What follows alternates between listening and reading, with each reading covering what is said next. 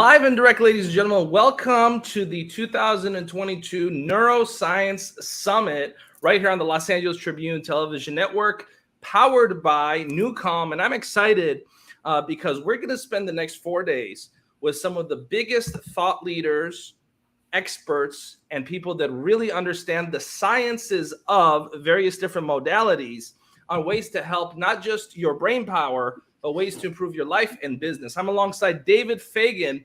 And David, I'm going to start off by asking you a very simple question before we bring in some of our facilitators and co-hosts that'll be with us the next few days. My question for you is, how excited are you for this 2022 Neuroscience Summit? David Fagan, please.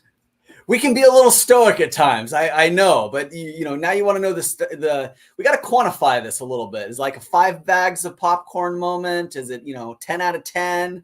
Look, I'm pretty excited, and that's saying something. I'm a little bit reserved, Mo, as you know. I'm a little bit, I don't just get as excited as the average individual. You got to really show up. You got to really. Well, we're actually going to cover stoicism at some point over the next 4 days too. So that's a perfect segue. Now we're going to bring in a couple of the people that this audience is either already used to or will get used to over the next few days. But before I do that, I want to ask everyone in the virtual auditorium to leave comments and let us know what part of the world, what part of the country are you from? Are you watching this from? Let us know. I do also want to mention that for those that leave comments in the virtual auditorium, the staff and team is looking and picking people to give prizes to send different merchandise to, hats, shirts, mugs, and also autographed books of some of our speakers. So leave comments. Let us know what part of the world you're from. And with that, I want to bring in Carissa Johnson, who's going to be spending a lot of time on air the next few days. Carissa, how excited are you? Well, opposite to David, I think I'm always naturally pretty excited, but I would say that I feel like this neuroscience has really been coming together for quite some time. So I'm at about a 12 right now, which I can go to about a 15 or a 20. So we'll see how things progress. Hey, 12 is not bad, Carissa. But that sounds pretty tame for you. That's on a scale of 1 to 10, just so That's you know. Right. I also want to bring in Rex Sykes. I know this community is very familiar with Rex Sykes. Hello, Joanne, watching from Irvine, California. El Salvador, Anna from El Salvador. Before we get to you, Rex, I just want to acknowledge some of the folks here in the virtual auditorium. Hello to Miraz from Bangladesh. Hello to Al from Malaysia. We want to also say hi to our friends in Seattle. We want to say hi to our friends in Kosovo. We have someone joining us from Baltimore, Maryland. We have someone joining us from Bangalore, India. We have friends in Utah. We want to say hi to our friends in Belgium. Again, this is an international broadcast with an international audience. We want to say hello to our friend in Seattle. I think that's 2 for Seattle, not bad. We also want to say hi to our friends in Spain. We want to say hi to our friends in New Mexico.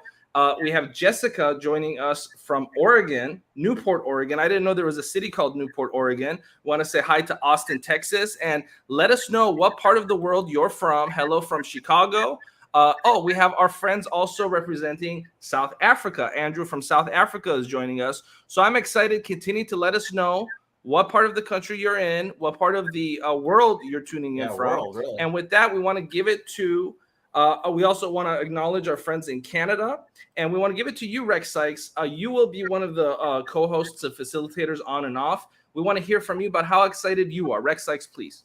Well, I'm thrilled because this is an unprecedented opportunity for all of us, those around the world and those here at the summit, to intersect with people who we may not have otherwise ever been able to intersect with.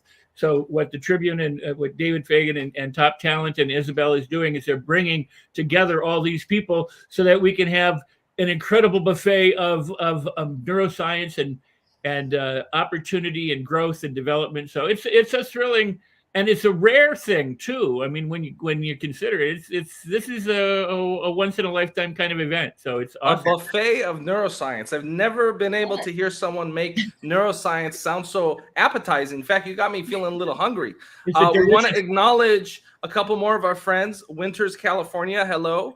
Hello, New York. Dallas, Texas. Castleberry, Florida. Let us know what part of the world, what part of the country you're in the virtual auditorium. And I didn't know that we actually had someone registered from Macedonia. So hello to Mimi from Macedonia. So as we have seen this broadcast already, it's in almost every continent. I want to now bring in one of the producers of this event who has worked so hard on camera, off camera, to make sure that this event runs smoothly and to make sure that all of these people from around the world get impacted and experience transformation for the life and business. That's Ava Manuel, one of the producers. Ava, we know you're going to be spending some more time tomorrow on camera. Wanted to introduce you to the audience here. And Ava, just real quick, how excited are you about the next few days with our global community here? I am absolutely floored, really excited, because we have such an amazing lineup, like the caliber of the speakers that are just coming. I'm so thrilled. I'm beyond thrilled. Oh, Mo muted himself. Mo is muted. I'm muted, and I know that half of the audience was actually happy that I got muted, but it's all good. I'm sorry to disappoint you. I'm back. And, we see, David, that you have a lovely young lady that just joined you. And for the audience here that may not know, we'd love to hear from her and how excited she is. But would you like to introduce her, David? Yeah, and I just want to point out, too, as soon as we got Carissa and Ava and Isabel on here, it spiked. We had like 40, 50 more people just jump up like immediately in the numbers. So that's a good sign here. But yeah, we've got Isabel Donadio of Top Talent Magazine. As you know, we have Top Talent Agency. It's been a ton of fun getting not just the talent we represent in here, but a lot of the other talent as well. And I think one of the fun things for everyone, I'm going to turn this over to Isabel for a second, is some of the people that we look up to, like we read their books and we kind of follow. This really gave us an excuse to go out and track down these people and say, hey, get on this event. Yeah. And Isabel, who are you excited to hear from? Oh, I'm excited to hear from my dear friend and mentor, one of the many speakers on here, but one of them, Doria Cordova. I'm looking forward to talking with her later on. And that says something, because she probably hears from her like once a month. So. Hi, everyone. Isabel Donadio. I'm excited to be here. The Neuroscience Summit in the making has just been absolutely phenomenal, getting to connect and work with these amazing individuals to get them here so they can share their insights and information with you to inspire and make an impact in your life is going to be absolutely amazing. So stay tuned, because you're going to hear some amazing life-changing information. Yeah. One other thing I want to tie in here real quick is your brain health and brain wealth. I think sometimes when people hear neuroscience, we really wanted it to be that sophisticated symposium style, the academics as well. But to really simplify this, it's all about your brain health and your brain wealth and how it's tied together.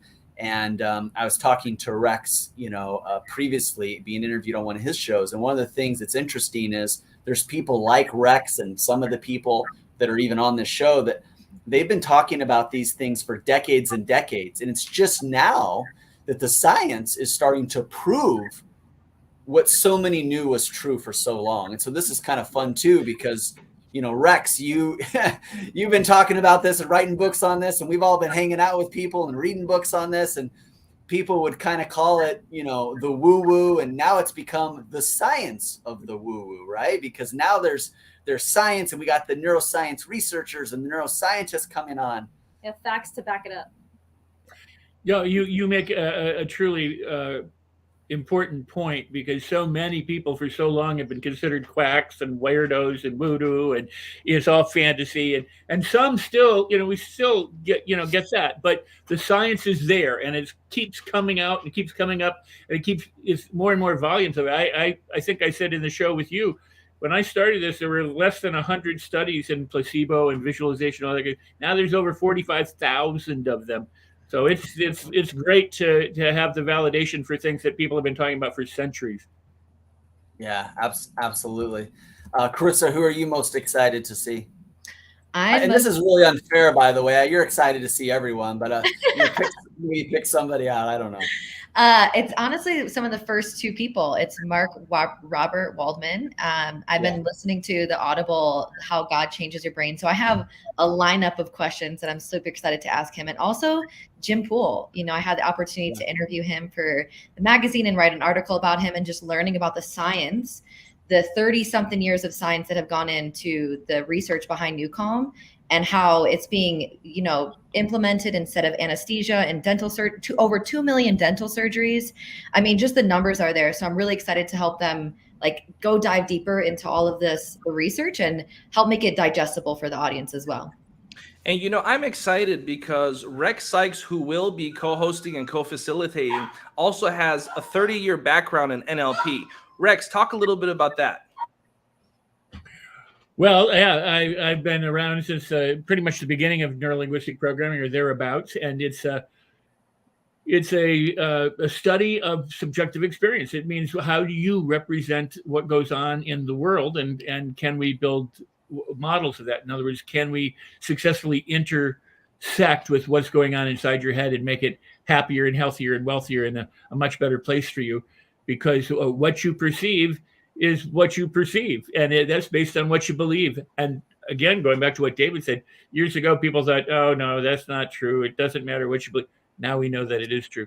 Neurolinguistic programming has been around since about 1979 officially, and a little earlier than that. And we've been making headways with people and how to make them happier, healthier, wealthier, more spiritually connected, improve their relationships, since that time. So, if you're for everybody listening now, and there's hundreds just on this main channel here, I would love to know what's your relationship with NLP. Go ahead and go into the comment section and just kind of drop it in. Hey, I've known NLP for 5 years, 2 years. I'm just now learning about it as you're telling me about it. But we would, I've done it for 2 decades. I'm certified in it. I've won an award for it. But go ahead and throw some comments in there about what's your relationship, what's your understanding of it. This event is not about NLP, but it is hard to talk about brain health and brain wealth without, at least addressing the power of NLP for sure. Absolutely. And while we get geared up to bring in some of our speakers in the next few minutes, I want to really give Rex a chance to kick us off here with his expertise a bit. And so, Rex, when it comes to the power and the science of the mind in your 30 years, share some of the things with our audience and have a dialogue with Carissa and David as Ava and I step back a little bit about the power of the mind. We wanted to pick someone proper to kick this off with. And so, Rex, we're going to give the floor to you, and so you can have a good dialogue with Carissa and David to get the ball rolling. But before, share with the folks a little bit more about your background, just so they have an understanding. Rex Sykes, please. Oh, well, thank you. It's actually, you've made me a little younger than I am. I've been doing NLP and related things for well over 40 years, and I've been exploring this for about 55 years since I was a child. Hypnosis and meditation and NLP and brain science and accelerated learning and whole brain. Here's the thing, you and I, all of us are infinite possibilities. We have infinite resources available to us inside of us as well as outside of us. And we have infinite opportunities available to us. And yet most people, sadly, about 98% of the population worldwide, never tap into that because they've been conditioned to think otherwise, to feel less than healthy, less than successful, less than happy, less than profitable. They've failed in relationships because they don't realize that between your ears and between your head and your gut is this amazing organism called your brain, your vagus nerve, your intestines. It's all, think of it this way. You're one powerful organism that is dedicated to success, to thriving, and to making things happen. Napoleon Hill actually kind of said it best when he said, if you can conceive it and believe it, then you can achieve it. Sadly, he pointed out he didn't say you will achieve it because he said, I don't know what you're going to do with it. But the opportunities that you and I have are truly infinite. And what we represent here in this summit is picking from the best that people have to offer, the resources that are available to us to learn how to transform ourselves so that we can move forward in life the way we want to. Our brain is designed to do 2 things. One, keep you alive, and to help you replicate. So think of it this way. You're on the earth to live and to double yourself, prosper, to move forward. That's the only thing that the brain, has going is its prime directive. Everything else that we've been conditioned with is the stuff that has prevented us from doing those things. Now's the opportunity for us to get the conditioning right, get the programming right, get the brain to work the way it's intended to work, and streamline everything. And it's a whole lot easier and a whole lot less struggle than most people make it. So with that, I pass this mic or the opportunity for people to share. Yeah, I'm Thank you, actually curious. I'm actually curious if you're open to sharing. What do you see? What's the future of NLP? So where is it at now, and then where is it going? I don't care about NLP so much. It's just one of many things that I do. I mean, you know, it is a fabulous tool in that way. The NLP is really, I think, about simplifying human behavior. And some of what's happened in the field is people make it overly complex and they give you 50, 60, 70, 80 things to try and remember, and you don't need to do that. 2 or 3 or 4 choices are enough to build an empire with. So hopefully what will happen is people will go back to the beginnings of neurolinguistic programming and understand that the easier you make it, the simpler you make it, the more people can use it and use it well to power through life and to make fabulous changes. It never gets better the more you complicate things. Yeah, absolutely. Carissa, I know that you've got some big things that you planned and were a part of for this event. We've got a lot of people coming on now. How would you tell the average listener to this broadcast, viewer of this broadcast, to best prepare? Any advice for them on what you would want them to do to really prepare to get the most out of this they possibly can? Well, something that's really interesting that you'll learn from Jim Poole, that I learned from my interview with him with New Calm, is that you have to be in a certain state in order to learn. And I'm curious what Rex would say about this, but you have to be in a certain state to actually learn.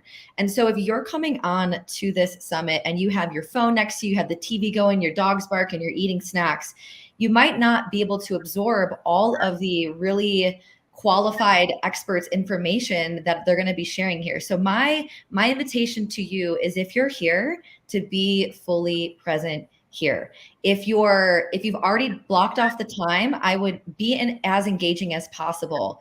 I think that the other producers would agree that you're going to get out of this what you put into this. So really showing up for this, because a lot of these experts, they either write about this stuff in their books or people pay them for this information. So you're getting this as a free opportunity to learn from dozens of experts here that have, years of research behind them and with this information. So take full advantage of these next full days. Be fully present when you're here. Share this opportunity with your friends, with your family, because our brain is the most powerful asset that we possibly have. And over these next few days, you're really going to learn that. So take some notes, drink some water, ask questions, be engaging, and really show up and go full out for this is what I would say. That is awesome. May I add, do we have a little bit of time for a very quick exercise to drive home what you just said? Very quick, go. Ready, set, go.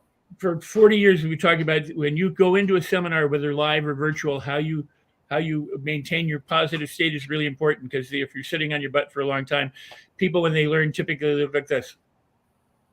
They screw up their face because they're trying to concentrate. Have fun and delight. So here's what you do.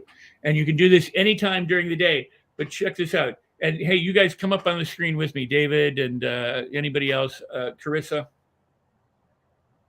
Bring them up. All right, do this. Put your hands out like this. You can do it too, David. Anybody else? Now, here's what you do. Imagine all the energy of the world going through your fingertips, right? And you're putting it out there. Now go. I didn't sign up for this. How did you? No, stop. But how do you feel? Energized. Feel energized. Now, look, all you had to do was something goofy at home. You're sitting watching your computer. Anytime you're feeling tired, slumpy, worried, nervous, don't understand, overwhelmed, don't go, because you and only you are the one who can control your state. Don't rely on the speakers to get you excited. Excite yourself so that you're present, you're available, you're taking everything in. And when you're feeling excited and you're feeling exhilarated and you're not filled with adrenaline, and that's an important piece, then you're available to learn and you're open to all the stuff that people can pour into you. So manage your state. It's a great tip. Don't little disclaimer here from the news side of things. Don't do that while driving or operating heavy machinery.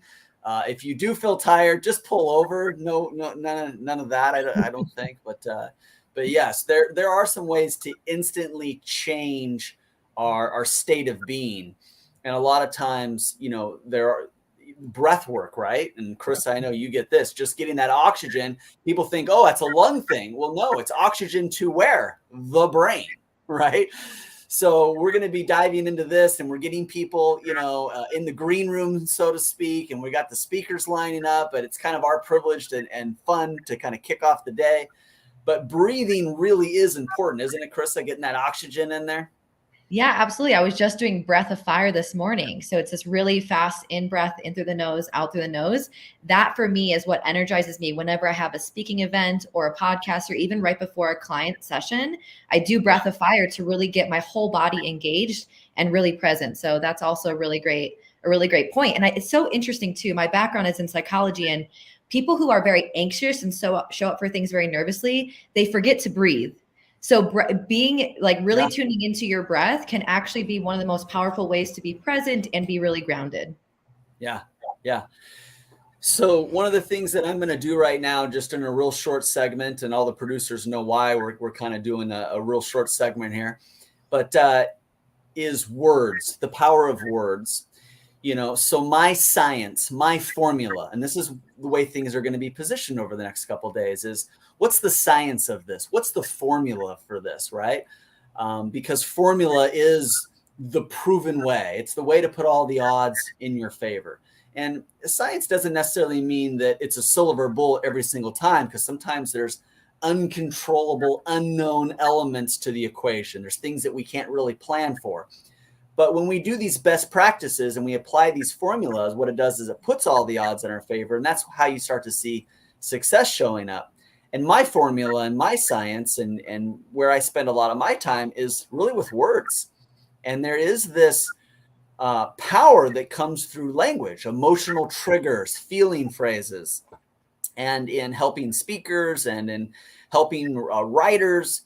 A lot of what we're doing is helping them develop not just the message, but helping them inspire action in every individual, or action in every audience. And this is a little bit tied into NLP, but it's so much more than that. The brain does respond to certain types of sounds and feelings and frequencies. And in my book, Word Genius, What to Say and How to Say It, we spend a lot of time telling people about it's the 7 feelings that everyone needs to feel in order to move forward. And we spend time training people on what these 7 feelings are. Now, who here wants to know what those 7 feelings are? Carissa, Rex? Okay, I'm not going to tell you. We'll save that for later. Rude. But the point is we want to create want. Does your message create want? Now you might be thinking, well, geez, David's talking business right now. David's talking marketing right now. No, I don't care if you got teenagers that you're trying to inspire action in. I don't care if it's a spouse you're trying to inspire action in. It can be people on your team you're trying to inspire action in. A lot of it comes down to feelings. And when you start to think about how you're either inspiring those feelings or being counterproductive and not inspiring those feelings, you're going to get a lot closer to the answer.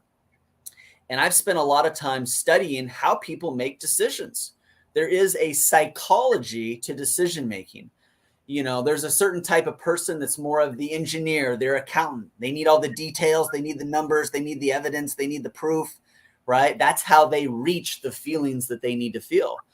There's other people that they need the story. They just kind of need the results. They just kind of need to feel in alignment. They don't necessarily need all the details. It's maybe not a money thing. Maybe it's more about changing the world or making a difference. The point being is understanding how the brain works, understanding how the mind works, understanding what people need to feel in order to move forward is going to put you on track to inspire action. And that's really what we want. As we talk over the next 4 days, I love it. You get some great ideas and you feel somewhat inspired. But what I really want, my personal wish list, if I could get you to do anything, it's to take action. what's that action going to be that you could take? And maybe it's connecting with somebody that's on this show. Maybe it's actually going out and getting that book. Maybe it's actually reaching that person. Maybe it's someone, hey, I just had a feeling I need to go talk to this person. I got kind of a download. They need me. They need to have this life-changing conversation. And that's the last thought I want to leave you with, that we'll probably bring up from time to time, is I'm really imagining a lot of life-changing conversations over the next couple days. Absolutely. And I'm excited because within the next few minutes, we're actually going to introduce our first New York Times bestselling author who will be joining us momentarily. Before we do that, I want to take a couple minutes and do a flashback for our audience of a very special guest that was right here on the Los Angeles Tribune about 1.5 years ago. And she gave this remarkable, empowering speech. And so we're going to just do a flashback moment, watch that, and be back in a few minutes to continue the dialogue. We'll be right back. Hi, Lisa Nichols here. And I wanted to thank the Los Angeles Tribune for the Lifetime Achievement Award. I'm grateful. During my career of over 21 years, all I've ever wanted to do was to help transform, help impact, up-level, elevate the lives of those around me. When I started my career over 20 years ago, I never knew that I'd be here. I was a woman from Los Angeles wanting to change my life and my son's life. And when I found that education, motivation, inspiration, and action led to transformation, and when I began to have my own transformation, all I wanted to do was to help as many people as possible to have the same experience or their own experience similar. I know that 2020 was a year of uncertainty, unexpected and unwanted change. 2020 was a year of unacceptable, made polarized. 2020 was a year of release, relinquish, reset, recharge. 2020 was a year that we all navigated through, but we made it to 2021. We made it to 2021 still with hope, with dreams, with belief. In spite of global and national upheaval, we've pushed through it and we're here today. I'm honored by this award because it's an award that's acknowledging resiliency as well as commitment. And each and every one of us have that. I'm grateful that I can inspire someone else to keep getting up. I say oftentimes, I didn't avoid being knocked down. I simply was always committed to getting back up. And as I kept getting back up, I continued to have more faith in my ability to get up. And then I was able to strategize on how to avoid so many knockdowns. So I want to thank you again. I want to thank the LA Tribune for seeing in me something that adds value. I want to thank the Quantum Leap Forum for seeing in me something that adds value to the lives of those around me. I am who I am because of the energy that lives and the vibration that flows through Los Angeles. I am and will always be an LA girl, no matter where I live, where I am, or where I serve in the world. So it's an honor to be able to do good work besides good people like you. I cannot wait until I can turn a virtual hug into a physical hug. I'm your sister in prosperity and in possibility. And from my heart to yours, I say thank you. I believe in you and I love you. Be well. What a beautiful message from a beautiful soul. And, we had some folks in the virtual auditorium that requested us to play that moment that we had with Lisa Nichols. And Rex Sykes, what does Lisa Nichols mean to you? I think she has an incredible story. I mean, if anybody has demonstrated going from nothing to something, it's Lisa Nichols. And you know what? She's an example. She's not the exception. She's one of many who are doing that, and people that you know and people that you don't know. But she is truly been gracious because she's not only taken what she's done, but she's giving what she's done to people so that they can do it too. And with that, I'm very pleased to to have her speak like that on our behalf. Mm-hmm. Speaking of what David was talking about, there was the words that she was saying, you could actually feel.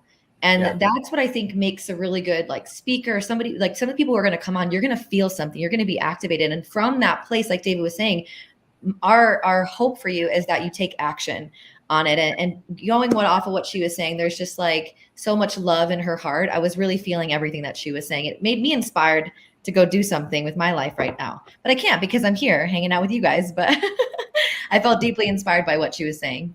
May I add to that? You know, there's a rule for taking action.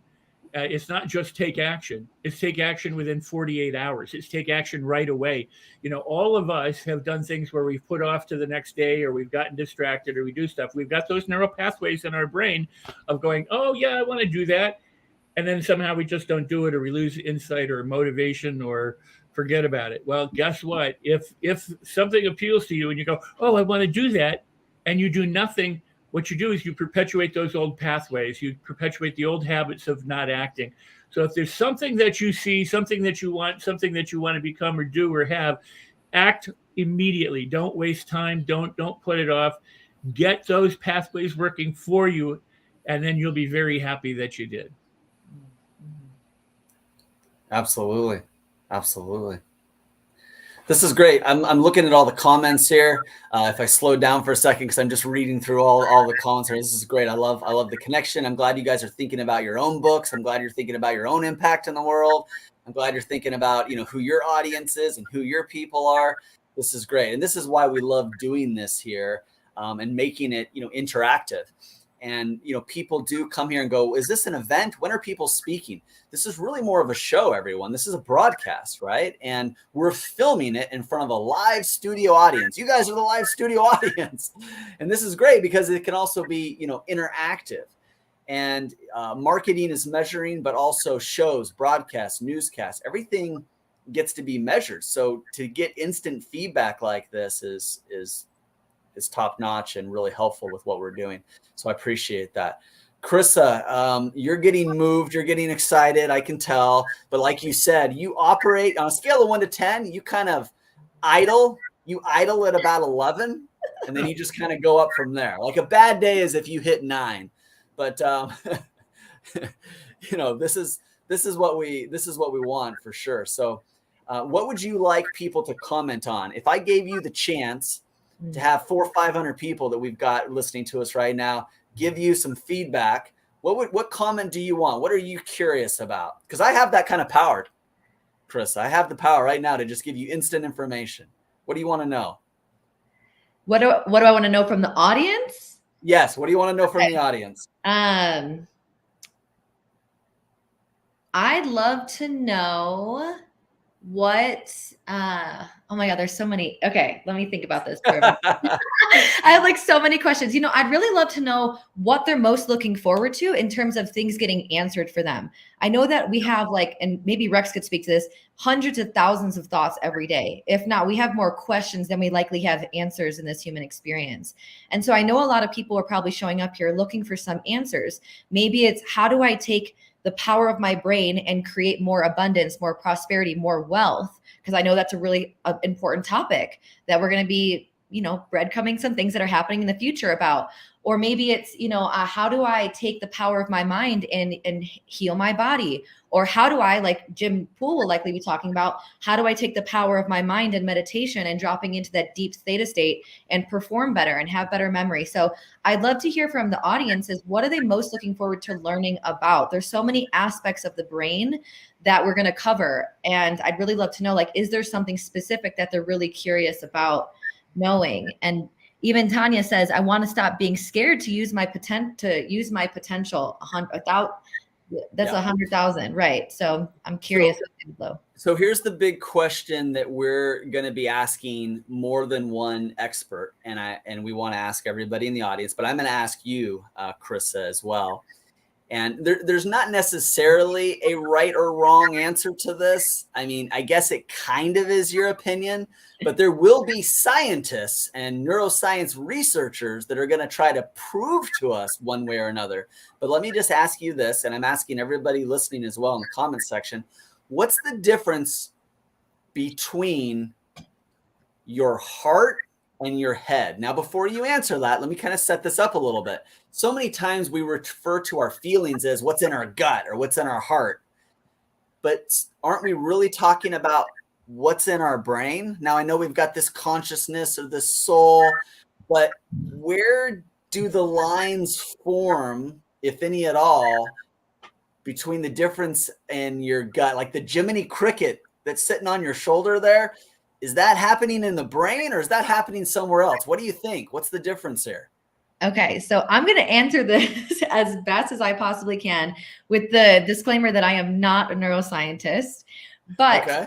So by the end of these 4 days, you might change your mind. You know, I might. Okay. All right. I like that. So what I've been researching actually is our intuition. Everybody experiences it in a different place, but in the anterior cingulate is actually where our intuition is stored in our mind. And I say this because a lot of people think that their intuition is in their heart.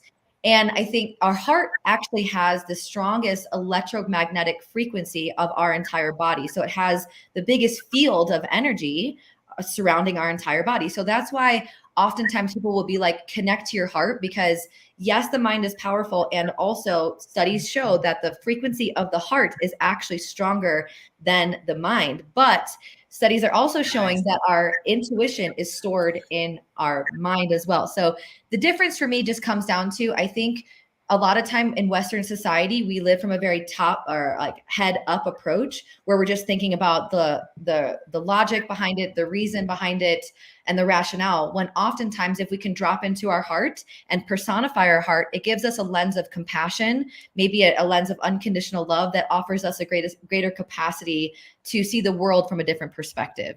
So that's kind of what I would say. Okay, well now in just a second, we're bringing on Mark Waldman, who you said was one of your favorites, and you were so now we're going to see how much he agrees with you, or how much in alignment you are, or if he wants to tweak it or shift it here a little bit.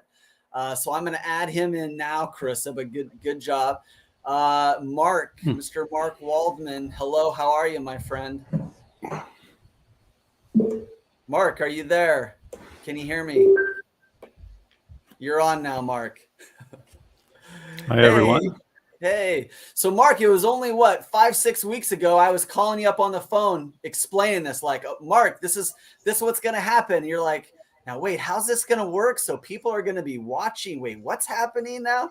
So here we are. Now it's actually happening just like that in a blink of an eye. Do you have all your visual aids and toys there? I'm going to do an introduction for him in just a second here. Don't. I have everything I need. I think it's pretty much all the brain. Okay, good. You had some good props around there too. Okay, so first I'm going to give you a proper introduction here, and then we'll come back into this. But and Mark, I'm just so glad you're here. This is going to be a lot of fun. Mark Waldman. A lot of people think of him as a neuroscientist. Actually, it is more of a neuroscience researcher. He's written a lot of best-selling books, one of them NeuroWisdom 101, but his national bestseller, How God Changes Your Brain, was actually chosen by Oprah as one of the must-read books. You know, a lot of us here authors, we're dreaming of being on Oprah's list. Mark has, in fact, been on that list with How God Changes Your Brain. He's a leading expert on spirituality, communication, and the brain. Mark is on the executive MBA faculty at La Jolla Marymount University. He's actually the author of 14 books.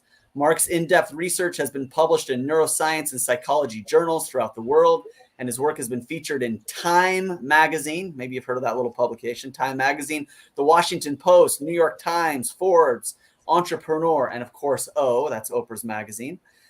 He's appeared on hundreds of radio and television shows, including PBS, NPR. He has had TEDx Talk, which has been viewed hundreds of thousands of times. He travels throughout the world teaching mindfulness and neuro leadership strategies to colleges, corporations, and philanthropic organizations. So thank you, Mark, for joining us. I could have gone on. I've got an even bigger bio. I know that takes up like a fraction of your life there. But thank you for joining us today.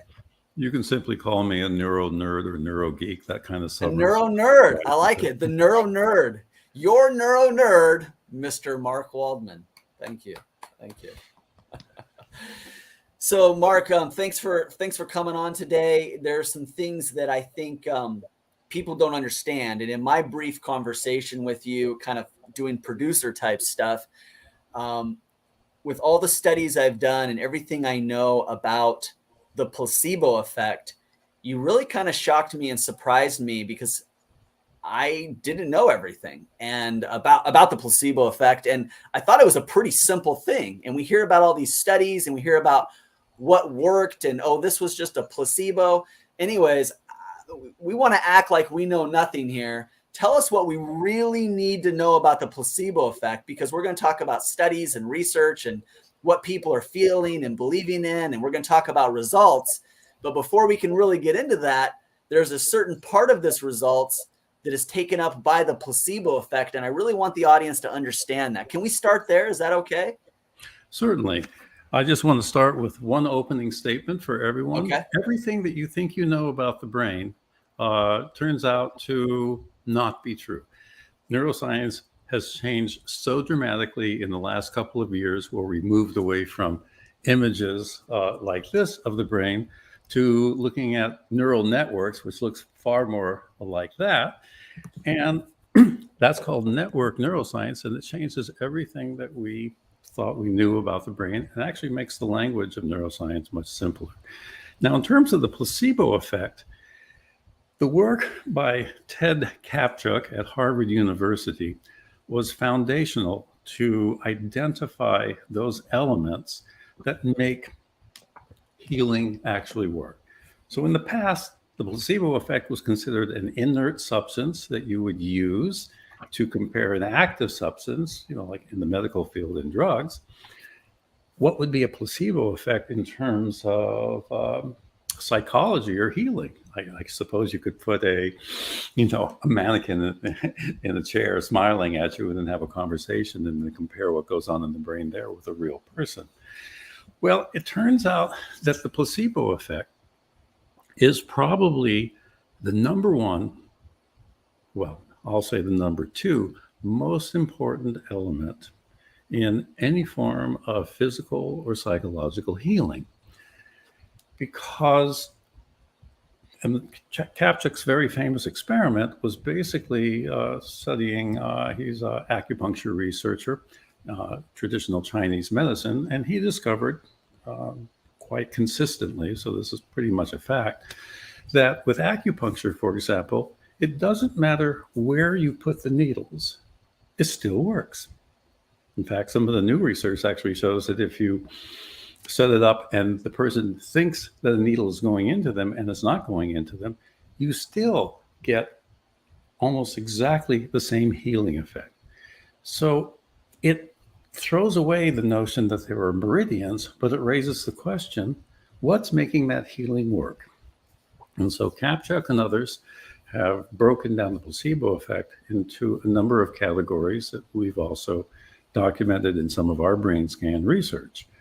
Number one, if I believe that the treatment that you're going to give me will work, even if you give me a saline solution, it will work. If I believe that the real medicine that you're giving me will not work, the effects will be much lower. So a better word for a placebo effect would be the belief effect. And that would be my belief in you as the doctor or the healer that you can help me. And it has to be true the other way true. If you're an insensitive doctor or healer, the healing effect is much, much less. Yeah. It also requires you to be, how do I put this? The healer, if I was just to speak to you like this and say, I want you to take this pill and swallow it, it's going to make you feel absolutely wonderful, you're going to have much less of effect than if I was going to say, you know what? There's this incredible new discovery, and it's proven to be so profoundly effective. You're going to love how you feel on it. the feeling effect is going to go way up. So your warmth, your tone of voice is also a key part of it. And also, the more ritual that you put in to that healing process, like acupuncture too, that also boosts the healing effect. So those are some of the key elements of what placebo actually is. So as a researcher, you've seen some pretty amazing things. So some people who just believed but didn't get the quote unquote medicine, antidote, help, what are some things that have been accomplished? And during our interview, just one of them that I'm thinking of, and I want you to add to this, is you're telling me that some people aren't even working out or exercising, but they believe that they are, and their muscles are actually growing. First of all, this offends me because I spend some time exercising. And you're telling me all I had to do was believe that I was exercising. Anyways, elaborate on this a little bit. Well, let me put it this way. The study, and I haven't gone to look to see if there's actually been a follow-up study, a supportive study for it, but it was one of my favorite ones that we reported in one of our earlier books. They had a bunch of people, they were measuring the muscle density of a person who was doing actual weightlifting, and the other group was simply imagining that they were doing this. And the people who were imagining actually had a 25% increase in muscle density. Now, the person who is working out has much more, but again, it is the attitude that you have that has such an amazingly profound effect on your entire body system, mind over body. Yes. Mark Waldman, meet Isabel, editor-in-chief of Top Talent magazine, helps run a very large publishing company. Unfortunately, she's also married to this guy, but she was listening off camera and she's like, okay, I got to talk to this guy. Now, by the way, the moment you said, unfortunately, the empathetic rapport between the two of you just dropped, and I'm sorry, you're not going to get as nice treatment this evening as you thought you would get. Yes, that's my playful nature, but you're right. We were just talking about the power of words, and so you illustrated that well. So I'll put you on the spot then. What do I do to fix this really quickly? Because you're talking to me about how fast we can literally change things in the brain. How do I make things really good here again? How do I make things really good here again? What do I say? Wonderful. This is all the documentation we did in our book, Words Can Change Your Brain. Here's what I want the two of you to do. And everyone who's watching this, I'd like you to do it as well. I want you to close your eyes for a moment. Now, you probably have a lot of busyness and thoughts still going on in your head.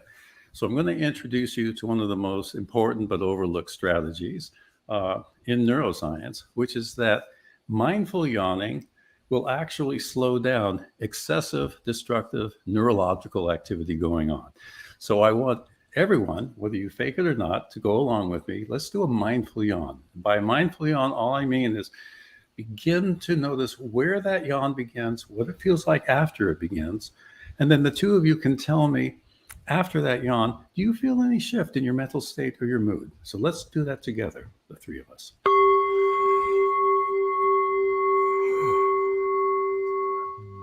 And feel free to do another one and just kind of stretch and kind of get into allowing your body to feel really, really good.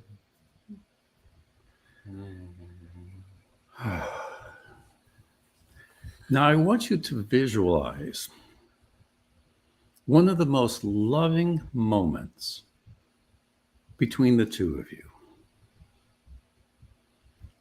Keeping your eyes closed, just feel their warmth and love spreading through your own body. And I want you to very slowly, keeping your eyes closed, turn towards each other. And open up your eyes and just gaze at that beautiful smile that the two of you have. Now, do another yawn and stretch and see if you can go deeper into that feeling sense.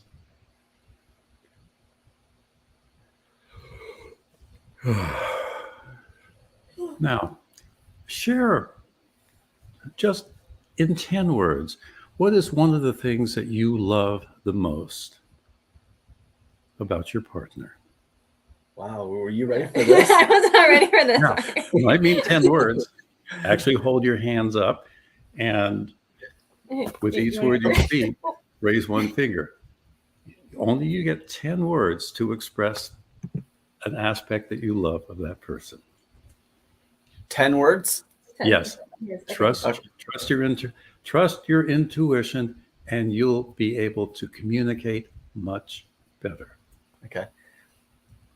Love your energy and passion for life, like everything is new. I did 11. I needed 11. That's okay. Close your eyes. Okay. Both of you take a moment and kind of savor what he said. And even those of us who are watching you, really yawn and stretch and relax, and let that sense, those words and the sense behind them, to flow through you. Notice how it makes you feel. Open up your eyes again. Notice that beautiful, soft, Mona Lisa-like smile that builds neurological trust between the two of you. And now, Isabel, your turn. Love your ability to be open to life's wonderful experiences. Okay. Now, with eyes open, kind of breathe that in and savor the compliment that you gave to each other. Mm-hmm. And tell me if you notice, and how would you describe how you're feeling right now? Feel more open in a way. Doesn't feel like the right word, but it feels like the closest one. Keep kind of celebration is what comes to me as a celebration. Yeah. Celebrating things. Don't take your eyes off of each other. Okay. And now just allow a very spontaneous, loving dialogue to emerge just for the next 60 seconds.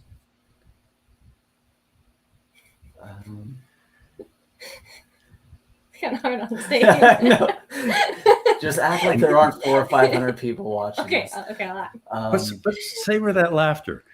From a neuroscience, I love the laughter. That's one of my favorite parts. You make me feel like I'm really funny. Because you laugh all the time, so you make me feel like I'm really funny, and I love being funny, like I'm entertaining you. So it makes me really happy. I feel entertained. I feel loved. Yeah. If I okay. Yes. Do you both feel a deeper sense of intimacy with each other than you have previously during any other part of today? Yes. Yeah. Isn't that kind of surprisingly amazing? Yes. Yeah. All you did is yawn, stretch, relax. Mo, I'm going to need you to take over the camera responsibilities for a little while. I'm going to be off camera for just a couple minutes here. But well, that was pretty incredible. And Mark, I got to tell you, I'm going to actually call you next time I'm on a date. I was pretty impressed with that over there. But I'm going to bring someone in right now, a New York Times best-selling author. And this gentleman is going to be joining the conversation and helping us wrap up the last 10 minutes that we have here with Mark. And this gentleman is going to actually be one of our keynote speakers later on in the day. But due to popular demand, we have people in the virtual auditorium inquire about him. So we're actually going to give him a few minutes here to help wrap up our time with Mark Waldman. And of course, that's New York Times bestselling author Dan Clark, best known for the Chicken Soup by the Soul series. So Dan, I'm going to step back and let you just have a few minutes to share what you thought about the experience of Oprah's book club selected author Mark Waldman with the lovely Fagans. Please, Dan Clark. And by the way, folks, this is just a sneak peek with Dan. We're only going to have a few minutes with him now, but later today he'll have more time. Dan Clark, please. My dear friends, David and Isabel, Mark, I've been sitting here in rapt concentration and amazement. You're so brilliant. Thank you. Clarissa, my best to you. Yeah, I think what I could do to add to the conversation, I'm a storyteller, obviously. I'm a speaker, and I've been studying the brain chemicals for so long because my last book's called Story Selling: How to Persuade People to Think, Feel, Act, Follow, and Buy. And if you understand neuroscience and the way the brain works and understand the 6 brain chemicals, adrenaline and that's triggered with startling urgency. Endorphins is triggered with humor and by physical encouragement to push ourselves to the limit. The third brain chemical is obviously called dopamine. It's the performance drug. Endorphin is the motivational drug, obviously, but dopamine is the performance drug, and it's triggered through self-interest. I can do it too. Check the box. Wow, you did it. I think I can do what you do if I think like you think, and then take the proper action. Fourth brain chemical is obviously serotonin. It's the recognition drug, and it's triggered when you fill the audience, the listener, with just those feelings that they are valuable, that they're needed, that they matter, that they're making a difference. The fourth or the fifth brain chemical, obviously we call it oxytocin, and it's the love drug. When serotonin is the recognition drug, oxytocin is the love drug. And in your exercise with David and Isabel, Mark, not only are they kissing each other on the cheek, but obviously he's going to put it on mute and stop the video so that they can lay down and see what happens before they come back on the air, all frazzled with this perfect which of course will stimulate the testosterone drug in at least one of you. Absolutely. And so what's cool is you just conducted that exercise that allowed them to trigger not all of the brain chemicals, but a specific brain chemical in that moment. So in my speaker boot camps, Speak Like a Pro, and in my story selling masterclasses, we go through not just the art and science of storytelling, but when you turn it into story selling, it turns a sales pitch into a serve pitch, because you can actually influence a person's thinking and buying decisions, action, if you select the right story at the right time to trigger the right brain chemical in that moment to solicit this specific behavior. If you're in a gala and you're trying to raise money, you tell a specific kind of story that triggers that specific philanthropic response so that they open up their checkbook and give you a bigger donation. So brain chemicals are so fascinating to me. And can I jump in here? Yes, let me just finish. The sixth brain chemical is cortisol, and that's bad because that's when you leave people feeling guilty, and it leaves your body, it stays in your body way too long, and it's harmful. Back to you, Mark. Now, I'm deep friends with Jack Canfield, so don't take this personally. Remember my opening statement that everything you think you know about the brain is wrong? Virtually everything you said about those neurochemicals turns out not to be true. Really? So dopamine, for example, is your motivation and reward neurochemical that comes from the nucleus accumbens. Yeah. And so dopamine is kind of like, that's what triggers your curiosity, your willingness to go out to explore the world. What you said about oxytocin is partially true, but each one of these neurochemicals, there's two things. One is we know far less about what neurochemicals do because there's like 56 of them. And where all the emphasis is forming is, again, on this, all of the axons and neurons that are part of this. These are all the axons of your brain that connect to the different centers. If storytelling is incredibly important, if you're in a state of relaxed mindful awareness, again, the yawning is a way to slow down excessive neurological stress. The super slow movement brings more awareness to your body. The part that I had asked them to close their eyes and to think about a loving moment, that will trigger some of that oxytocin that you were talking about there. And if you then stay immersed in that beautiful flow state, what you are using, instead of using your thinking network, where all of our ideas are, or your creative imagination, which is essential for storytelling, that's your default network. What you're stimulating is a structure called the salience network.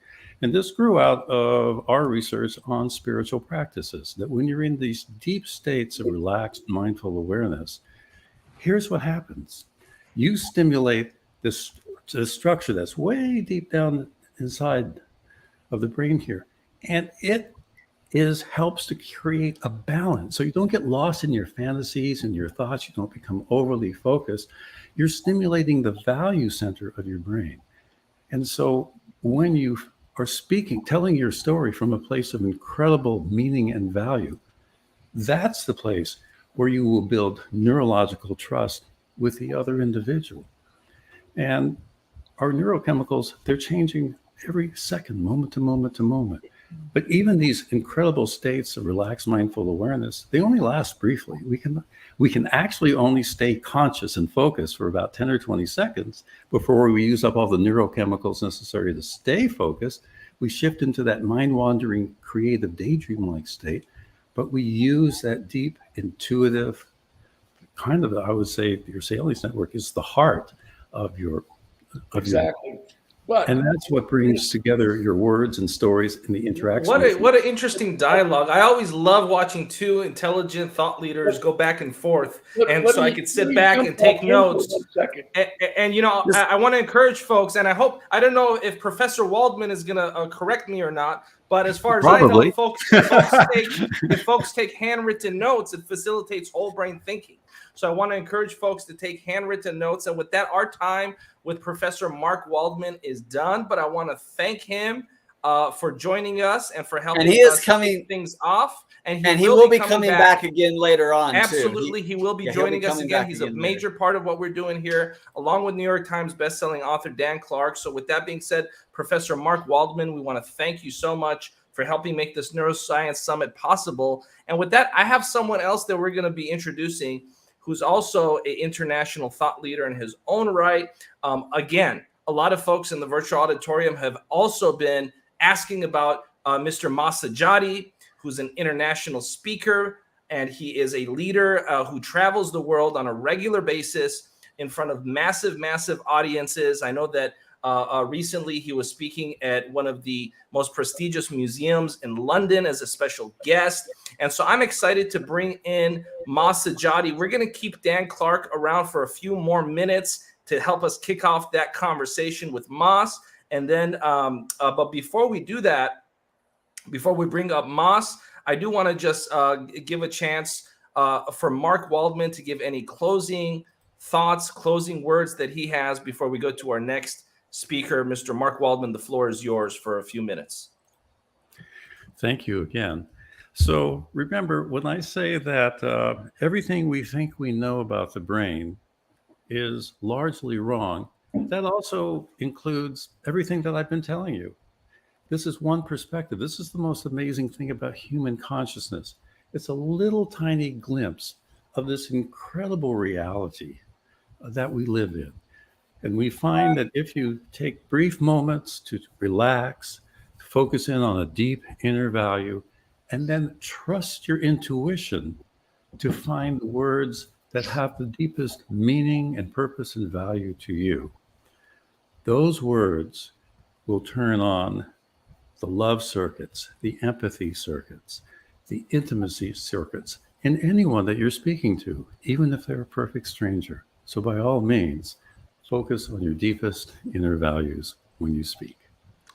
Professor Mark Waldman, ladies and gentlemen, thanks again. And with that, we're going to bring up international speaker, thought leader Masajati to join the conversation. And we still have about 5 minutes left with New York Times bestselling author Dan Clark, who's been kind enough to stick around and help bring in Masajati. And we're going to hear from Dan Clark later on as well. But you know, Dan, Mas, let's kick it off. What did the two of you think about this incredible wisdom and information that Professor Mark Waldman just shared with our audience? Let's start with you, Dan, and then David, I know you want to help introduce Mas. Dan Clark, please. You know, you have to appreciate the deep thinkers.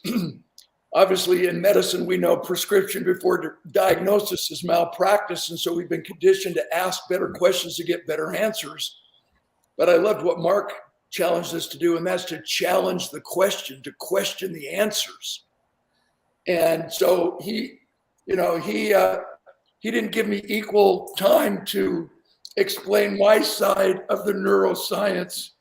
And when you have 60 minutes and you're on a stage and you know that oxytocin is the love drug and is triggered through human connection, and it's a one-way conversation between you on stage and 1,000 or 10,000 people in an arena, you have 60 seconds to get eye contact, to connect heart to heart, man to man, man to woman, spirit to spirit.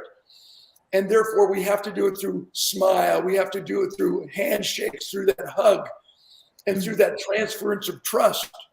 And so, yes, what Mark said was fascinating, and I loved him and I honor him. But endorphins are triggered most quickly and most frequently through humor. We've got to take the storytelling situation where if you make every story funny, evocative by adding a quote that triggers a different brain chemical, and emotional because reason leads to conclusions, but it is emotion that leads to action.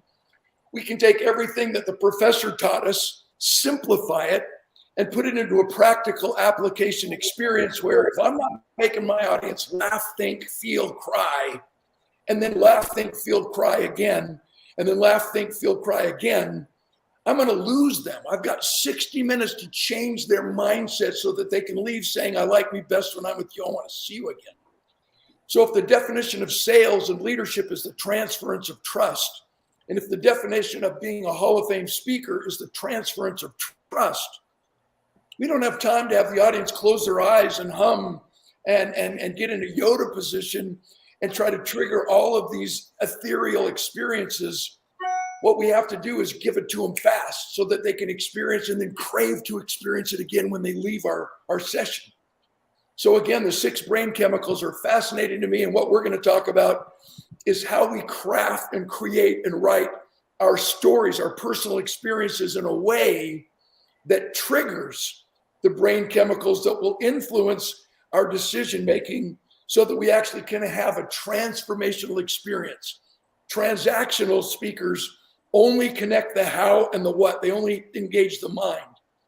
But a transformational speaker connects the head with the heart. Physiologically, when we only identify the how and the what, you only engage the brain, the mind, the head. But when you add to that a passionate why, and it's your why, and your why is bigger than your why not, and a compelling want, which is a meaningful goal, so you can check the box, dopamine, you can engage in that recognition experience through serotonin. When you can actually connect the head with the heart, physiologically, we know that our blood pumps more rapidly, our brains fire, and our muscles engage. And when we only engage the how and the what, no such emotional experience occurs. So when we're talking about a boot camp, when we're talking about a focused lesson on how to communicate and deeply communicate quickly and at the deepest, long-lasting levels, we've got to figure out a way to take our listeners on an emotional roller coaster ride. Thank you, Dan. And I don't want you to give too much away because I know you're going to come back. I don't want. This is a sneak peek. Exactly. And with that being said, we have one of the biggest speakers of this event now, Mas Sajady. I know the audience is in anticipation. So, folks, Dan Clark, New York Times bestselling author, will be joining us later. With that, I'm going to step back and let David and Carissa have a powerful conversation with international thought leader Mas Sajady. David, please kick it off. The floor is yours. Thank you. And I'm glad that Mark is still backstage as well. Mas, I don't know about you. Chris, I don't know about you, but I was having flashbacks to the 2016 presidential election there of debates of making sure everyone gets equal time. And wait, sir, I didn't get a chance to answer that question. These guys are all experts and professionals and big hearts, but yeah, I was having flashbacks there. So Mas, I want to make sure I get you equal time. Krista, we got to get you equal time as well. And I mean that genuinely. This is going to be a tough job for us all. Yeah. For those of you who don't know Mas Sajady, he is really quite the renowned expert who I've gotten to see live, up close and personal. I think I really saw his brilliance the most on display when I actually saw him speak at the London Science Museum this last summer, but we've had him in USA Today twice now. He was just in New York Weekly. He's been featured on Los Angeles Tribune. I think just about every event they've ever done, they've brought him on.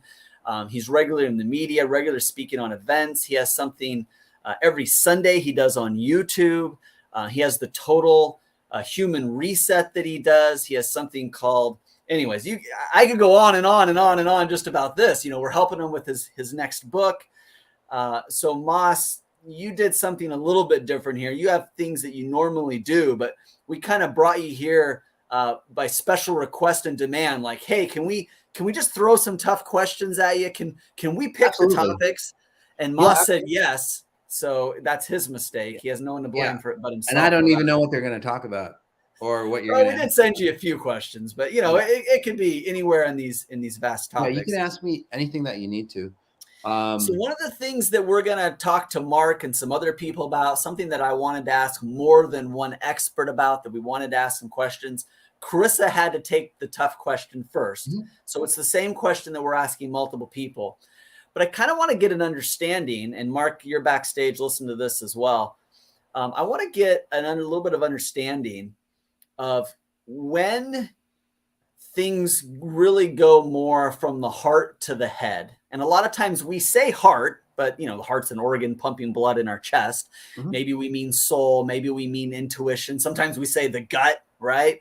Well, this is what my gut feels, right? But really so much of that is what's really happening in the brain. And so it's kind of interesting trying to figure out, when does intuition stop and the brain begins, or is the intuition really in the brain?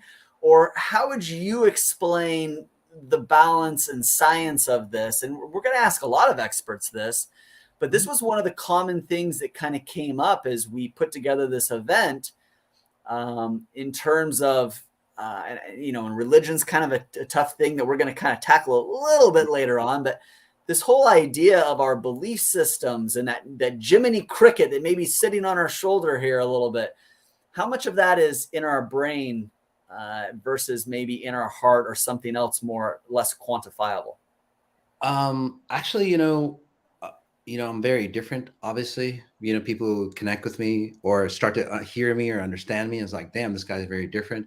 And it's because I am very different. I've had 2, maybe 3 near-death experiences, had one in Peru. So that would be kind of considered 3 near-death experiences. So, people talk a lot about the quantum field and out there and beyond, say, our bodies or beyond our identities.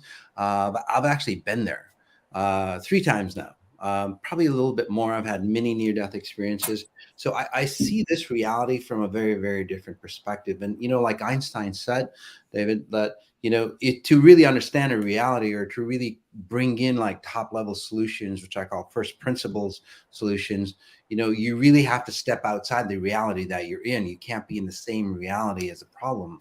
And that's why what we do with exponential intelligence, is so tangible for you, and it really makes changes, and that's where all this fuzzy logic that we have about the brain and how the brain works, and I have a totally different concept from what I've been hearing on what the brain really does and so on like that, and maybe we could share that a little later on. But I was liking what Mark was saying, and then I'll answer the question about the intuition, where and it resonates well with Christopher. He's a doctor. He's a Christoph Koch. He's a PhD, chief scientist and president of the Allen Institute for Brain Science. So people asked him, is like, well, how much do we know? How do we know? What do we know about the brain, or how close are we to understanding our own brains? And his quotes was, "We don't even understand the brain of a worm." So that's how much information, or that's how much, again, a top level scientist knows about the physicalness or what the brain really does. And that's what my intrigue is. And that's what, I'm starting to understand more and more. So yeah, I totally agree with Mark there that we really don't understand the concepts of the brain, because you'd have to step outside of yourself, outside of this piece that you think that you are and controls that you are. Your brain, to me, is actually like a mechanism that transfers data into, say, a live platform called time and space. So there's another consciousness, and this is where you want to get into quantum neuroscience, where you get into that leap of faith. And that's what you're talking about, David, where you get into intuition and gut feelings and so on like that.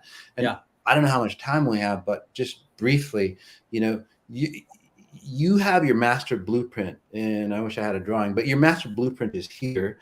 And then, your emotions, your super subconscious and so on like that, go to the next filter. So your pure self is here, your limitless self, your limitless human, your limitless possibilities is in that master blueprint, right? All that you can be.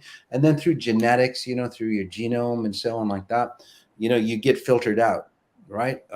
What happened to your parents and so on, and grandparents and so on and so on and so on. That's your genetic makeup. That's a filter that you have. And then from there, you've got your emotions. And then there you've got your intuition. So your intuition is, and that's why a lot of people's intuition is way off, because your intuition is guided by, again, what your blueprint says or what your genetics say. Yeah. Does that make sense to you? And that's why a lot of people, you can't really trust your emotions. You can't really trust your intuition. You can, and I'm not saying they're off, they're wrong, but they are miscalibrated for most individuals. And if you look at, like, say, your emotions, I love what you did, Mark, earlier with, Isabel and David. It was fantastic. But how many of you have followed your heart, followed your intuition, and then it's led you down a path or, put you into, a deep pit, right? Why does that happen? It's because your intuition is literally a program that dictates, it's like a tool that dictates what your underlying program is. So if you're, say, running an abuse pattern, your intuition will guide you to abuse type situations and so on like that. So you really have to go beyond, say, the human brain and go into the blueprint that creates the human brain, and then the physiology of the brain, and then how it thinks and how it processes information. And then your emotions will calibrate, your intuition will calibrate, and then you're on the right track. Does that make sense, or is that too confusing? Or No, I mean, that's why we're having these conversations, and that's the idea here, is to make complex things simple. And I love getting you guys together to kind of riff a little bit here. I'm going to bring Mark back in a second, and I know Moss, you've learned a little bit about Mark as well, and I would love to see you guys, hang out and kind of have some conversations. Not because I think you would agree on everything, but as the listener, as a viewer, like, there's all these people in the audience. I'm kind of in the audience in a sense too, where it's like listening to the different ideas and kind of going through it all. Right. But Moss, don't go anywhere. We got a lot more with you. But Mark, I wanted you to kind of be able to weigh in on that question of intuition and brain, and then I want to give Moss a chance to maybe ask you a follow-up question, as well. Sure. Well, I love Moss, what you said about emotions, and the interesting thing is that our brain basically responds to emotional experiences. Something happens in the outside world. We have a sensory experience. The lower part of our brain, the non-conscious part of the brain, has an emotional response, maybe excitement, maybe pleasure, maybe grief or lust, or even a sense of caring. But by the time we become conscious of that previous emotional experience, the experience of living in the world, then that creative imagination center turns all those emotions into those feelings. And so most of the time, we're talking about feelings that are totally constructed in our imagination, and they're very much removed from being here in the present moment. The wonderful thing about intuition, which again, you can stimulate through any form of even 2 seconds of a mindfulness practice where you simply accept whatever state you are in, or focusing on like I said, a value word like peace or love or contentment or even confidence. It stimulates that salience network, which is involved with empathy, intuition, and it is our social brain. And we don't listen to our intuition, that deeper intuition, that inner voice. So you have to kind of quiet all the rest of that busyness. But even then, your intuition could be wrong some of the time. So that's where it helps to be in dialogue with somebody else. Hey, this was like what I just said to you is my intuitive sense of what feels real to me. Moss, what do you think? What I said? I actually loved it. And just to get more practical, like mindfulness and so on like that, the issues I have with like being mindfulness, again, is that your platform or your genetic makeup dictates how mindful you are. Because again, if you've been, like, say, abused or distorted or shortchanged or loved or, been treated right, the way you see mindfulness is very, very different. So just to I share, have, I have a very different definition of mindfulness than most people, which is. So what I do to help you like delete, your parents' patterns, or again, most people think, or most people's say point of view on life is literally, I would say over 90% from your genetic makeup or your genetic filters that you have. I'd love to share with you some of the most amazing studies that Herb Benson and Harvard University and Boston University have done. And hang on one second, Mark. I will want to do that. I'm just trying to balance the time out here. Carissa, I know that you've had a question or two, and maybe you want to keep them going, but I want to make sure that you get a chance to weigh in here and not necessarily weigh in, but I know you had some questions maybe for Mark or Moss as well, and so you get the privilege of asking as well. I don't want to. Thank you. It's somewhat in line with what's being talked about here, so I'll ask it, and then Mark, if you want to finish what you were saying about it. I was listening to your book, How God Changes the Brain, and it's about the anterior cingulate and how the intuition is actually like that part is in our brain. Can you speak more to two things? Number one, I think we're talking about a lot of really interesting concepts, but for some people, they might not even know what intuition means. They might feel like, oh, that's a gut feeling, but how would you define intuition? And then can you speak more into why would you say it's located in the brain and what that actually even means? Sure. I like to use this particular model here to describe 5 of the key brain networks. That's are the newest way of looking at neuroscience in the brain. If I can, my image is reversed. So most of the time, where that T is, these 2 spots here, this is your thinking network. This is your executive network. This is where we're consciously selecting what words to say and what action to take. And going on in the background are all of those fantasies and fears and worries and doubts. That's going on in that imagination default network, that big orange area.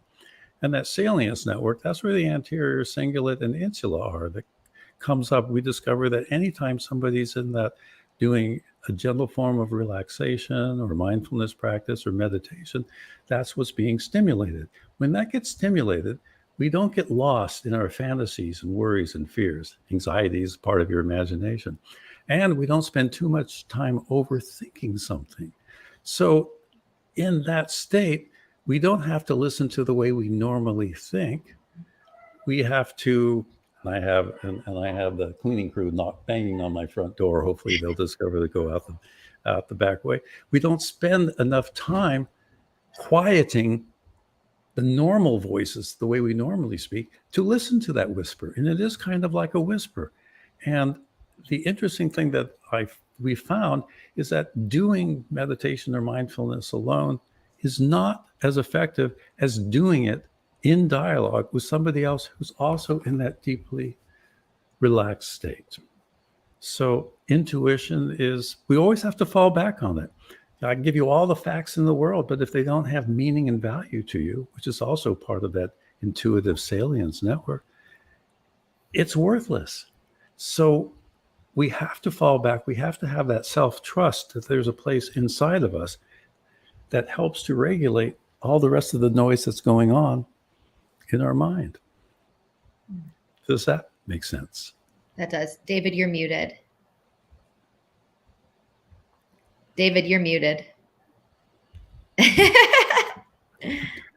Yes, thank you. Moss, this is a great chance for you to probably connect with what you consider and call exponential intelligence. Can you explain what you mean by what you call exponential intelligence? Well, basically what I'll be back in 1 second while I let the maids in, and I'll be right back. This is what Mark was talking about. He was talking about the logistics, and again, an expert in brain chemistry and so on. And I totally agree with what he says. But exponential intelligence is literally a handbook or like steps on how to connect with that deeper intuition. Because that deeper intuition, again, when you're becoming present or when you're connected with somebody else and so on, you do get intuition. Or when you're mindful, or when you stare at a candle and all that stuff that we do. But again, the process of your mind or what's happened before always filters that out for you. What you really want to do And this is a cool way of becoming, really present or becoming mindful. It's just literally 1, 2, 3 steps. So instead of noticing your mind, okay, you can notice your mind, you can notice your thoughts, and you'll start to see patterns that you think about. So that's one way to be mindful. But I call it spatial referencing, where you start to understand what reference points, and this is the key that, again, Mark, and no offense, Mark and pretty much all neuroscientists or people who study the brain don't really understand the concept. It's literally a dimension in time that you render yourself in, dictates on what your emotions are like, what your feelings are like, what, how your endorphins work, all the chemicals and so on, how you feel, so again, just to say it, it's how or what dimension of time that you render yourself in, or the simulation that you're rendering yourself in. And I'll give you some examples, by the way, dictate how your brain chemistry and everything else works after that. So for you to become really conscious, or what Mark was saying, that deeper intuition, how do you connect to that deeper intuition? And he was saying it's not really in the mind, it's like inside you, but it's actually a consciousness outside of you. It's literally the environment, which I call a consciousness. So we'd have to define some terms here, what consciousness is and so on like that. But understanding spatial referencing, and you guys can do this, and spatial referencing has actually helped a lot of my clients remove themselves of like antidepressants and so on like that. I mean, that's how powerful it is. Okay.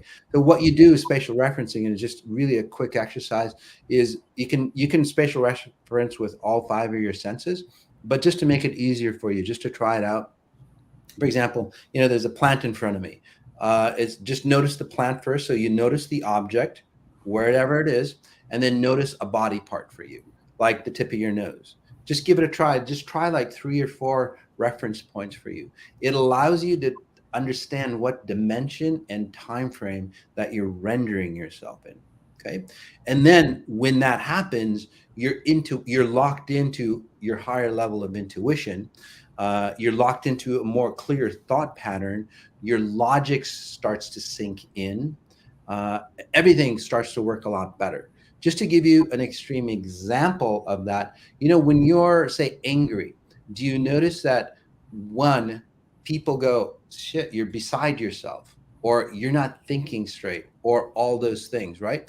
Your brain chemicals and so on might be distorted and so on, but you literally, say, are referencing yourself or creating yourself in another point of time and space. And then people see you very differently. Or if you've taken, say, drugs that again, put you into a hallucination, you might actually think that's a brain chemical, and it is part of it. But then your brain, what happens is that it loses track of where it's rendering you or where it's creating you, and this is where you get hallucinations and so on. If that makes sense to you. So it goes deeper. So what Mark is saying, I totally agree with. I'm just going a little deeper and going, there's a higher level of consciousness, or if you want to call it a God particle or a God connection, that renders you here. And that's the deeper intuition that Mark was talking about, that I help you connect with. Yeah. Carissa, back to you. Yeah. So this, thank you. Get my time in. So what I was curious about too, is what you're mentioning, Mas, is that you have had these near-death experiences that have offered you a different perspective. And we could say that anybody's life experience gives them their own unique perspective. But what I find interesting when I've been reading about with you is that your gifts and the things that you've been helping people with have been studied. Can you speak more to because Mark answered this question a little bit earlier around the placebo effect. So what is your take on the placebo effect? And can you speak to the connection or lack thereof with your own gifts and how you share them and how they've been studied? Right. Well, the placebo effect is very similar to the observer effect, that people, if you've, Mark, you might be familiar with like double slit theories and so on, on particles. And then when you have an observer, the particles change. There's also like studies about where scientists or astrophysicists are going, well, electrons change differently. We look at an electron and it's spinning right, and then we look at it another way and it's spinning left.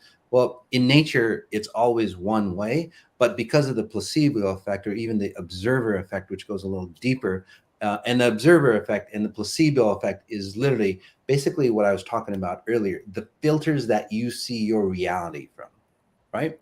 If those filters from, say, your childhood, and each experience that you have adds another filter to you, adds another filter to you. So when you look at, say, a relationship, there's a placebo effect for you, right? A relationship, or how to make money, there's already a placebo effect or an observer effect in place because of what your genetics tell you, all those filters that your parents have come with, and then what your experiences of, say, success patterns are. So I totally believe in the placebo effect, but the key is that you have to become an observer of how you're observing, and then that's where you pull away, and then that's where you see how the placebo effect or how your filters like render themselves. Would you and agree? Then you get a clear thought process on say what you're actually seeing in that relationship. Thanks, Moss. Let's let Mark respond to that, since we're bringing him up a lot here, and then we kind of brought him back on here impromptu, but we'll let him get back off this. But Mark, we've only got about 90 seconds here, but go ahead. Sure. I'm just wondering if you would agree that perhaps it's, that using the word placebo effect takes it and moves it away like it's something that's outside of ourselves. And we chose a long time ago to refer to it more as the power of belief. Would that not fit into your model as well?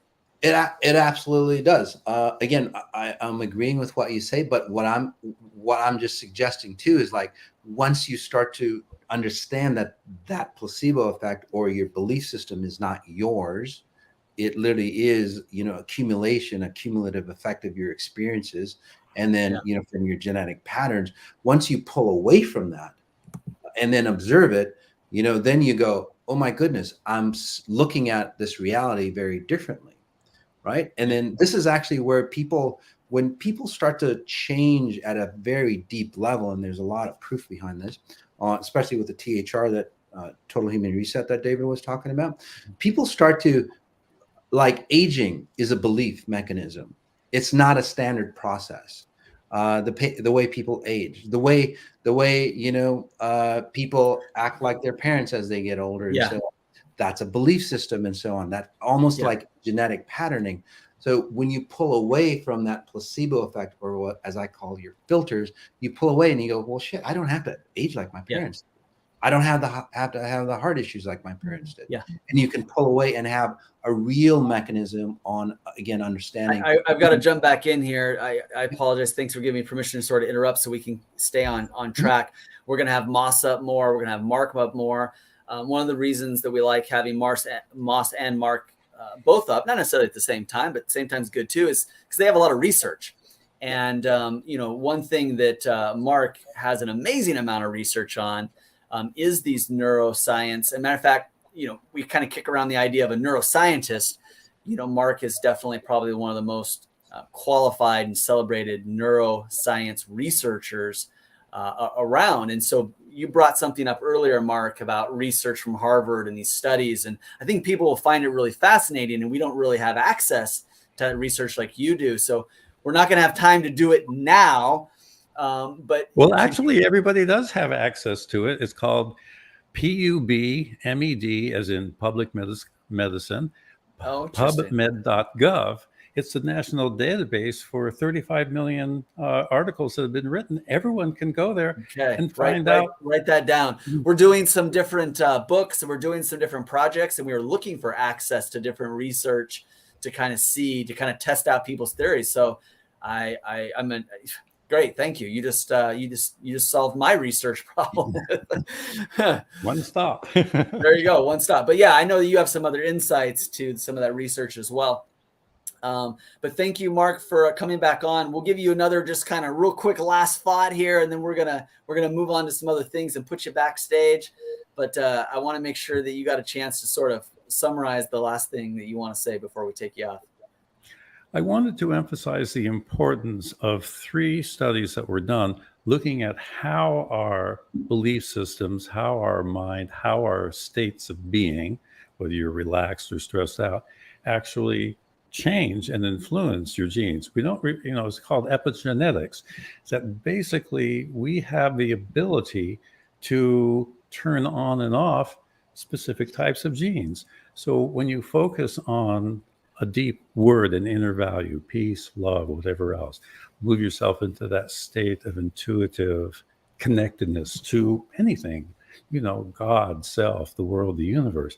In that state, Benson and others, and replicated in 2 other studies, which is rarely ever found, it turns on 1,000 stress-reducing genes. Just closing your eyes, relaxing, and repeating the word peace or love or kindness or connectedness will turn on 1,000 stress-reducing genes, and it will also turn on 1,200 immune-enhancing genes.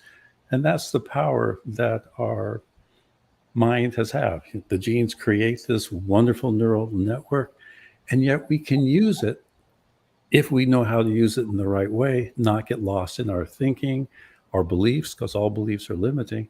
And then we can have a life that is Thank you. Beyond. Thank you, Mark. Thank you. That's amazing. We're going to bring you up again later on, and love the access to all the research. Carissa here, we're going back over to Moss. I wanted to give you a chance to do another follow-up here. Moss, you have a lot of fans on here. Everybody does. Everyone's commenting on all the things they're saying, but Moss, I know you have a lot of fans on here as well. But Carissa, what's your, as we transition here a little bit, what's your big transition question? It feels like it's sort of along the same lines, but I think we can kind of go in a new direction. And I really appreciate the difference between what Mark is saying and what Moss is saying, and both have validity. And so it's interesting that there's so much research out there, and we're still in the very infancy stages of understanding the brain and the power of the mind. So more or less, I'd love to talk to Moss about the power of healing. You help a lot of people from all over the world messaging and saying things in the chats, like you've helped them delete abuse patterns and things like that. So can you talk more about the power of the healing work that you do, but how do people take the work that you do, and how can they start to utilize themselves using the power of the mind? And before you answer that, Moss, just real quick, to all of you audience out there, I would love to get some feedback from you. How do you like kind of the debate and the conversation and the fun of different sides? I'm getting text and different messages like, whoa, this is kind of interesting how one sees it a little bit more this way, one sees it a little bit more that way. So I would love to hear, do you guys like having multiple experts at once and kind of having them kind of bounce off of each other and kind of seeing how they maybe add on to each other or maybe have different perspectives? Do you like that? Or do you like hearing just kind of from one person? Just let one person just kind of go for 10, 20 minutes and just kind of really explain their really well thought out ideas, more of one person at a time or back and forth? What do you think? Throw that in the audience. Okay, Moss, over to you. Okay, so the healing, and again, this is hopefully Mark is listening in, because a lot of my healing, or one of the best, say, experiences, or lots of, and if you go to my website, mossajati.com, there's so many like transformational or magical, say, experiences that people have had. Okay.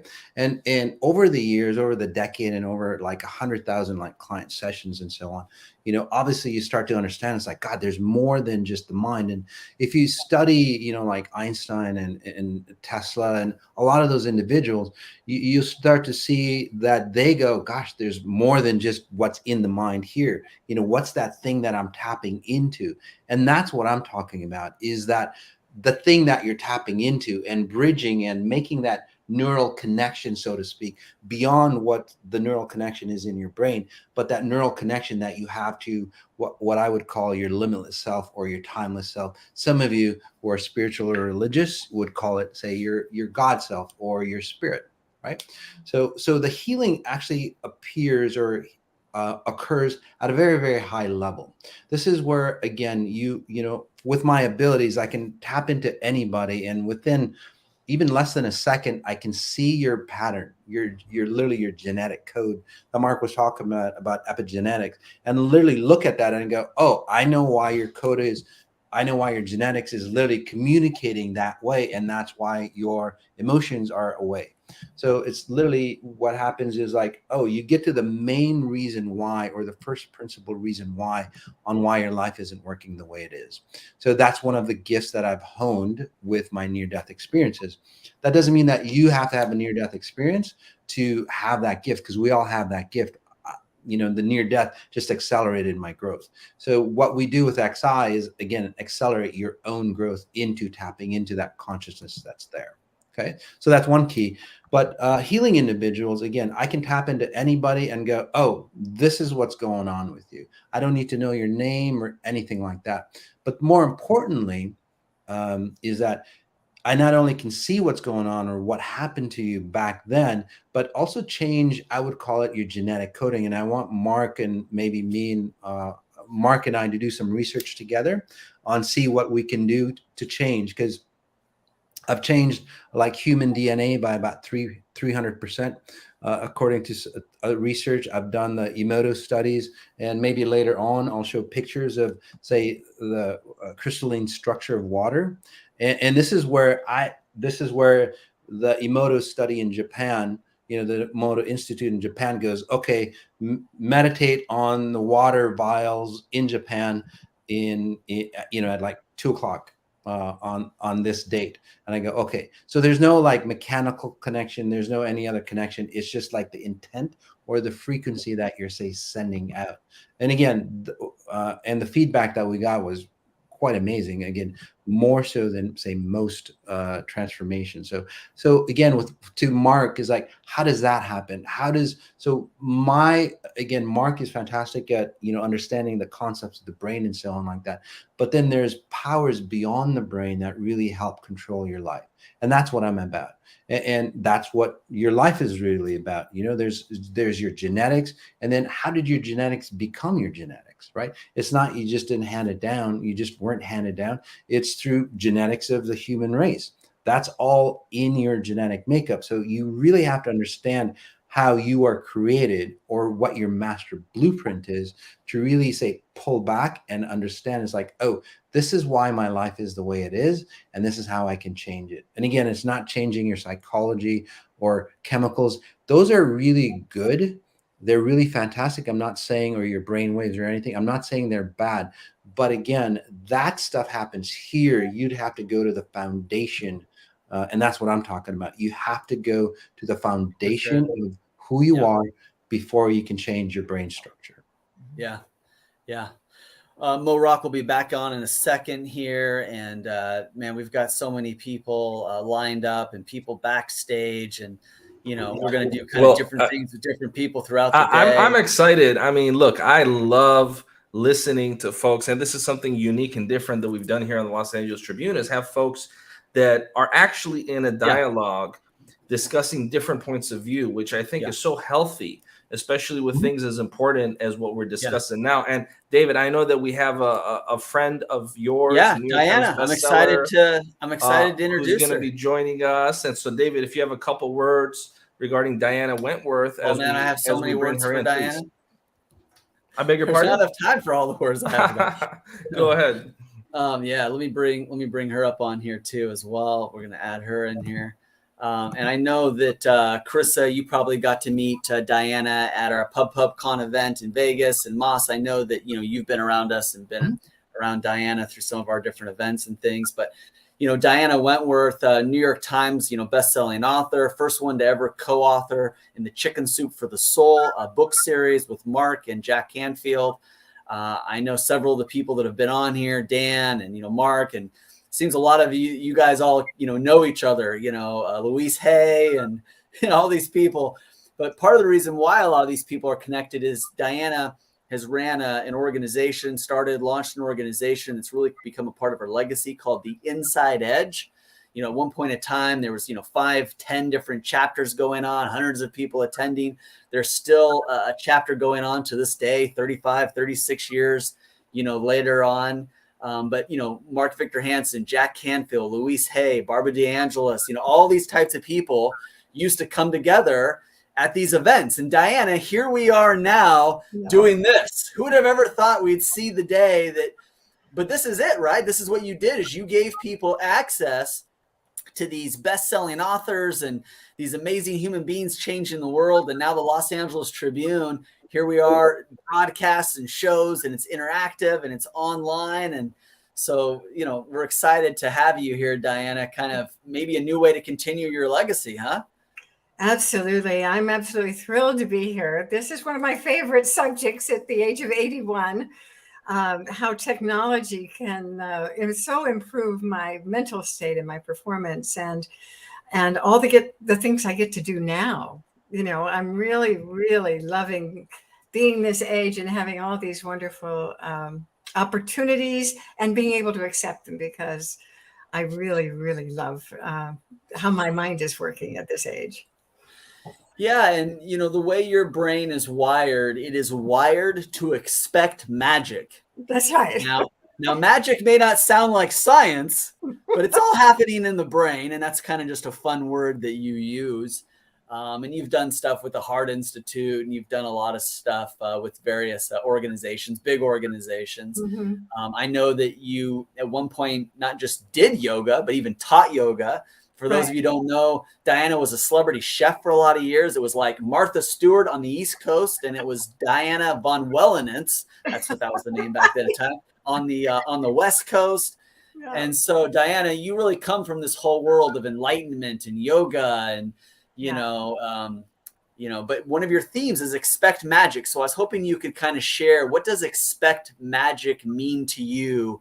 And for people who want to understand how to have more magic in their lives. I was just listening to your panel discussion, and I think it was Mark that kept using the word magic over and over. Mm-hmm. It really is about things that we don't understand, but that we have access to.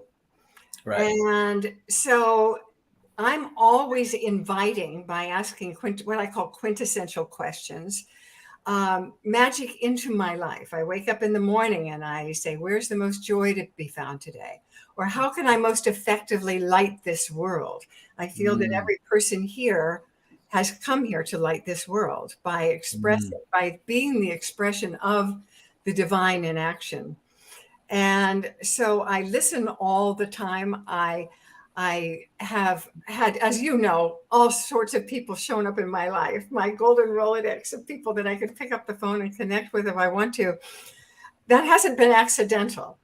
It's really been from my sensing that I can have that access, and that I can invite it, and that I can trust it. So I'm writing a book right now, my 11th book, called Expect Magic. And I'm giving a course on Expect Magic. And I'm just loving it. It is my legacy. That is my legacy. Why don't you tell your most famous or well-known story of when you probably first really came to the realization of expecting magic? Some have heard it before. We don't mind hearing again. There's a lot of people here that are new to you. So I think they need to understand how this got started. Well, I really do believe the Chinese legend that when we're born, we are connected by an invisible red thread to those we are destined to meet. And I can certainly give you a list of my red threads. But one of the first ones happened when I was in a sorority at UCLA, and I was on the pledge porch with my sorority sisters, and they were playing really loud music. I said, hey, can you turn that down? And somebody said, Diana just doesn't like Elvis Presley. And I had this sudden weird feeling that came over me. And I said, actually, I do like him, and I'm going to date him someday, which was so weird because they looked at me like I was nuts, but I was thinking, what the hell? And 2 weeks, I guess it was about 2 months later, my mother took me to Paris to begin a tour of Europe. And we were staying in the Hotel Prince de Galles, and a kid came running up to me and said, Diana, Elvis Presley's in the dining room, and I'm too scared to ask him for his autograph. So I went with him into the dining room, which was empty except for Elvis in his army uniform and two of his bodyguards. And I'll shorten this story because of the time here, but he invited me to go to the Lido nightclub with him that night. And we became good friends. I got to see him a lot more times. And I have letters from him and so on. But what was it that gave me that inkling? And I'm so grateful it did, because that really secured my knowing that there's something going on that I'll never be able to explain in words, but that we have access to divinity and to all kinds of wonderful things that can come into our life and enhance our lives. Yeah. And I like how you know, sometimes, I mean, I've gotten to hear the story a lot, and when you have more time, you can go into it more in detail. And this is just one of these amazing stories that you have. You were behind the Iron Curtain in the USSR. You know, like, that really takes us back, just that reference. And, you know what's interesting though, David, is I've been thinking about dating Jessica Alba for 15 years. I haven't even gotten a movie ticket. Okay, I haven't even gotten a free movie ticket, let alone experience the things that Diana is talking about. And so I'm thrilled to learn more about how she pulls off what she pulls off. Just a quick reminder, folks, if you're watching, remember those that are in the virtual auditorium that are leaving comments, we will be retroactively going back, selecting folks to give gifts and prizes to. Please remember to share. We will be going back and looking at the staff and team is looking to see who's sharing this right now on platforms like Facebook, YouTube, etc. And this will be available on the Roku television network channel that we have in a few days for replay. And we have about 8 minutes left before we have another incredible author stepping in. And so I just wanted to set the framework here for the time that we have, David. And I want to make sure that everyone is aware of that. And have everyone give everyone an opportunity to share their final thoughts. With that, David, please. Yeah, we'll come back to you in a second, Diana. And I was getting ready to say, one of the things that you didn't get a chance to comment on is you say it was like a frog jumping out of my throat. It's such a visual, right? You know, like, you want to talk about an emotional trigger or a feeling phrase. It's like a frog, you know. So you got everybody at home. Have you ever had a time where something it was like a frog jumping out of your throat and you just kind of spoke it and then it ended up coming true? Put it in the comments. What was your thing that you just kind of said and it was like hearing somebody else saying it, right? It's almost like, wait, where did that come from, right? But put it in the comments. What was that magic time? And maybe you didn't even expect it, but it happened. But put that in the comments. We're going to come back to Diana in a second. Moss, why don't you go ahead and wrap up? We're going to have you on more over the next couple of days. But give us kind of your final thoughts for this segment and everything we've been sharing here. What's in your heart and soul and on your brain that you want to be your last thoughts? Well, I think overall is like, you know, when you look at people like Diana, and again, she explains it at a cognitive level, but I actually see the frequencies that she's running on the back end on why she's so, say, gifted or say lucky to meet all these individuals. It's not just happenstance, or it's not just something that happened again at a biological level. It goes back literally. And Diana, I'd love to connect with you and give you a session and just help you understand your gifts that you have. But it started back when you were about 3 or 4 years old. Mm-hmm. You knew that there was a bigger version of who you were, and you actually stayed true to that bigger version. Most individuals, unfortunately, they don't stay true to that bigger version. What Diana did was like, hey, this is my version. This is my beautiful version that I am. I don't care what my parents do, or especially your mom. I don't care what my mom and all that stuff is. It's like, this is what's happening. This is what life is about. I'm going to keep like my true default state of who I really am, the limitless human. No matter what anybody says, I'm going to run this version of myself. And that's what you've done. And that's basically what XI is. I literally help teach people to go back to their original state, their original form where magic can happen. So I'd love to connect with you later on, Diana, and just tell you more about how you did what you did. And you love that. Particularly pink, but was that accurate? You literally stayed true to yourself. Yes, in writing this book, Expect Magic, I am realizing that it did start back then. around 3 or 4, and especially at 9. So I'm kind of documenting all that. How I that can actually help you. expanding. I can help you bring clarity to those things I love it. if you'd like.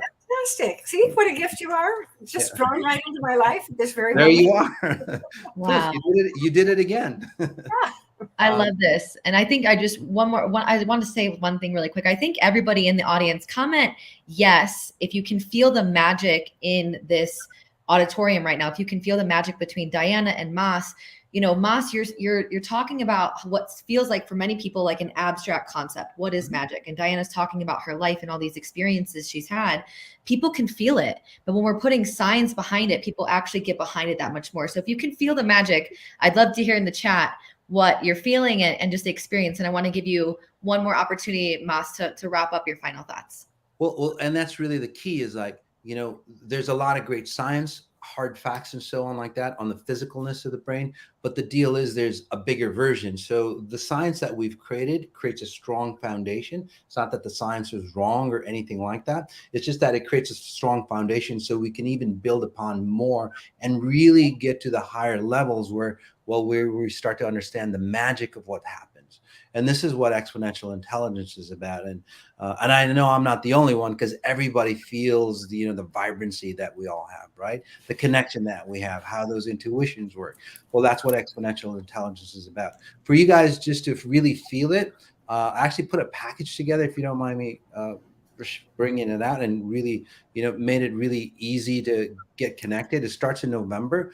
If you go to XIGenome, GENOME.com, you can get that package on that. And it's a series of meditations that you can access that'll get you into those deeper states that we're talking about. Carissa, as I'm sitting back listening to these incredible thought leaders that are joining us for today's program, I can't help but feel so inspired. And especially when I hear Mas speak, one thing that I can appreciate is that we all are, the human species doesn't have all the information, right? And the scientific method, from my point of view, is beautiful because it's about questions more so than it is about answers. And so when I listen to Mas speak, for me personally, my awareness of life gets heightened. The possibilities of life increase because the right questions are asked inside of me, which for me is more powerful than just having information presented. That's just me speaking personally. And with that being said, I want to thank Mas. He will be returning and being a part of this program very shortly. And Diana, we have a few minutes left with you as well. And we want to hear a little bit more from you before we go to the next segment. In particular, I'm going to ask you to make some comments about our next speaker as well. But before I do that, I want to hear from you about, as somebody that's been a veteran in the world of books, in the world of self-help, you have been one of the few female thought leaders over the course of the last decades with your career that have stepped in to inspire others. And here at the Los Angeles Tribune, we take the work that we do with women entrepreneurs, women thought leaders very seriously. And so I want to ask you, Diana, in your experience, what changes have you seen in the world of personal development and in the world of book publishing for women leaders? And then I'm going to ask you to make some comments about our next speaker and her impact that she's made, because we're alongside a legend here, Diana Wentworth, and we're about to introduce another legend. But Diana, please just speak a little bit about what you've seen your role as and the changes you've seen in the world of women's leadership, please. Well, I think my role has always been, as Mas was saying, to be out on that leading edge, that cutting edge of self-awareness, so that I can really realize what it is that I have to offer. And I can't leave here without talking about my very favorite thing in the world, which is NewCom. And I know they're one of the sponsors. It's something I never, ever want to live without. I use it every single morning for at least 50 minutes. And during the time that I am in that very deep, fabulous state of meditation, it's like I get this huge download of solutions and next steps for myself. and I use it 3 or 4 times a day. I cannot sing their praises enough. I call it a spiritual alchemy that happens. I think people think it's just for relaxing or getting rid of stress or sleeping, but it's much bigger than that. It's absolutely huge. It's our way of tapping into the divine and into being our very best selves. I'm living my encore years right now. At 81, I am more productive and more delighted inside, more peaceful, more creative than I've ever been. And I just couldn't possibly leave you without doing that rave. Well, absolutely. And you mentioned you use it 3 or 4 times a day. I use it 5 or 6 times a day. So I'm beating you right now, Diana. I mean, I look pretty good for 75 myself, if I do say so myself. So thank you, Newcom. But no, in all seriousness, Diana, it's been a pleasure to spend some time with you. I want to ask you to make a couple comments about our next speaker, because I know that as a leader in the field of personal development and being one of the few pioneers that stepped up as a woman, what has Sharon Lechter meant to you, Diana, as far as her impact that she's made in the world of personal development and publishing, from one women leader to another? We want to hear that. Please, Diana. Well, I think that this is a time for great leaders like Sharon to be acknowledged for their role and to guide us, to be the light that draws us. I always say there's a difference between driven and drawn.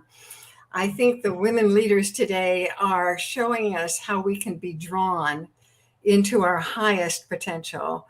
And of course, she's one of the greats, and I'm delighted that I get to say something about her.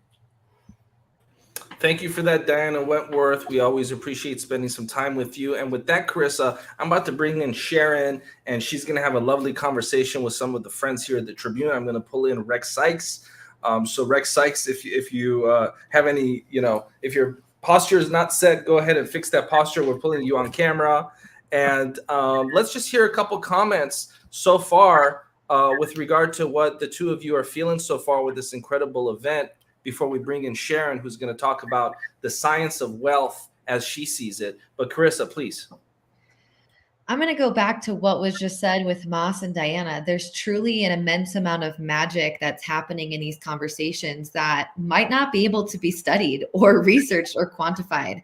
And with that, I think, I'm really curious about more or less just like, how do we take this magic and how do we implement it in our own lives? When you go to an event, whether that be in person or virtual, you experience something like this. When you're around other people, you're sharing ideas, you're getting connected. So Rex, I'm curious what you're feeling, and how do you recommend people take what they're feeling here today and start to implement more of this in their own lives? Can you hear me? Yes. Because my camera is lagging, I couldn't tell if it was us in real time or if I was in the past somehow. What was the question again? I'm wondering what you're experiencing with this magic that's been happening over the last couple of hours. And do you have any advice for the audience on how they can take it and start to implement things in their own life? Oh, gosh, absolutely. Stay open and stay available. Remember to do your energy stuff to keep yourself in a positive state. Have fun, put a big smile on your face, sit up. If you need to walk around. You won't interrupt anybody because you're home, or you're on your computer somewhere. But take care of yourself while you listen, and then just stay eager. There's so much being offered from different minds at different times, and you're here and getting it. And some might be for you, some might not be for you, but don't let that just, disappoint you. It's like when you go to a buffet, some of the items you may not like, and other of the items you're really excited. So, that's the second buffet reference you've made today, Rex. I was already a little bit hungry, but now you're making me feel famished. And so with that being said, we want to bring in Sharon Lechter here in a minute. But if you've been impacted by today's program, or if you've been impacted by any of the programs that we've done on the Los Angeles Tribune, you have to thank not just the great team that works behind the scenes, but also thought leaders like Sharon, who have consistently supported this community, who've consistently generously given their time and likeness to help make these programs possible. So if you're one of the people that's been impacted, just know that directly and indirectly, you're also being impacted by Sharon Lechter. And with that, I'm going to bring in Sharon, and welcome back. I feel like, we do this so often now together, Sharon, that I don't have a lot more to talk with you about, and I don't want to hog up the time we have. So I'm going to step back, let Carissa and Rex start the dialogue. We'll have David come back in. But with that being said, you heard the words of Diana Wentworth, who's a New York Times bestselling author, as you know. I just want to give you a chance to respond back, because here at the LA Tribune, we're so big on women's leadership, women's entrepreneurship. We want to highlight, spotlight, edify, and of course, as a Lifetime Achievement Award recipient that you are, I want to just give you a chance to speak to Diana, but also all the women leaders out there in the world. Please, Sharon Lechter. Well, thank you so much, Mo, and I'm delighted to be with all of you, my dear, dear friends, and always happy to be part of the incredible events that you put together. And Diana touched my heart. Wonderful. Thank you so much. I appreciate that. It really is, those of us who are in our, the last quarter of our lives, you look back and you see the incredible change that there's been. And it's really when men and women come together. So it's not women to the exclusion of men, but it's really elevating each other and coming together and supporting each other. And really, the opportunity to share the wisdom and to be there to help others accelerate their path, steer around those pitfalls and find ways to create a bigger impact, because that's what it's all about. Success is really impact, and your legacy is created every single day with every heart you touch. And so I'm just honored always by the opportunity to participate with you guys and to support you. And I'm honored by you always inviting me back, because I absolutely love this association. I speak a lot about the power of association. And so as we see on the screen right now, I treasure all of you. You do. And as a student of yours, I've learned a lot about the power of association. We're always going to keep inviting you. Now, whether or not it's accepted or not, I can't control that half. I'll do my half. But with that being said, I'm going to start it off, and David, you're muted, by the way. David, you're muted. It's actually really funny to watch it. It's like, wait. Right. Sharon just said all these amazing things. She's like, everybody on the screen. I'm like, oh my goodness, I got to get on the screen so it includes me. I was trying to, right. I just wasn't fast enough. I was trying to. That's what post-production is for, David. That's what post-production is for. We can always edit and splice you back in that scene. I'm going to step back and let David, Rex, I know. I'm going to step back, let David, Rex, and Carissa take the lead on this. But I'm going to start off by asking Sharon a simple question to get the ball rolling. And that's, is there a science to wealth creation? And if so, what do you see that science as being? You have birthed the Rich Dad, Poor Dad movement. You have written Think and Grow Rich for women. And, all of the people around the world that have been impacted by Rich Dad, Poor Dad have you to thank. And so I want to know, is there a science to wealth creation? And if so, what is it? Please, Sharon Lechter. Well, thank you, Mo. And I'm just delighted to be here. If you think back about as when you were a kid, what did you hear about money? You heard things like money doesn't grow on trees, save for a rainy day, pinch your pennies, or my favorite, we can't afford it. And so you're growing up constantly hearing money negative, money negative, money negative. And so it goes into your subconscious. And that's really where the thought process of scarcity mindset comes from. And so, yes, the neuroscience of understanding how to purge those negative thoughts and how to replace them with thoughts of abundance. So we have to go from scarcity mindset to abundance mindset.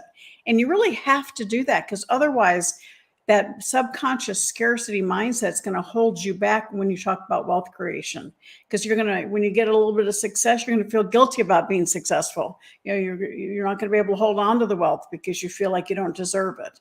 And so my whole goal, everything I teach is related to money action, but first mindset action. What can you do to change that mindset to understand the more successful you can become, the more good you can do in the world, the more people you can help.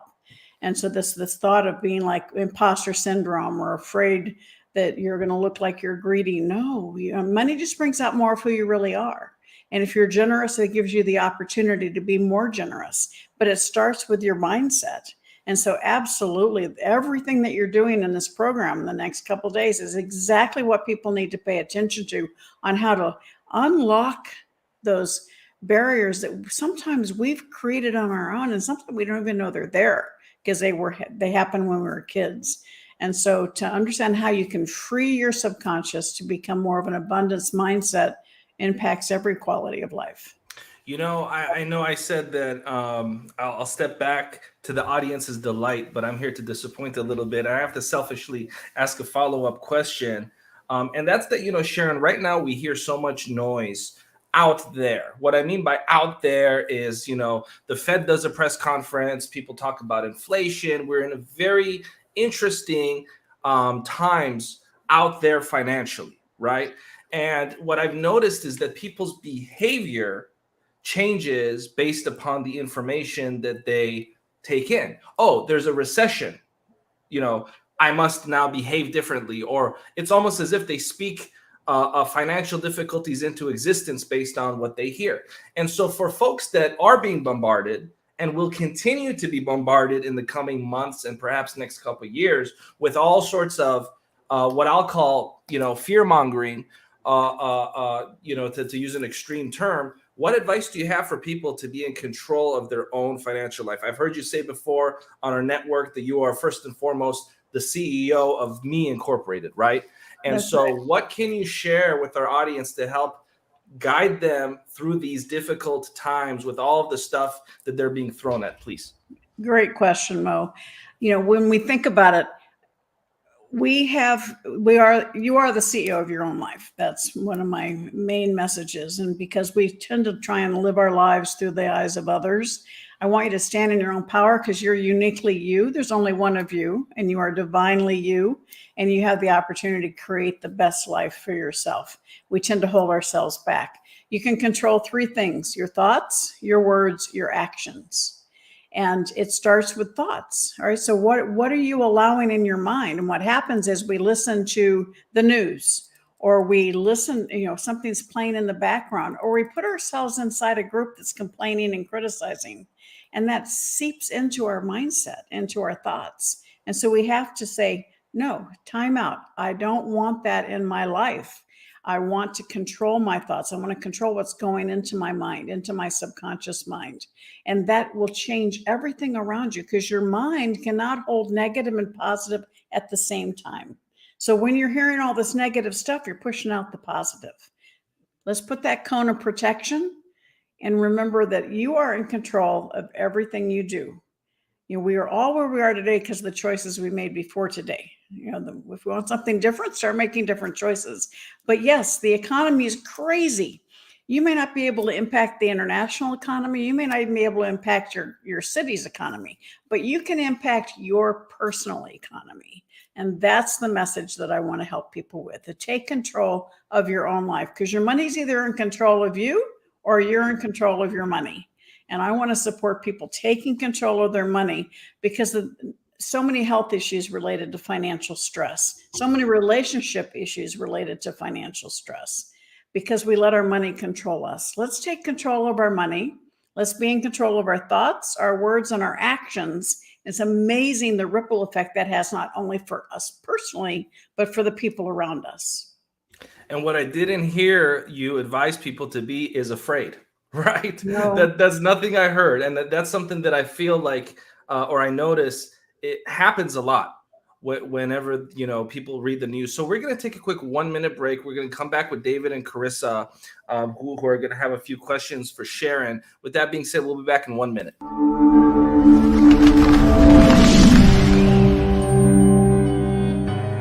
Welcome to the Los Angeles Tribune page.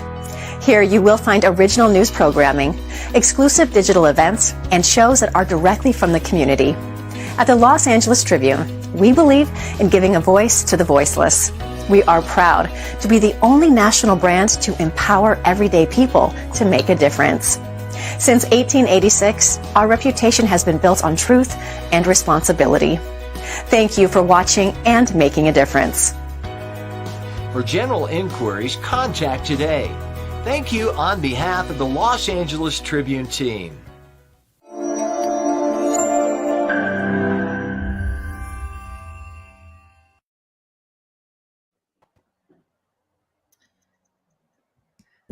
All right, we're back. Yeah. Okay, so it's my turn. Sharon, we've been around each other's worlds, and we've run into each other from time to time. And you've even stepped into some of my live events, but we've never really had too much of a long conversation. So who would have ever thought it would be here like this, where I'd really get to quiz you a little bit? But Sharon, this is kind of what I was thinking. I think a lot of people would be curious as to what's kind of your personal routine or rituals to kind of stay sharp, to kind of keep your finger on the pulse. What are your daily things that you do, and maybe weekly as well? What are you reading? What are you watching? What are you not reading? What are you not watching? What are you doing throughout the day? Walk us through some of those things. Well, hello, David. Great to see you. And I think, you know what, one of the things I talk to successful people about are their daily routines as well. And I think, you know, everybody's is a little bit different, but I stopped listening to the news several years ago, and it made a huge positive impact because I had it running in the background if I wasn't watching it. And as I said earlier, it goes into your subconscious. So I make sure that I'm constantly reading something that's motivational. I'm listening to podcasts and when the pandemic hit, you know, when I get mad about something, I usually do set up a new company. So I was mad that there was so much negativity around us. So I started doing these daily motivational tips, ATMs, play off the bank deposit. You know, it was about abundance, tips, and mentorship that I do every single morning because I just want people to have the resources. It's much like what New Calm provides, those resources for help people find that input that they can plug in to get rid of the negativity and that kind of protection. And so I do every day I go through steps of gratitude. I do something that used to be the 2-2-2 rule, which was I would reach out to 2 people by phone, by fax. That's how old it was. And by personal written notes. Now today, of course, that's more like a 2-2-2-2-2-2 rule because of social media, but I still do the phone calls and the personal notes and emails. So it's something that, again, always to reconnect that power of association and to expand it, because that's, you know, we stop growing if we stop reaching out. And so always reach out to new people and establish new connections. Who is one or two people that you're reading or following now that you weren't a year or two ago? Who's like the new expert, a new voice you're allowing in your head?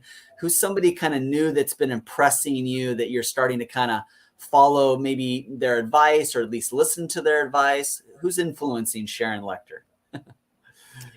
Well, that's a great question because I've been reading a lot of historical things recently, and Sandra Day O'Connor is a friend, one of my mentors, and I just soak up everything that related to Sandra and her philosophies.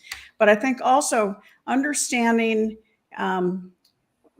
where you're going and what you want to achieve. So I do a lot of historical reading with Napoleon Hill, of course, and Dale Carnegie. And I've been actually on the hunt looking for that younger generation that's going to replace some of us old guards. So I'm constantly looking at it and helping people bring out their own books. And so I think it's really important to just, I'm a voracious reader, so I read a lot and love to help people get their word out and build that platform. Any names you want to throw out there? You see any new young people? I see any of that millennials or Gen X? You see any of those people yet that are getting your attention? Well, there's quite a few. I have several clients that have written some books, and I'm very excited about the ones that are in process right now. And I think, you know, really when we're looking at, one of my clients wrote a book called Dirty Girl, which is about, you know, getting rid of the toxins in our body. So it's about our health. And I think it's really brings a lot, you know, more of a naturopath type approach. And then on the money side, again, there's just so many good things coming out, and I think it's important to continue looking for those aspects. There's a series of books that I just did a forward for called David and Goliath, which has multiple authors in it, and I think, you know, giving everybody a chance to have a voice and to share is what it's all about. Well, thanks for letting me put you on the spot. All right, Carissa, you're up. Okay, thank you. Something I really do appreciate is learning more about people's daily habits and routines that support them in being the leaders and the individuals that they are. Something that I'm also curious about that I want to circle back to, which was what Mo mentioned was about fear and how there's, there could be fear infiltrating whatever it is and how that can change our habits and behaviors and things like that. What I'm more curious about with relation to you is, what do you believe or think or have experienced that fear does to the brain or does to your human experience, as well as what is your relationship with fear like? Because it's a survival emotion. We can't really get rid of it. So we might as well change our relationship with it. So what does your relationship with fear look like? And what is it that been the experience that you've had with fear that's, like changed you? Well, thank you, Carissa. Nice to meet you. And I appreciate being part of this. And yes, of course, if you are familiar with my book, Outwitting the Devil, I have a unique relationship with fear and the fact that it's very important for us to identify it as part of human nature. It's a core experience. But the issue is, are you going to let that fear either paralyzes us or motivates us? Right. And so I want to help people convert that paralyzing fear into energy to make it motivate you. Because fear is a natural feeling. But what happens is we convert that fear into worry and guilt. And that's very destructive part of fear. The definition I use of to worry is to pray for what you don't want. So you're focusing on what you don't want, and that's negative law of attraction. So what do you get? Negative results. And so I happen to be a champion worrier. So I catch myself and say, okay, Sharon, instead of concentrating on what I don't want, let's retool my mindset and concentrate on what I do want. And it's magic because, again, they're shifting out the negativity and bringing in the positive. But fear is part of life, and you need to say, okay, how can I deal with it? Do I let it stop me and paralyze it, or do I turn it into energy? And one of the reasons I talk about Outwitting the Devil, it talks about how fear keeps us from achieving the life we deserve. And so having that definiteness of purpose, knowing what you want, helps you turn that fear into faith. Understanding mastery over self, understanding learning from adversity, but also control over the environment. Those of you that are watching this program right now, you are controlling your environment, your thoughts, and controlling your time. Are you investing your time or spending your time? All of those things work together to help you take that fear and turn it into faith. And that's in my book, 3 Feet from Goal. We talked about the personal success equation, and it applies to everybody. It's your passion and your talent, which is all about you, but then times association, which those of you who know me know I talk about power of association, is a critical element of success. Times taking the right action, another A, and then plus F, which is faith.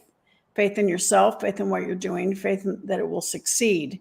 And too many of us, that F is fear. You can go to personalsuccessequation.com to get a workbook that I put together as a gift. Again, but think about, where do you need the most work? And when I'm starting working with a new client, it's usually the power of association and faith that need the most work. And because somebody's been successful and they've plateaued, started going down, they've stopped expanding their networks. They've stopped expanding their reach. And so when you have the right people around you, you are going to continue growing and expanding your associations. And when you have a bad day and that fear kicks in, that you've got the right people around you, they're not going to let you stay there. They're going to lift you up. So they go hand in hand. So think about your own life. What do you need to work on? Your passion, your talent. That's all about you. But who do you have around you? What actions are you taking? What thoughts? What actions? And then do you have that level of confidence in yourself? Wow, that was a great answer. Thank you so much for that. And I just have one more follow-up, and then I'll give it back to David or Rex if you'd like to ask a question. But it sounds like you're saying that faith is sort of the antidote to fear. Is that correct? Yes, it absolutely is, because your mind cannot have negative and positive at the same time. And so if you can concentrate on what you do want and get that turn that, people ask me all the time, do you still get nervous when you go on stage? And I go, the day I stop being nervous, a little bit of fearful before I go on stage, is when I stop doing it. But that's okay, because I want to make sure I'm impacting people on this show right now. So I say the prayer of Jabez before I go on any presentation, because I'm giving it to the upper power to give me the words and what I need to say to impact people in the audience. Yeah. And so that nervousness, that fear, I immediately I plug right into it as energy. and desire and commitment to turn, and that turns me into faith that I'm having a higher power stepping in to help me deliver what I need to. Yeah. Those principles sound like the Think and Grow Rich principles. Funny thing. Go ahead, David. Rex is going to ask you a question in a second here, but you said something that I don't think a lot of people caught, and the prayer of Jabez, right? The book, Yes. The Prayer of Jabez. Like I don't think a lot of people caught that, but you guys that are listening, write that down. Jabez. Very short book, very powerful book. But what she's referencing, and I even had a few people say, "Wait, what did she say?" Prayer of Jabez. Yes, the prayer of Jabez is actually a 4-line prayer buried in the middle of the Old Testament, and it basically says, "Dear God, please bless me indeed, right? Enlarge my territory," meaning allow me to impact more people than I could ever imagine. Let your hand be with me, which means tell me what I need to say to make the greatest impact on these people, that I may not cause harm or be harmed. It's that 4-pin. So it takes you outside of yourself and asks for a greater power. Perfect. I'm like, wait, I actually know this one. All right, Rex, take it away. Well, Sharon, it is so good to see you and for you to be here with us. I appreciate that. To see you, Rex. Thank you. Fantastic. And for those who may not know, you are a force of nature, and you have done so much and accomplished so much. You know, and we've talked about Kiyosaki, we talked about Napoleon Hill, but and here's the thing, you know, everybody knows Rich Man, Poor Man. Rich Man, Poor Dad with Kiyosaki, but they may not know you, how much you're responsible for that. Or Outwitting the Devil, everybody knows Napoleon Hill's name, but they may not realize how much impact you had on bringing that back into life, you know, for the foundation. So I have this question. You're a powerful presence. You've been doing this for a long, long time, and you've impacted so many people's lives, both where they know it and then when they don't know it. And you're a woman. And this is amazing, because I think it's the time for women the time has come, you know, and young women coming up. I've got a daughter, you know, I would hope that she would be, you know, as powerful as she is, but I mean, that she would live the kind of life that you lived and had been as powerful as you are in terms of making your dreams come true and helping so many other people. So for the women watching, and you gave so many great tips, you gave so much stuff. I have a 2-pronged question. So the first one is for women. How can they step into their power, applying what you said, but in this day and age, and really make their mark now? So that, because I think it's time that we finally started getting the right kind of energy in our world, and you certainly represent that. Well, thank you, Rex. I truly appreciate that. And it is true. When I started my career, there weren't very many women in business. I was only the 4th woman hired in public accounting in the Southeastern United States. So, but, and I was a trailblazer. There's no doubt about it. I started working, and I just knew I had to work harder than the guys who were hired with me. And I accepted that because I wanted to be successful. And I was raised in a household, military father, and he said, you know, you can do anything you want to. So I didn't go into the world thinking anything was stacked against me. I said, okay, if I want it, I'm going to need to work for it and create the future that I want. And so here's the obstacles. Okay, I got to work harder. Okay, I'm going to work harder so I can succeed. And I think that's where we have to do. We just have to have that definiteness of purpose of what we want. And for all of you women that are watching and listening to this, I'm so proud of you for being here, because you've already taken the first step. Remember, thoughts, words, actions. You're here with us and you're listening. And I want to support you in any way I can. Think and Grow Rich for Women was written to really support women, not to be negative, but to be positive, to celebrate the progress you've made, and then to start moving towards making more progress. And the worst thing I can think of is a woman that's waiting for someone to open a door for her. You know, or they say, I see the light at the end of the tunnel. You know, don't wait for the light at the end of the tunnel. You're giving up your power. Stand in your own power. You have a gift to give. No matter what's happened in your life, something may have stopped you in your tracks. It could have been a death, a divorce, a financial setback, an illness, but you're still here, and you're still here for a reason. And whatever you've been through is a gift for others coming behind you. And so become your own beacon of light. Stand in your power and allow others to come to you. You know, attract others to you. and add value. Because that same military dad said to me every night, Sharon, have you added value to someone's life today? And he's been gone 16 years, but I still ask myself that every night. And wouldn't the world be a different place if we all focus on adding value to other people's lives? So wow, wonderful. So my follow-up is this. First off, let me say that the take action step, Hill said, begin where you are, and don't wait for anything. And you're encouraging people to just go for it right now, and I love that. There's reading, there's listening to audios, there's attending live events or virtual events like this, all very important. But Hill talked a lot about the power of imagination and about reading, and outwitting the devil is certainly a journey of imagination. So how can people use their imagination to create the kind of life experience, business relationships that they want? And do you encourage them? You said read, and is that also part of the development of your imagination, by reading? I love that question, Rex, because in order for you to allow your imagination to work for you, you have to quiet. You have to find that quiet time to allow, whether it's I go to our ranch, going out in the beauty of nature, allowing your imagination, because we have so many hats we wear, so many lenses that we look at life through. And it's really important for you to allow your imagination to breathe and to have that quiet time and that quiet space. And then allow yourself to start asking questions to your subconscious. And then imagination will be able to go immediately to work to solve what you're looking for. And it's important to know this, okay, because we are so driven. I'm very driven. I always have been. And so it's like, go, go, go, go. And Tim to have a success, and we don't even celebrate it because we're on to the next one. And so we have to take time. I'd say celebrate your little wins. Take time to celebrate what you've accomplished and have some quiet time where your imagination can really create. Napoleon Hill says your thoughts become reality, right? And so let's turn our thoughts and our imagination into what we want, and then focus on creating. Thoughts become things. Beautiful. That's so beautiful. Thank you, Sharon, for being here.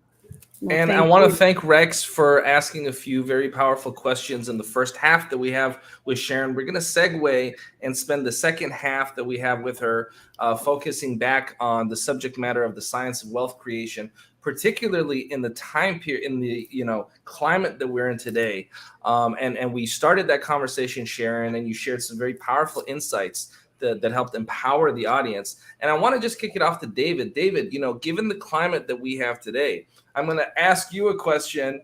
I'm going to ask you to ask Sharon a question. So we're doing some telephone here, but I want to hear what question you have for Sharon, given the climate, the time period. And, as business owners, we've seen a lot of differences happening. A lot of people were kind of sitting on cash a year and a half ago. Now the climate is a little different. Things are tightening up for a lot of people. And there's questions about what's going to happen with inflation, and all sorts of questions that we don't need to get into. But I'm curious, David, what question you have for Sharon, given the time period we're in, please. Yeah. So Sharon, we're going to use this as a segue to make a big announcement. So everybody on here is kind of being rewarded by this, but the next Los Angeles Tribune broadcast is going to be called Money Forum Live. Money Forum Live. Moneyforumlive.com. It's going to be in February. But the reason being is, obviously, we know next year economy is going to be a big topic. Money is going to be a big topic. So spinning off of what Mo's talking about is, I know there's all this great mindset stuff, and we're talking about the brain, and we're going to get into that more later on too. But what I find is a lot of people are really looking for something specific, like specifically, do we like crypto? Specifically, should we be doing Airbnb? Specifically, gold? So anyways, what specifically, or how specific, I'm the guy asking the tough questions, I guess, tonight. How specific can you be in any particular market or money or anything? I'm not asking you to pick stocks or anything here, but what do you really like in the next 6 to 18 months? Like, what would you really recommend somebody looking at that has some credit, maybe has some money, maybe has some investments, And, you know, where would you tell them to go? Well, thanks, Dave. And I think it's really important to remember my favorite word on earth is assets. So let's not go into specific markets yet. Understand assets are what create financial independence, that what creates financial freedom, assets that generate income. You're financially free when the income from your assets exceeds your monthly expenses. And we are taught from a very early age to exchange time for money. So you work and you get a paycheck. The problem there is you're not in control. You're not your employer. And so the whole concept is to understand how to invest your time to buy, build, or create income producing assets. And those assets include businesses, real estate, paper assets, stocks, bonds, and mutual funds, intellectual property, and digital currencies. And so they all are pertinent to the future of your financial health. And when one goes down, the others will keep you going. So when a financial planner tells you to diversify your assets, they're usually talking about among paper assets, stocks, bonds, and mutual funds. Sure. I teach diversification across all asset categories. I own all 4 of those first categories and digital currencies. And so what the future that I see for people is owning a business, owning real estate, taking your ideas and turning them into income producing assets, because what you know can help other people. And create a book, something that you're very familiar with, David. So writing that book and it becomes an income producing asset, but remember to build the platform around the book. But when I'm looking at what's happening, you see right now, everybody's scared about real estate. The interest rates are going up. And so the real estate market, the amount of volatility, the fear around the market. And yes, it's concerning on one part, but if you're a real estate investor, you're kind of excited because this is when the deals start happening. So I see that and I go, all right, I've been gathering my cash for a while for what's happening right now. So you can either be afraid and scared, or you can say, okay, how can I turn this into an opportunity? Okay. So if I wanted to pull something out of that really specific, could I say that now you feel like is a good time, at least for yourself, to be gathering gathering cash so that you're liquid as possible? You didn't say this, but there is this expression that sometimes when the economy is bad, it's like a garage sale for wealthy people, because there's just all these deals, there's all these opportunities. Kind of a crude comment, but the point being is that there are going to be a lot of opportunities for people, and you're preparing yourself for those opportunities. And that's some advice that you might give?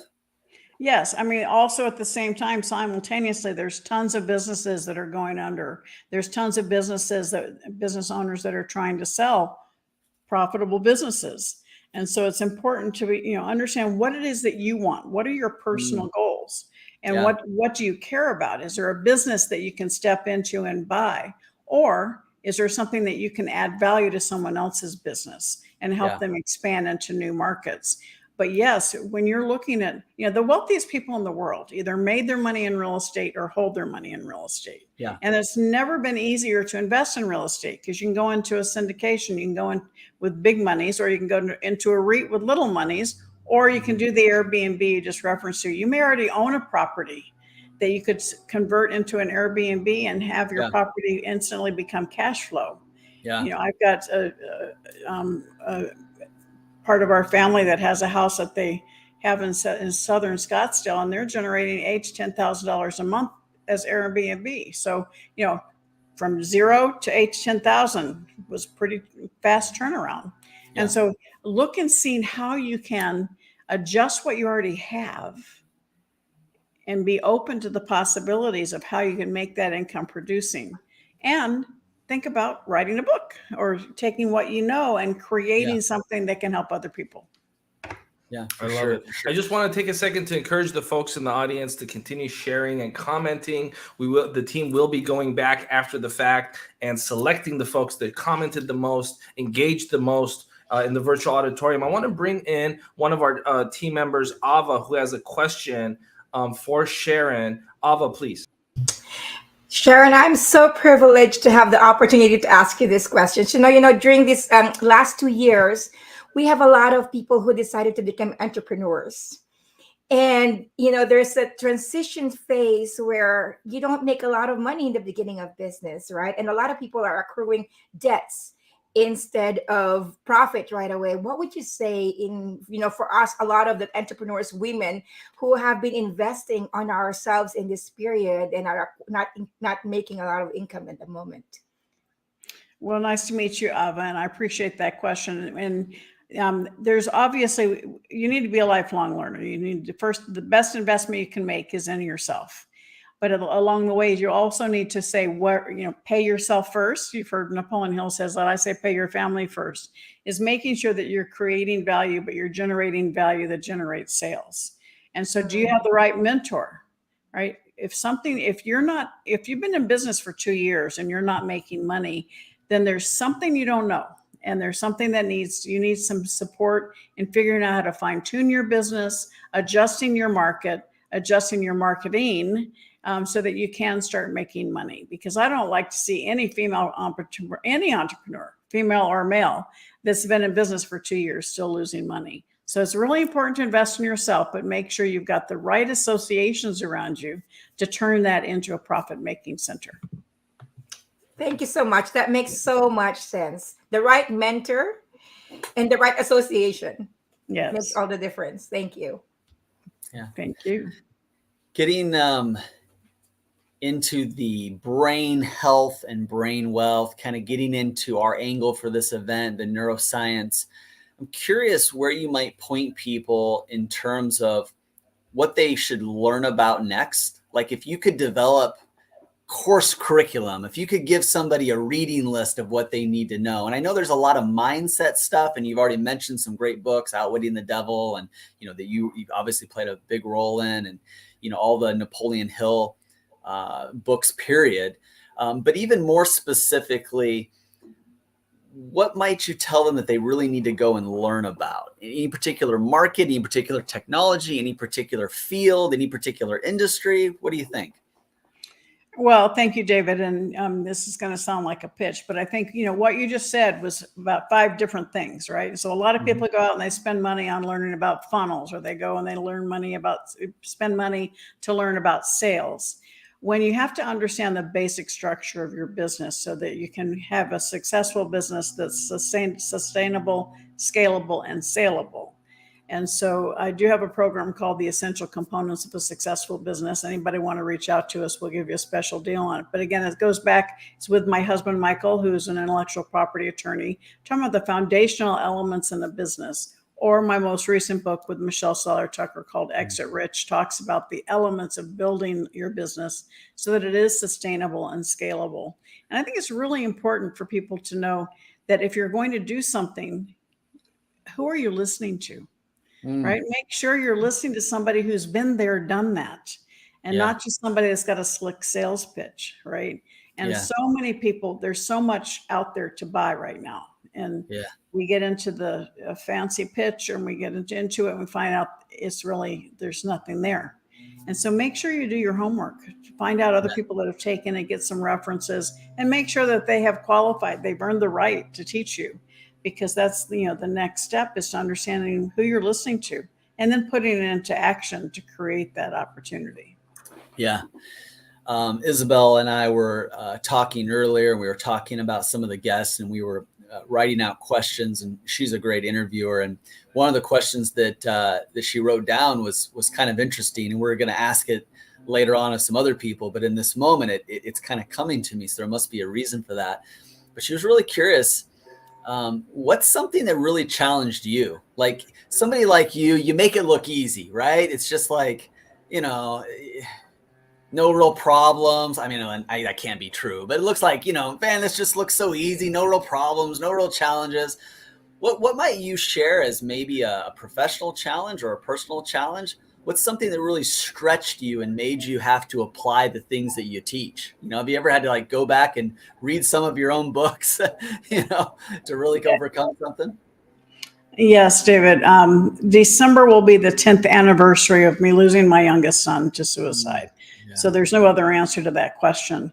And that is, my life went into neutral, my world of numbness. And it was really difficult for me. I had been playing a big game all my life. And then I started playing small because I was just in such grief. Almost thought about retiring, but I got a lot of pushback from family and friends. And, I think my son was even in my ear saying, get over it. There's more for you to do, which is why I'm so insistent today that no matter what stops you in your tracks, because certainly in the last few years, a lot of people have been stopped in their tracks because of COVID or because of financial setbacks or divorce or an illness. And that's the message I want people to hear is you're still here for a reason. And whatever you've been through is creating who you are today, and who you are today is perfect. Right.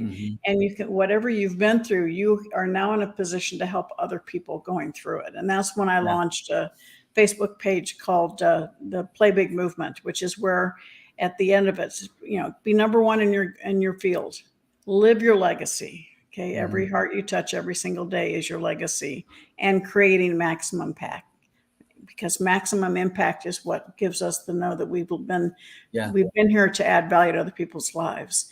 But we all have things that stop us in our tracks. And we can listen to people on the video and you say, oh, easy for her to say. We all have challenges in our life. And the issue is, are you allowing those challenges to keep you from living the life that God wants you to live? Or are you saying, okay, that's happened and I have to learn from it. I have to recover from it. But I can help other people now that are going through that as well. And I think it's really important. We all have our bumps and bruises. Yeah. And we've all got a contract with the guy upstairs. We don't know what's the future runway is going to be, but live the most in your life today and every day, and recognize that with every bump, there's an opportunity to soar. Okay. Well, here we go. Clear your mind of as many things as you possibly can. I know that's going to be really tough, but I'm going to ask you a question, and I just want to know the first thing that pops into your head. Okay, so you can't think about this for too long. We're going to have a little bit of fun here. I'm going to ask you a question about something very specific.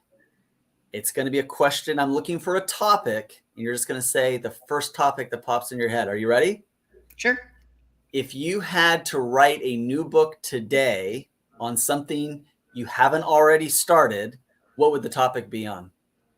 Relationships, and how to have a long and happy life. My husband and I just celebrated 42 years, and people keep asking me, how did you do it? So. Okay, boy, you nailed that one. I thought you were going to hum and haw. That came pretty easy then. All right. I like rich relationships. I have another book that's in process, but you said not in process. Another book called Grace, living life with grace. You heard it here first. Moses is trying to have his first relationship. That's right. That's right. Moses is trying to find a relationship, let alone keep one. Sure. Sorry. So with that being said, I know we're running short on time here with Sharon, and I'm going to bring back in Carissa, who's going to be helping us close out. But I have one question, because I think that this is very beneficial. It's a beneficial question to ask for the audience members. And a lot of the folks watching are entrepreneurs, solopreneurs. And it might sound like a very simple question, and it might even sound like a silly question. But I think that what you and I both know, Sharon, is that a lot of people don't even know what owning a business is, and haven't really learned the distinction of building a business. And especially folks that might be in various different service-based industries, whether it's teaching, facilitating, coaching. A lot of times what I've witnessed is that people are maybe salespeople, but they haven't really understood the idea of putting their time and energy into building a valuable business. And so the question I have for you, and again, it sounds silly, but it's serious for a lot of the folks watching, is what is a business, right? What is a business? And what's the distinction between a business and giving yourself a job, which is something we see a lot of folks do? Please share. No, it's not a silly question. It's a very important question. If you're familiar with the cash flow quadrant, the second book I wrote in the Rich Dad series, the left is employee, self-employed, on the right, business owner, investor. how we make money. And so on the left side is you exchanging time for money. And so many people are in the S quadrant, but they think they're business owners. And the question is, you really own a job, not a business. So I ask you, as if you believe you're a business owner, can you leave your business for 6 months, come back and have it stronger?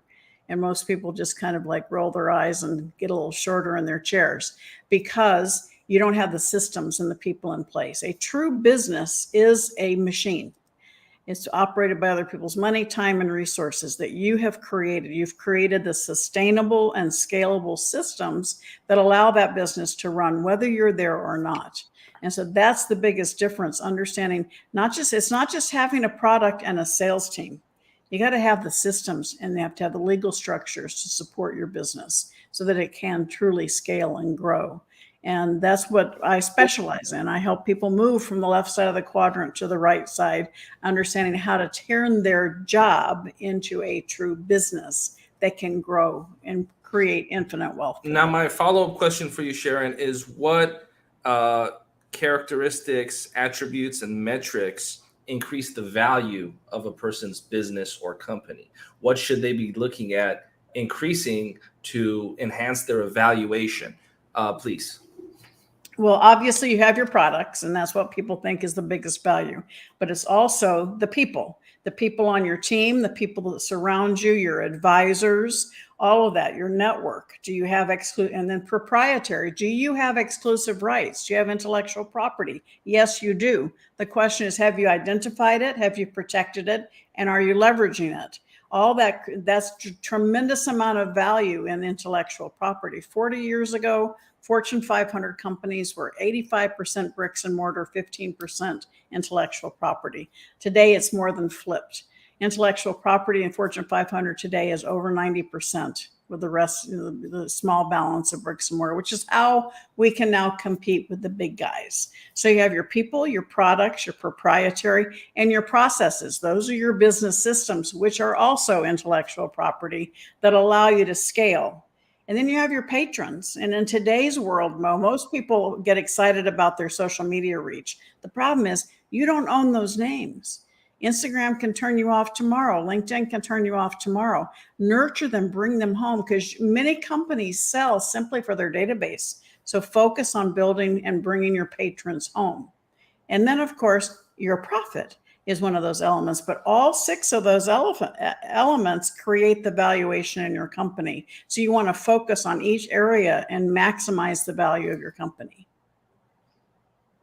Great answer. Thank you for that, Sharon. And Carissa, please close us out in the next few minutes. I know David's going to be returning as well shortly, but Carissa, I know that you've been eagerly waiting to spend some more time with Sharon. Yes, I have. Thank you. And I kind of want to stay on the same thread, but bring us back to the neuroscience mindset, psychological component of owning a business. So we've talked about the importance of systems and having the right people. If we're thinking about the brain and psychology and the science, what other aspects do you believe are important in creating and scaling a successful business that weren't already talked about? Well, I think exactly the brain and the mindset also is that of the people that work for you, the people that are around you, and your customers. And we hear a lot about funnels. Well, let's make sure. I don't like to use the term funnel. I talk customer journey, because these are your clients. They're the ones that bring you the bread and butter on a lifetime. So let's make sure you're nurturing them and supporting them throughout the process and showing gratitude. And so the mindset is not just your personal mindset. Are you creating the environment that helps other people have the mindset to support themselves and you as well? Are you creating an environment that is good for the mindset of your employees, for your customers? And so it's really important when you think about, people try to separate mindset from business, but you can't. They work hand in hand. And that's why everything I do, I talk about your mindset and your money action steps, because they have to go hand in hand and truly create that environment of abundance, create that environment of gratitude. And, we focus on the money, a lot of struggles. You focus on adding value and valuing those around you, the money will come. Mm-hmm. That's a great answer. Thank you for that. So along that same line, what are some mindset things that you still use today besides gratitude that support you in sort of elevating your energy and the emotion around your business? Because I've worked with a lot of entrepreneurs in the past who are like, they have the things, they have the product, they have the systems, but they have a poor money mindset. And so what are some practices that you still use and teach that can support entrepreneurs in expanding more of that as we start to wrap up here? Well, certainly, as I said, shared earlier in the show, some of that scarcity mindset happened when we were kids. And so the first step is to recognize it. And by recognizing it, you can actually start releasing it. When people get together and they're going to get married, I used to tell them, go have a money date. And over dinner, talk about your parents' philosophy on money. You're going to discover all kinds of things. You might actually start laughing together about it, but it opens your mind to issues that may come up in the marriage that you can address early on. And that's, we are who we are. We're the sum total of the experiences we had. And so you're bringing your background and your experiences, and your partner is bringing his or hers. And so let's start talking about what those experiences are so you can find that common ground and how you can support each other to work. Because now you're creating a single ground to be partners on. It's really important to have that focus and that goal that you can both tie into. But if one of you stays scarcity mindset, it creates problems. And so it's important to do that and think about, what can I do? So every single day, I'm constantly challenging myself, because I still get what I call my little worry storms, as I said earlier, where I'm worried about something. And I immediately recognize that I'm letting fear pierce my protective veil. And so I stop and I go, okay, what is it that I'm worried about? Am I worried about something that is negative? Then okay, stop. Let's focus on change the mindset to focus on what I do want to have. And it's magic, because all of a sudden you're focused on positive outcomes and you're attracting, and your whole demeanor changes because you're now in anticipation, not dread. And anticipation opens your mind. So for instance, when I say we can't afford it, you hear that as a kid, it closes your mind. You want to get under the covers and turn off the lights. It's negative.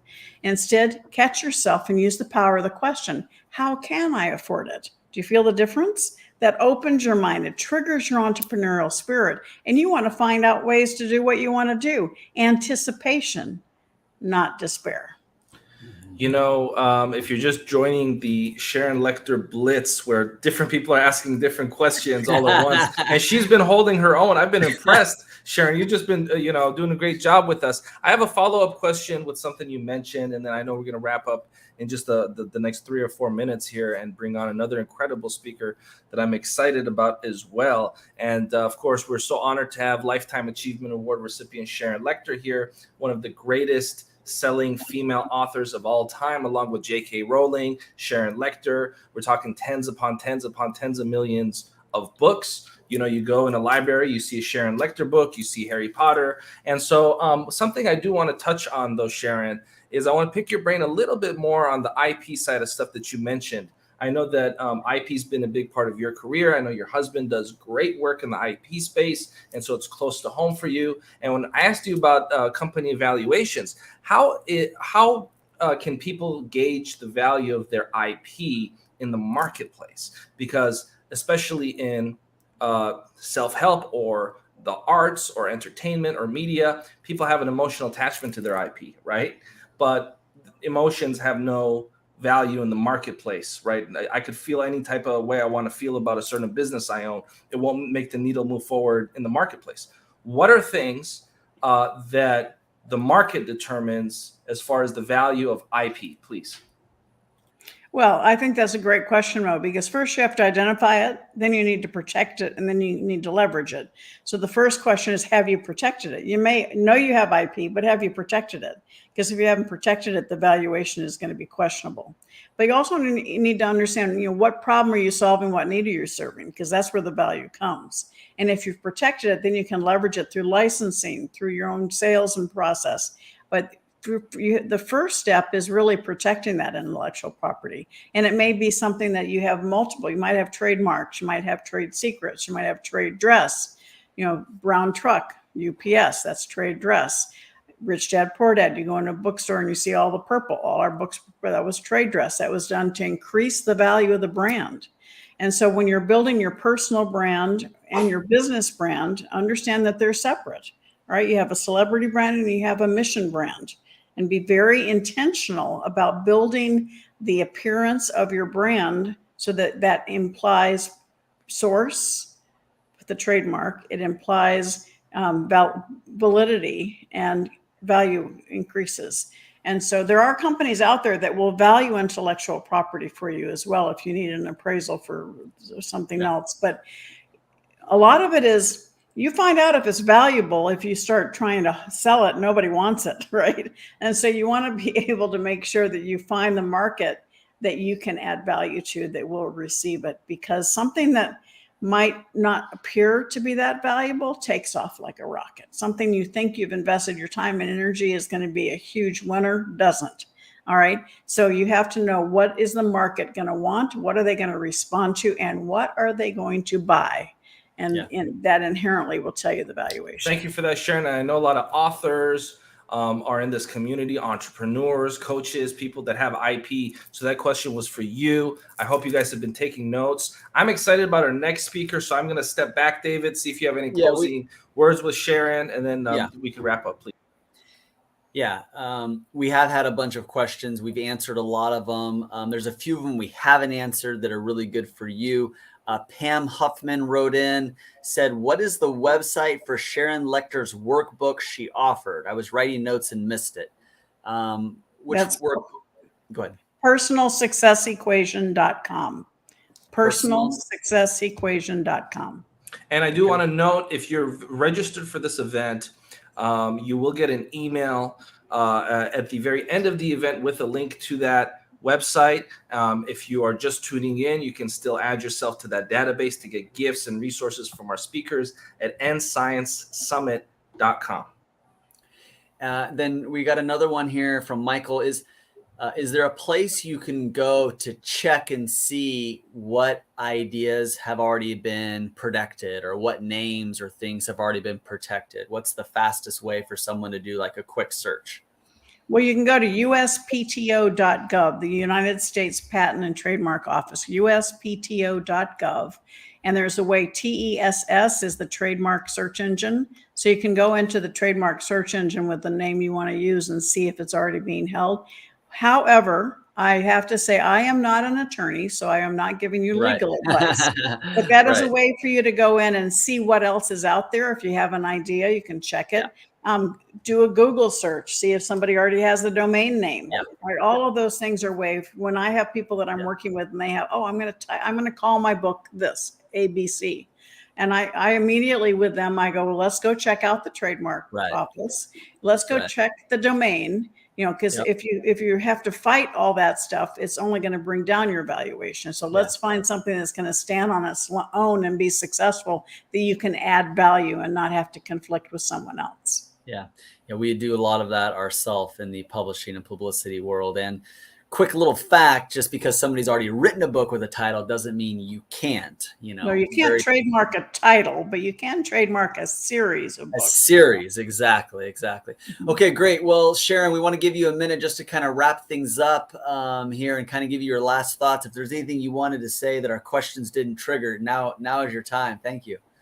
Well, thank you so much for everybody on this show. And thank you all. I want to thank you for being here with us for the last hour, and make sure you stay tuned for the other speakers, because this Los Angeles Tribune is curating the speakers and the topics to support you with the greatest value and the greatest impact. All right. And remember, you can control your thoughts, your words, and your actions. You're in the right place. And so allow this to get into your thoughts so that you can have the right actions in your life to really take control and be a master of your money, but also to be a master of your life, because we can make money, lose it, and make it back. We only have time once. When it's gone, it's gone. So make use of every minute, every day as a gift, and know that you were created to be uniquely you. And there's a pathway of success for you. And we're happy to be on this journey with you. Anything I can do to support you, reach out, because I want the next chapter of your life to be the very best.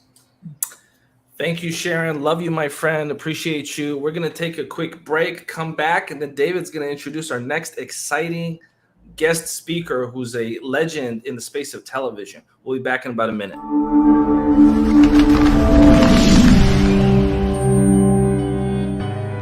Welcome to the Los Angeles Tribune page. Here you will find original news programming, exclusive digital events, and shows that are directly from the community. At the Los Angeles Tribune, we believe in giving a voice to the voiceless. We are proud to be the only national brand to empower everyday people to make a difference. Since 1886, our reputation has been built on truth and responsibility. Thank you for watching and making a difference. For general inquiries, contact today. Thank you on behalf of the Los Angeles Tribune team.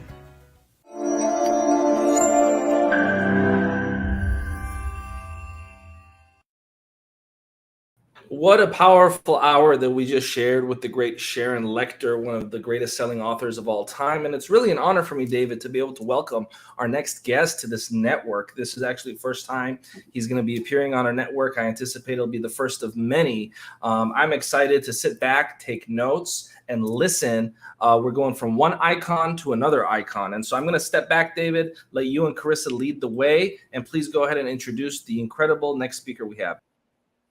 Will do. Mr. Bob Circosta. Yeah, this is going to be a fun one. With over 40 years, Bob has made over 75,000 separate product presentations and has sold over 6 billion, that's billion with the B, dollars in merchandise. He has all kinds of breakthrough strategies, formulas for television, being on camera. Matter of fact, he's been featured on some pretty big cameras, including NBC's Dateline, ABC's Good Morning America, The Today Show, 2020, USA Today, Wall Street Journal, and the list goes on and on and on. One of the things I was most impressed with is some of the testimonials that Bob Circosta has, like Ed McMahon, right? Talk about a household name. Like if, you know, Ed McMahon's literally telling Bob, thank you, Bob, for all of your help. How cool is that? Not to just work with a legend, but to have a legend like Ed McMahon. But the list goes on and on. We're going to bring Bob up in here now. Bob, to this day, is still on things like QVC, Home Shopping Network. And a big part of what Bob's doing isn't just pitching these products and help crafting that message, but really picking the winners, right? You kind of have to look at a business, look at a product and go, okay, how well will this do? Like we just kind of came from Sharon Lechter and kind of talking about intellectual property and the smart way to go about things and how to leverage and make money and build wealth. Well, Bob has a track record of picking those winners. As a matter of fact, if I had to get a lot of ideas pitched at me, you know, Bob's probably a guy I would bring in and be like, okay, I've whittled it down to maybe 10 or 20 here. What do you think, Bob? So, Bob, thank you for joining us today. I know this is nothing new for you being on camera with all these people viewing and watching. But how are you doing out there in sunny Florida? I'm doing great, David and Carissa. Great to be with you guys. And Mo, I don't know what happened to Mo, but tell Mo I said hi. Yeah. So me and the Los Angeles Tribune, there's big things coming TV network wise, Tribune Plus wise. There will be some flagship TV shows. We're in tough, borderline hostile communications and negotiations with the Tribune and Bob Circosta and their agents. Of course, that's us, and we're just joking. But how are those negotiations? How are those negotiations going, Bob? Are we close to inking a deal here yet? We're there. We're minutes away. Trust me, minutes away. You see what I did for all you people watching at home? I waited until I had Bob like in front of everybody, and then I asked the really big and tough questions. That's just PR and agency 101 right there. Bob, you're still on TV to this day. You're getting ready to come into a very big time, the holiday season. Tell me what the last couple products you were just on live TV about on the Home Shopping Network, and what can you tell us about, and this is just to kind of give people a sample of your world. We're going to talk about much bigger things, but what are maybe a couple things that you just did on TV, Home Shopping Network, QVC, and maybe what's some things coming up in the holiday season that you're going to be talking about and pitching? Well, as a matter of fact, I was just on day before yesterday and had one of the hottest items out there right now. We've all heard about compression when it comes to socks. Compression socks are terrific. If you have tired and achy legs and sore feet, compression is wonderful. However, there's one company that has done something with socks that no other company has ever done. Their name is True Energy, by the way, and they have come up with a way to combine with compression the pain relieving benefits of infrared technology. So they have these nano. You can already tell he's in pitch mode, folks. He's already in pitch mode. You could be taking sales right now. Now, Getting on my credit card. Anyhow, so I got to tell you about these socks because they're so different than anything else. And they have these nanoparticles. Bob, really quick, we're getting a lot of feedback. We're getting some static. I don't know if it's your mic or your volume. I don't know if there's. I don't even have a mic on. I mean, that's really weird. The system. I don't know. I'm Yeah. sorry. Yeah, that's okay. Maybe see if you stand a little bit closer, maybe to the computer, or the microphone, or wherever the microphone's coming out from. Maybe a little bit. I don't know. I don't know. Is that any better? Still a little bit of feedback. We'll bear through. It's not too bad. Okay. But wait, there's more. Go ahead, Bob. Exactly. And now you know why I don't sell computers or technical products on the air. I have no idea how to correct this feedback, but I'm so sorry. But anyhow, these socks, I've got to tell you about these socks because the nanoparticles of the pain relieving infrared. The nanoparticles. Are actually woven. They're woven into the fabric of the sock. So now you get compression and you get the pain relief of infrared. I mean, they're unlike anything else. In fact, we sold out in about, I don't know, maybe 6 minutes, 7 minutes. It's what I call velocity selling. But we sold out so quickly just the other day. So we're waiting for more to come in. But that was just day before yesterday. I was on the air. I'm on the air about 3 to 4 days every week with a lot of different products. And like you said, this is the season, gift giving season and all of that. So we have lots of products that are very, very popular on the air. Is the feedback still bad? Yeah, there's still some feedback there. We're going to try to suppress that a little bit if we can. Yeah, I've never had a problem doing this like this. Yeah, we haven't had any problems yet either. There's a little bit there, but it's almost like a static or feedback. But everybody's with you. They're still listening. I'm going to start to tie this in. Maybe it's the nanoparticles of the infrared. Yeah, it might be the nanoparticles. I don't know if you're wearing those socks now, but those socks might be causing the feedback. Yeah, Rabkin, he's just said the same thing. But no, getting into kind of the neuroscience of all this, Bob, the reason why we wanted to have you come on here is because we're talking formulas, right? We're talking about what's happening in the brain. I think through 4 decades of helping people take action, kind of knowing a little bit about buyer psychology, what do people need to hear? What do people need to feel? Kind of deciding these messages. I would love for you to share maybe some of the formulas that you guys use, and when you guys are thinking about pitching products and services, when it comes to the brain, when it comes to colors, when it comes to words, when it comes to light and sound, and when it comes to all these things, what can you just demystify for us, or what can you share with us about kind of the science of selling on TV, if you will? Right. Well, selling is selling, whether you're doing it on TV or whether you're doing it face to face or on the telephone or the written word. Selling is selling. And I think, first of all, so many people get hung up on the word sell. A lot of people hear that word sell and they immediately think of, if I have to sell something, that means I have to get the other person to do something that they don't want to do. And that is so far removed from the the true definition of successful selling. And you know, successful selling starts not with something that you say or something that you do. Successful selling, if you think about it, really starts with up here, with the brain, with how you think and how you think about selling. And so I think you have to understand that when you're selling something, and I always tell people, because I remember back many, many years ago at the beginning of the TV shopping industry, I was on the air 8, 9 straight hours every single day, 6 days a week, 7 days a week. And there was a high burnout.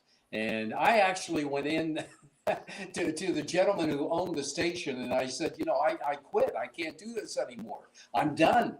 And he said, what do you mean you're done? Why are you quitting? And I said, I have no interest in selling. I really don't want to sell. And he said something to me that I've never forgotten.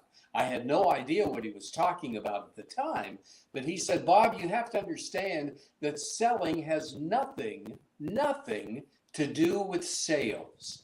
And I said, what do you mean selling has nothing to do with sales? And then he said something that truly changed my professional life in an instant. He said, Bob, if you only remember one thing, remember this, that when you are selling something, you're doing something to somebody. But he said, when you're helping someone, you're doing something for somebody. And as soon as he said that, and this thing that, you know, I called selling, when I started not to think about it from a selling perspective, but from a helping perspective, it changed everything for me. Because I think we all love to help each other. And so it changed the whole dynamic. It changed the whole approach. It changed the whole way of thinking. So I think the first thing that people have to understand is don't sell anything. Don't sell. Find out how what you have can truly, honestly, no gimmick here, can honestly, with integrity, help the other person.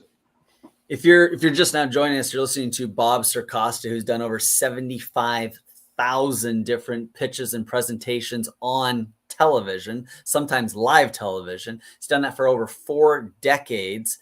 That's quite a long time for places like Home Shopping Network, QVC. Good friends with Kevin Harrington of one of the original sharks of Shark Tank, who wrote the foreword for one of my books, actually. Also Forbes Riley, some other people that will be here on this. We're going to go to a commercial break here. When we come back, we're going to have Bob go a little bit more into not just the inspiring action everybody with people, but really the camera, right? So much, all of us, we're on camera right now. Everybody kind of needs to have a relationship with the camera. Bob knows the camera well. So Bob, we're going to have you just do a quick reboot. We'll see if that does anything, but we're also going to go to a commercial break. So while we're on commercial, we'll just have you reboot your system. Maybe that'll help with sound, but we'll see you guys back here in just a minute.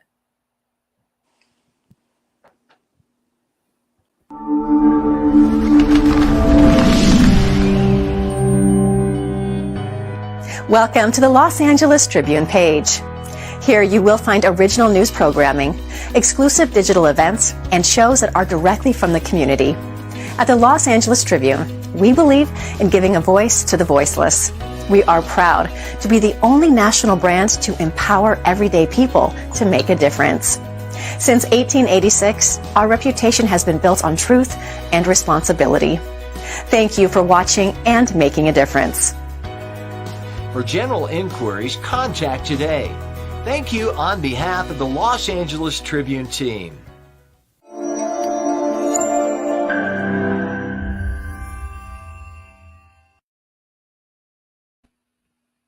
All right, we're back. Chris, I made you nice and big there. Yes. I heard that your ego is not your amigo. I think it was Joel Bauer that said that. But just in case you had an ego, I thought I would just let you really feel it there for a second. Let's show it. Let's expand it. Yeah. Let's let everyone. Yeah.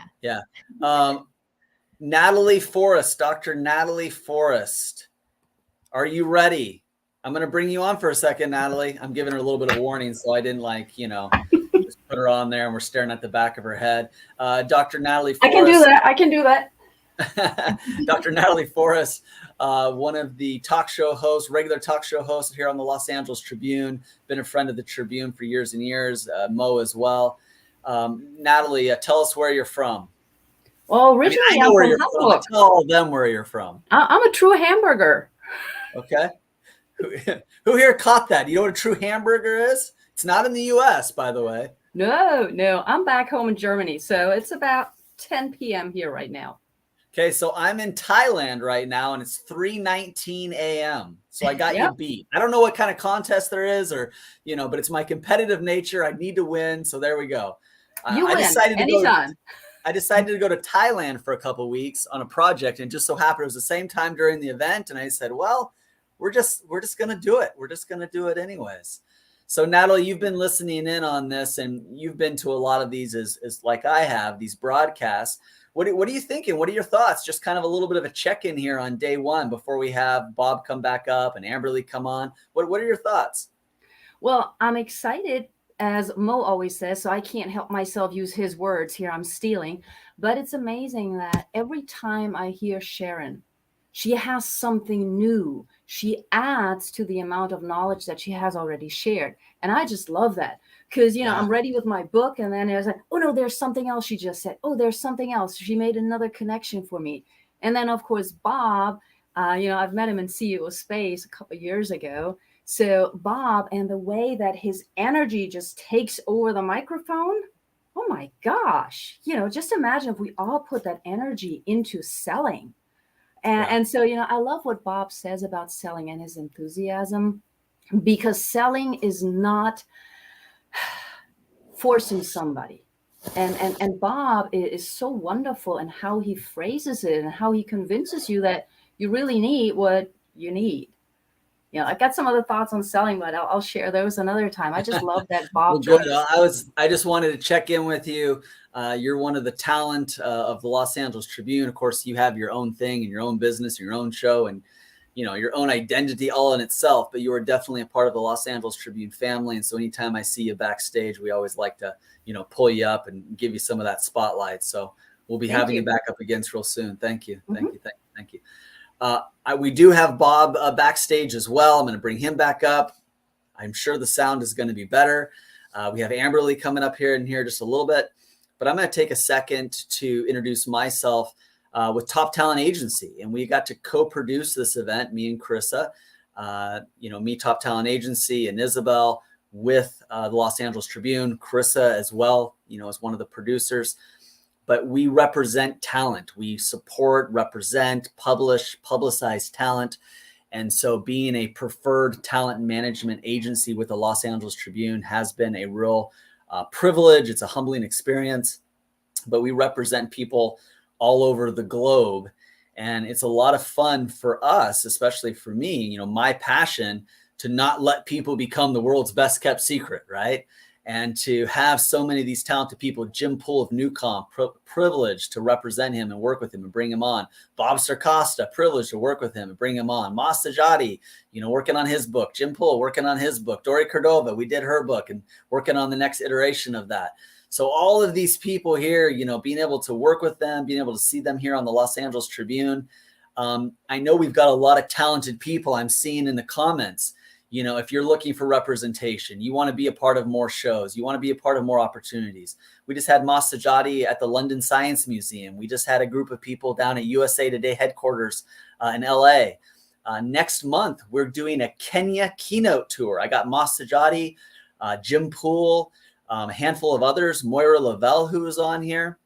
We're going to Kenya. We're speaking at 3 different universities, and the Los Angeles Tribune is going to help cover some of that. So if you want to get out and speak more, you want to coordinate and work with and align yourself with more media opportunities, reach out to us, Top Talent Agency, toptagency.com, and look for us, David T. Fagan, my website, davidtfagan.com. And I'm taking advantage of this a little bit here. Imagine that, taking advantage of the microphone. Mo took he kind of walked away a little bit on breaks. I thought, Mo's gone. I'm just going to take the opportunity and run with it here. Carissa, thank you for all your help in producing this event. I know you have a team. I have a team. We want to thank all of those team members here after the commercial break. Julia, Ava, Jessica, Michael. I mean, all these people doing websites and copy. You guys put on events. A lot of you guys here put on events. There's a lot that goes into this, right? Email campaigns and text broadcasts. There's the printed edition of the Los Angeles Tribune magazine, publications. I mean, there's just so many things that are, all the speaker calls and lineup and agendas. It's not easy to get someone like Amberly on here. It's not easy to get someone like Bob Circosta on here, right? What's your shameful plug? Notice I didn't say shameless plug. What's your shameful plug there, Carissa? No, I'm truly just excited to be here. I don't have a plug at the moment other than just I can help you with that. Carissa, I can help you with that. Bob can help you with that. Let's get Bob back up here. Bob, we need to get Carissa. Yeah, we need to get her something here. Is how do you get her dropping names and referencing media and working in that book title? We got you, Carissa. We got you. David, you're going to be helping me with my book, and then I'll be working with Bob to help me sell it. Okay, there we go. I love it. There we go. That does sound better a little bit. So far better? so good, Bob. Oh, good. Because I found the socks. Okay. I wanted to bring them on. These are the socks. If you need to order them, give me a call. No, I'm just kidding. Is that how you got? That how you got on here? Is that how you got the Home Shopping Network to let you go for a few hours? You say, "Look, I promise while I'm on there, I'll sell a few socks." No, but that's not a bad idea. Not a bad idea. So you can hear me better now? Yeah, not quite so much static. So we'll jump right back into this. Bob Circosta, over 40 years with the Home Shopping Network, QVC. Yeah, go ahead. I was just going to thank Natalie for those very kind words. I heard what she was saying, and I appreciate that very, very much. I'm sorry. Go right ahead. Your reach is international, Bob. Your reach is I guess you probably knew that, but your reach is actually international. So, you're known all over. Here's what everybody wants to know. Who came up with the line that is now a part of pop culture? But wait, there's more. Who came up with that? Do we know? I don't know. Many, many years ago, I would have to guess that maybe Ron Popeil or somebody like that, the late, great Ron Popeil, he may have come up with that when he was doing the infomercials or early on, or somebody in As Seen on TV. And by the way, As Seen on TV is not copyrighted. I mean, anybody can put that logo up there as long as they've been seen on TV. They can put that up there. But I don't know. That's a great question. I'm going to put the team on that, and we're going to find out the answer to that. But we need answers. We've never sold socks on the Los Angeles Tribune Television Network until today. There's a first for everything. I've been real excited to sit back and listen and learn. And Bob cannot hear me. Can you guys hear me? I can hear you. Yeah, I can hear you.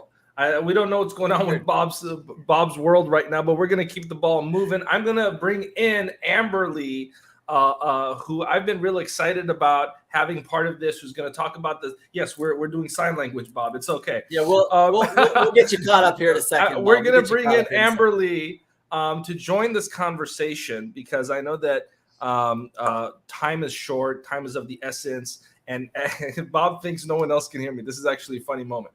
But I'm really excited to have Amberly part of this. She's been a part of our previous programs. And to Bob's point about As Seen on TV, I remember talking to Kevin Harrington about that. Very interesting history there, but we're going to talk about that later on moving forward. For now, I want to bring in Amberly because very few people, hello, Amberly, welcome. Very few people, David and Chris, understand the science of grit, the science of dealing with difficulties, challenges, obstacles, and overcoming them as much as Amberly does. I think that she's one of the world's foremost authorities on that specific subject matter. And given the climate and turbulence of the world today, I think it's very important for us to take a moment and reflect on the science of grit. And so with that being said, I'm going to step back, let Carissa and David take it from here. Wow, Amberly, thank you so much for being here. I'm so excited that I get to see you again and spend some time with you. I know we had a great conversation in the last event, the Can You Really Think and Grow Rich World Tour. And just to kind of kick us off, I'd love for you to share a little bit about your story, your background, because it speaks so much to the power of the mind. So if you can, give us a little context into the grit and the grace that you've now come to be known for, the journey that it's kind of taken you to get here. Well, thank you. You guys are so much fun. I have enjoyed this day so much. I think I need some new socks also, by the way. And, speaking of grit, y'all, I am so grateful to be here with you right now. The gardeners cut my internet line, my fiber optic line, right before I was going to be on. So thank goodness my dad has internet. So I'm at my dad's office, and you know what? Where there's a will, there's a way. So I'm happy to connect with you. And yes, I think probably the hardest moment of my life, and we've all been going through so many challenges, was 12 years ago. I was in a horrific motorcycle accident. And when I woke up out of a coma, they said I had a 1% chance of saving my leg from amputation.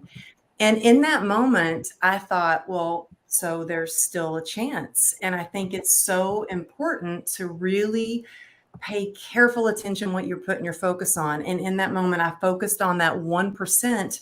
And that was really my glimmer of hope that got me through 34 surgeries, months in the hospital. And then the pain just was not getting better. In fact, it was getting worse. So my leg was crushed. They were able to put it back together piece by piece. And I kept thinking, why is the pain getting worse? So I went into the doctor and he said, you've got something very serious. And I said, well, yeah, I got hit by an SUV. And he said, no. He examined me and he said, you have complex regional pain syndrome. Your life is never going to be the same. You're going to be permanently disabled. You need to go home and get back in your wheelchair. And I said, okay, for how long? And he said, forever. He said, you don't understand. There's no cure for this. And so a lot of what's been shared today is about the power of intuition and the mind and, how we think and the human spirit. And in that moment, I felt like I was kicked in the gut. And I cried all the way home, but I didn't go back home and get in my wheelchair. Instead, I went straight to physical therapy. And I told the physical therapist, I'm going to have to work harder than I've ever worked before if I want to have the life that I've always imagined. And so what I really want to share is that it's so much about our mindset and what we think. You see, I had a different vision for my life. I wanted to be able to chase after my kids. I wanted to get into fitness again and do the things that brought me joy. And so I held on to that vision and I kept the faith.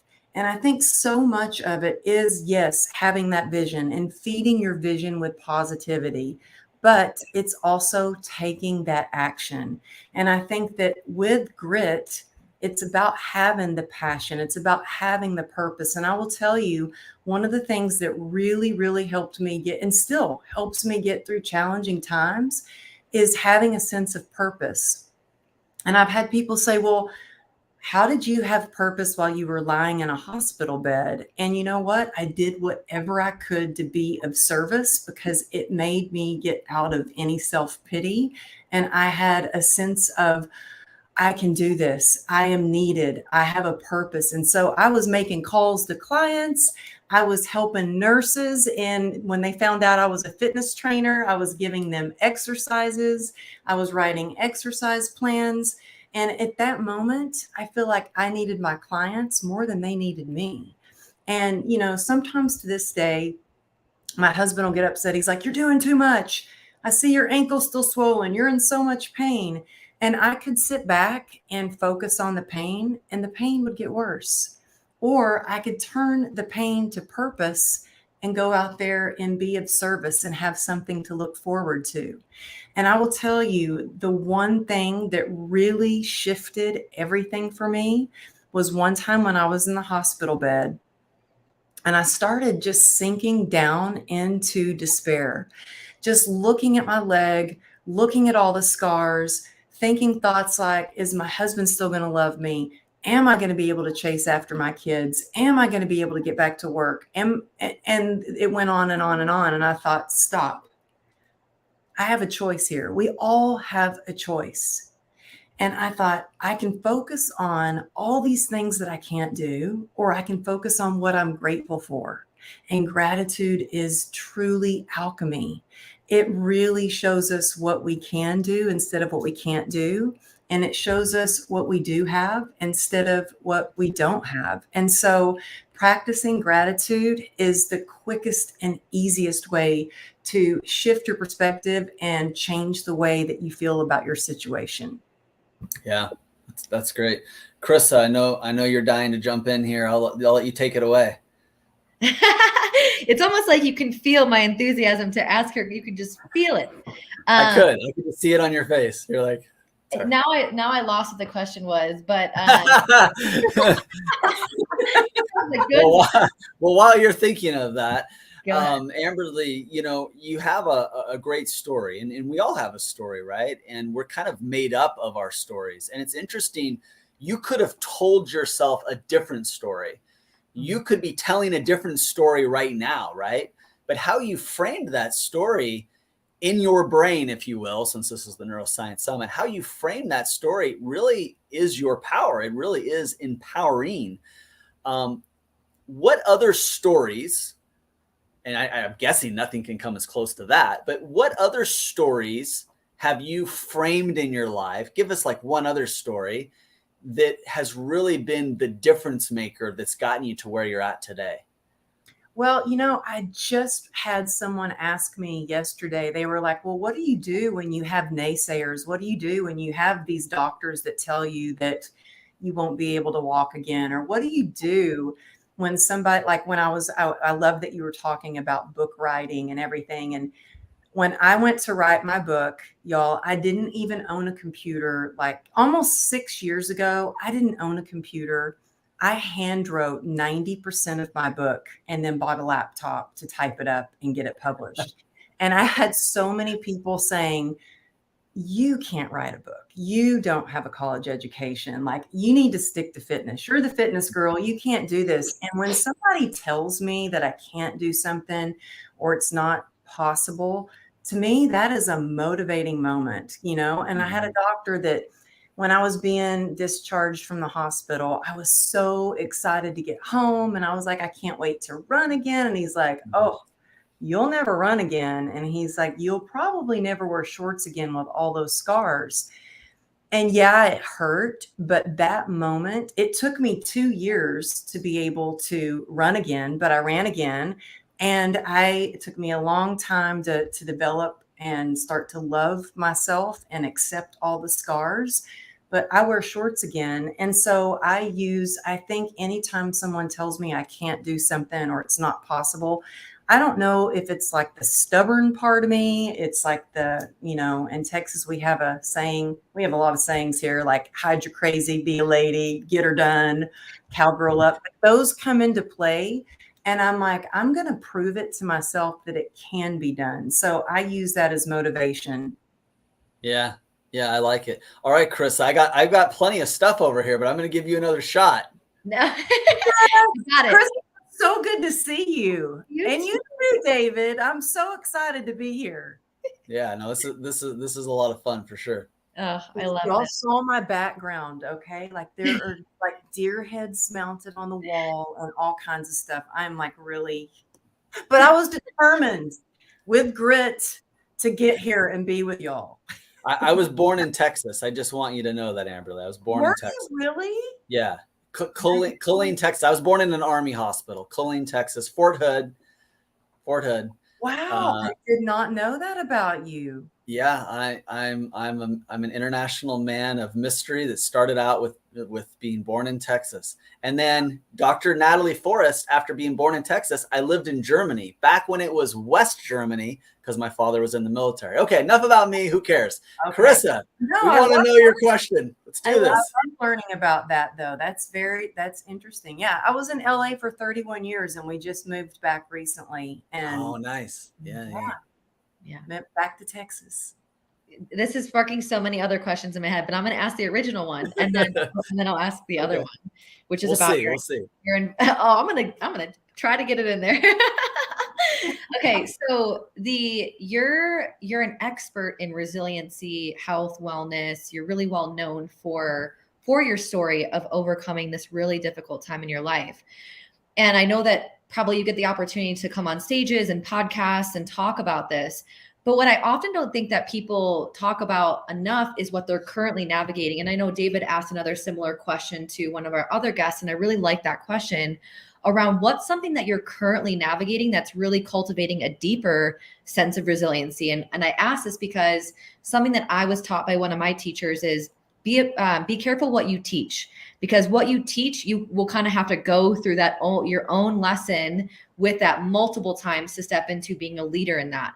So what is something that you're navigating right now that's really showing you how much more powerful you are than you thought you even were before? Well, that is such a great question. And you know what I think a lot of people don't realize is, I was being interviewed yesterday by my friend Anthony Trucks for his podcast. And he said, "Oh, wait a minute. You mean you still have pain?" And I'm like, "Yeah, I actually have pain every day. That this nerve disease that I have is, I'm not in remission. I have just learned how to manage it, and pretty well. Some days it's not great, but I still can build upon the joy despite living with the pain." But I will tell you, one of the hardest things that I was currently navigating, and y'all are going to laugh this, but when we moved here, we had no internet. I mean, it was crazy. The internet would drop, and we moved here because I work online and, travel, and couldn't get internet. And it was very frustrating. And my husband was like, we moved here because of the school district. And I was like, "Honey, internet trumps the school district because I need to be able to work. I need internet, And so I had a full on meltdown. And my husband walked in and saw me, and he was like, "Wow, we have been through some serious stuff together, and I have never seen you like this." And I learned sometimes I learned the lesson of acceptance and surrender and letting go. And it was like, whew, and focusing on what you can control. And that's why today, when the gardeners cut the fiber optic line, I already learned that lesson from before. And it's like, okay, I don't have to get stressed out and worried about this. I can focus on the solution. And I think that, yeah, it's okay to be upset about something, but when we focus on the solution, then we can take the next best steps to be resilient, to take action, to do the right thing, and I don't think we're not always in control of our circumstances, for sure. But we can control how we think, how we behave, how we react to a situation. And so I think that I'm constantly learning with technology, especially since I just, it's been about 6 years since I've had a computer. So it's all pretty new to me. I mean, it's amazing that I actually have a podcast, when just, 6 years ago, I'm like, how do you send an email with a picture attached to it? Because I didn't know any of that stuff, because my whole life I lived on the dance floor as a professional dancer, or the gym floor as a fitness trainer. And so it was all new to me. So I just share that to anybody who is watching and they want to reinvent themselves, or they're thinking about doing something new and they're thinking, "Oh, I'm too old," or "I can't do it." If I can do it, believe me, you can do anything. Yeah. All right, Krista, here's your big chance.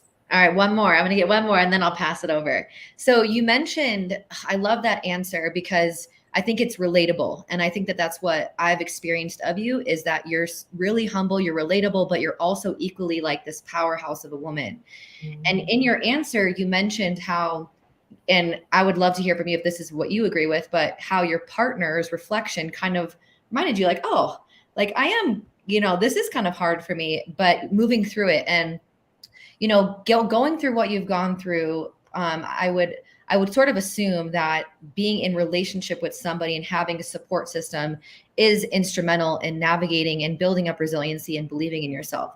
So I know we haven't talked a ton yet about the science of relationships and things like that, but I'd love to hear from you. What has the power of your relationship meant to you in overcoming and being resilient in the things that you've navigated?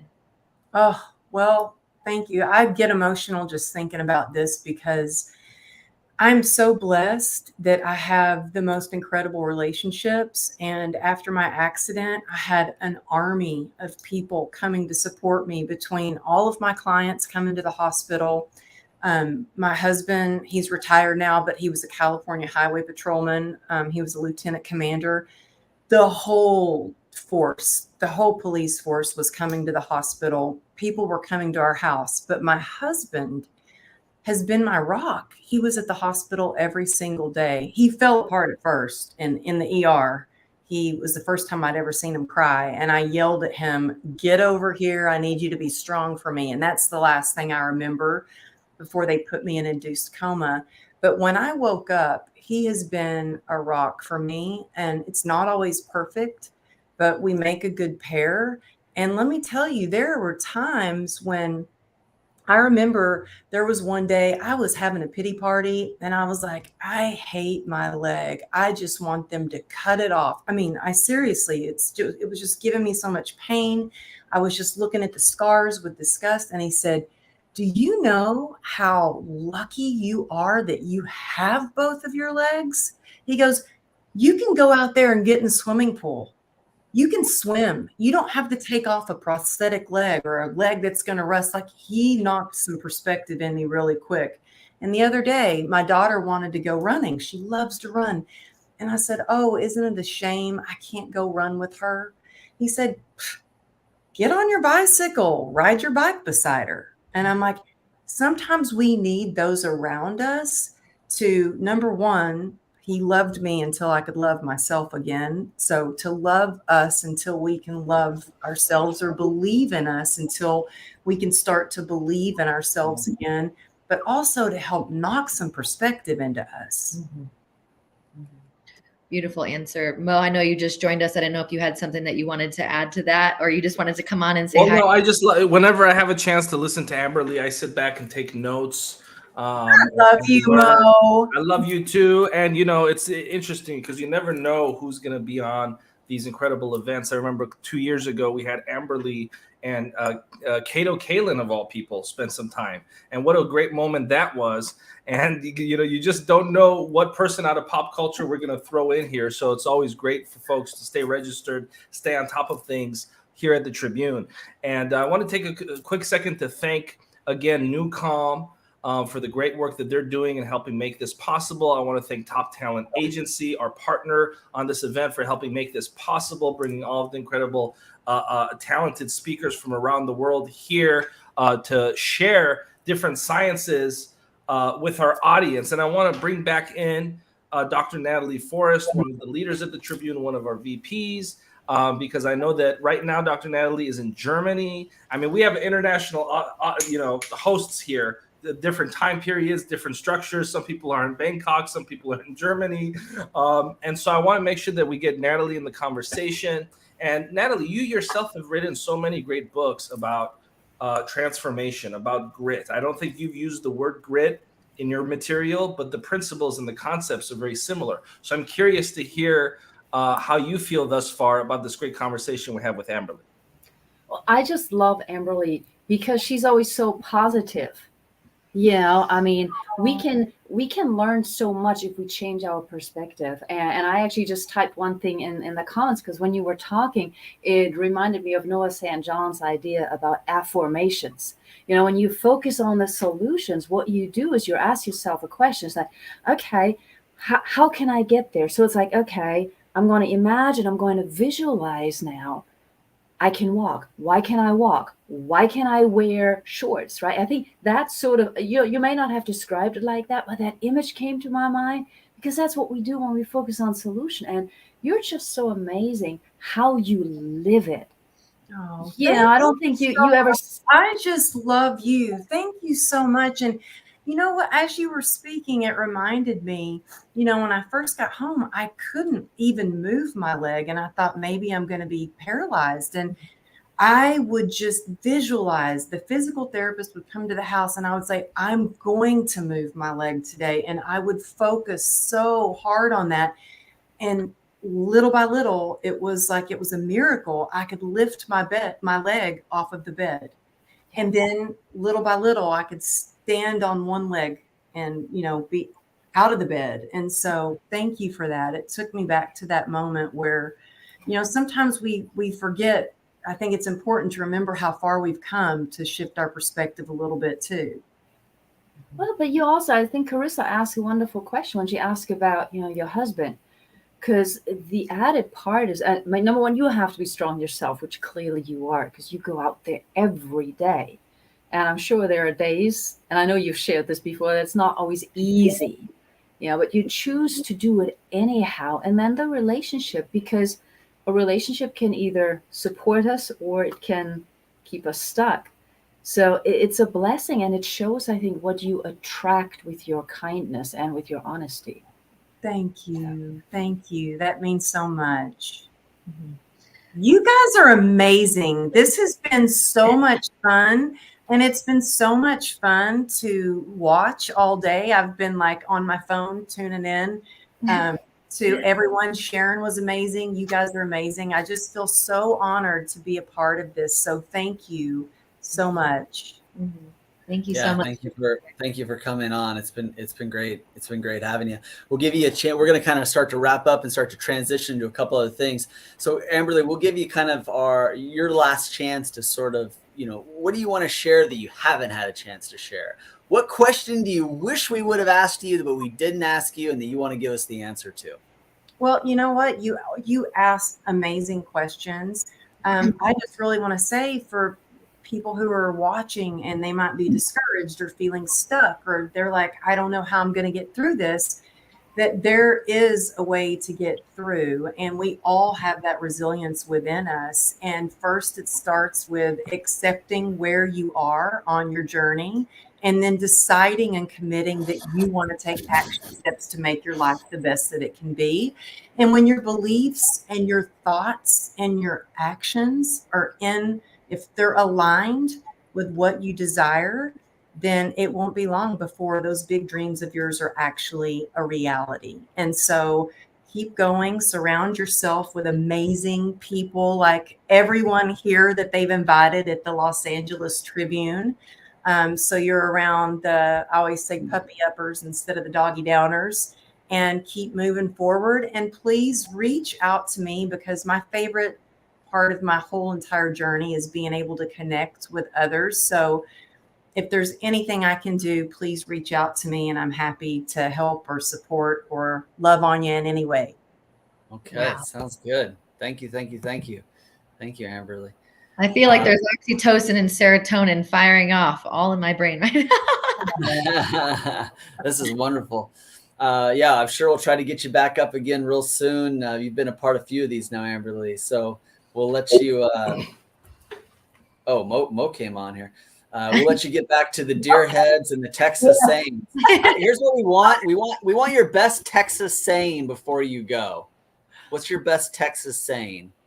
Well, you know what? Growing up, it was always cowgirl up and, hide your crazy and be a lady. And I always refused to hide my crazy. It always came out. And so I was always a little bit different. Maybe that's why I moved to California. But now here I am back in Texas. And it's a good thing that I didn't lose my accent, because it doesn't seem like Texans want Californians here very much, to be honest with you. So I got those plates on my car switched over real quick. Yeah, been there. They don't mind having Californians there as long as they don't vote. I think that's what I heard. Right, that's what I heard through the grapevine. But with that being said, Amberly, I love you. Thank you for making this happen. I know you have a very busy few days, and so we appreciate you finding a way to make this possible. You've contributed so much to this event, and we're going to take a quick break before we come back with our next speaker. Thank you so much to the great Amberly.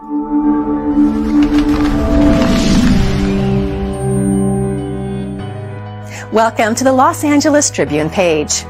Here you will find original news programming, exclusive digital events, and shows that are directly from the community. At the Los Angeles Tribune, we believe in giving a voice to the voiceless. We are proud to be the only national brand to empower everyday people to make a difference. Since 1886, our reputation has been built on truth and responsibility. Thank you for watching and making a difference. For general inquiries, contact today. Thank you on behalf of the Los Angeles Tribune team.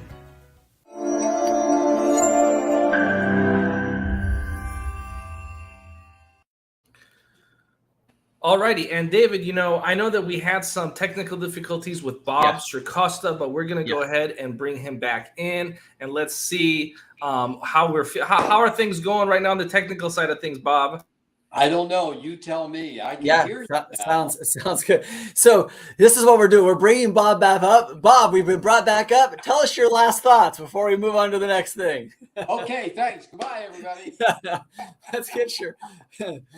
Where were we? Well, no, we were talking a lot about buyer psychology, some of the formulas, for success. You have a track record of, seeing a lot of businesses and just kind of knowing what's going to work, what's not going to work, but also being on camera. And when you're dealing with camera and you're dealing with people, there's some formulas, that you use. And so I'd love for you just to kind of share, what are some of your formulas for success? Like, let's say you can't get on the Home Shopping Network and someone from our audience gets chosen. Like, we got to replace you, Bob. Like, real quick, what would you tell us to do? Like, David Fagan now has to stand in for Bob. Real quick, Bob, just give me a couple pointers. What's the formula? Go. Okay, let me go back, because that's a great question. That really is. Okay, well, we only have about 5 minutes, so you go. Okay, I mean, because of the pandemic, everything has changed, because we're all on camera now. I mean, if you have one of these, you are carrying your own home shopping channel in your pocket. And so if you're wondering, how can a guy who sells products on TV, how can he help me increase the sales of my book or increase the sales of myself out there, getting known and everything? And we learned in the early days, the key, David, the key is the message. You have to master your message, because we learned that if we had the right message and we delivered it correctly, we got the response we wanted. And no matter what business you're in, no matter what service you offer, no matter what you have out there, isn't that what you're after too? You're after to get that response. And so the key is in the message, and you've got to be able to communicate it effectively. But to answer your question, what I would tell you right before you went out on the air, I would say, no one needs what you have. No one. Their lives are going to go on if they don't take what you have.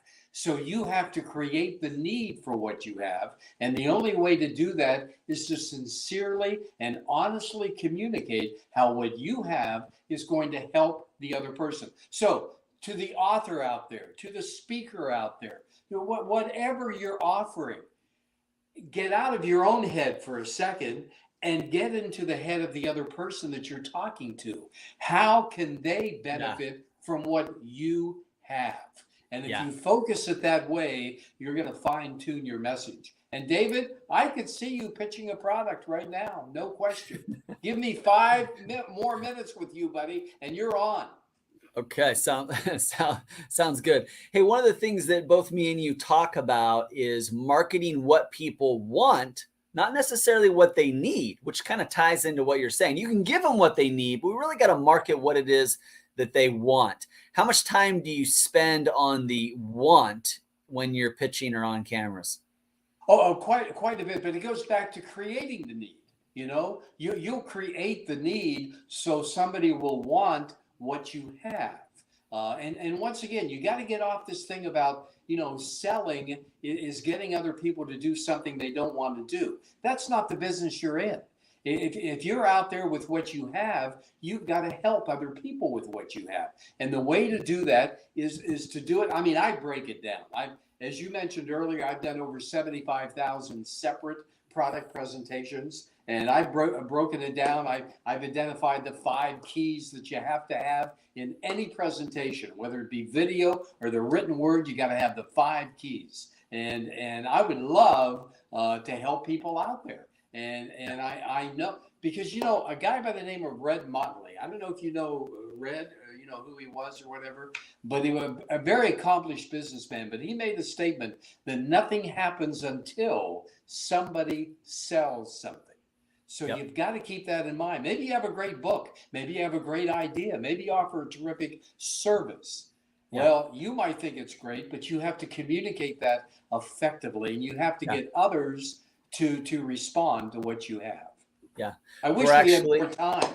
So sorry Yeah, for all the technical. It's mess okay. up. We're actually Sorry working about on Bob Circosta's book right now. It's already been released, but it was time to update it, make the second edition of it, kind of dust it off and improve it. So we're honored to be publishing and publicizing Bob.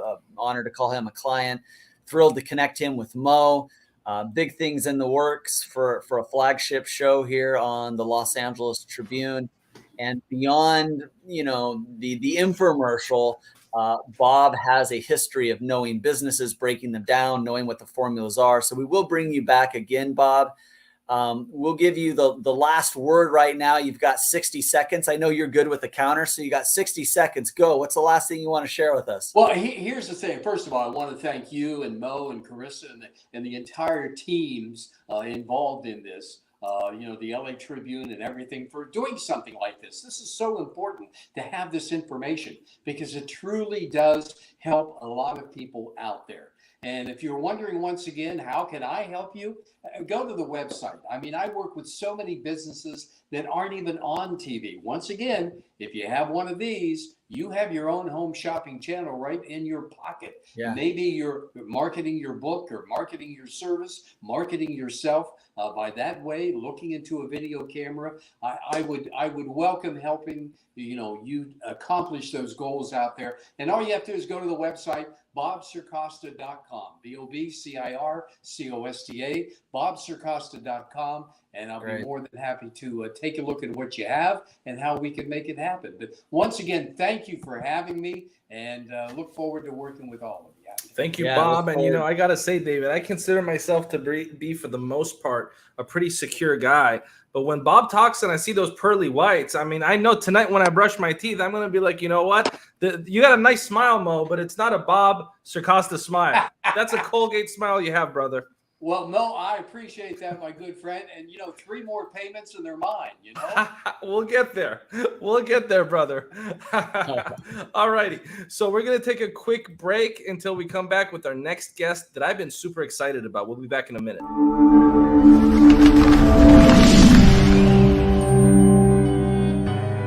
Welcome to the Los Angeles Tribune page. Here you will find original news programming, exclusive digital events, and shows that are directly from the community. At the Los Angeles Tribune, we believe in giving a voice to the voiceless. We are proud to be the only national brand to empower everyday people to make a difference. Since 1886, our reputation has been built on truth and responsibility. Thank you for watching and making a difference. For general inquiries, contact today. Thank you on behalf of the Los Angeles Tribune team.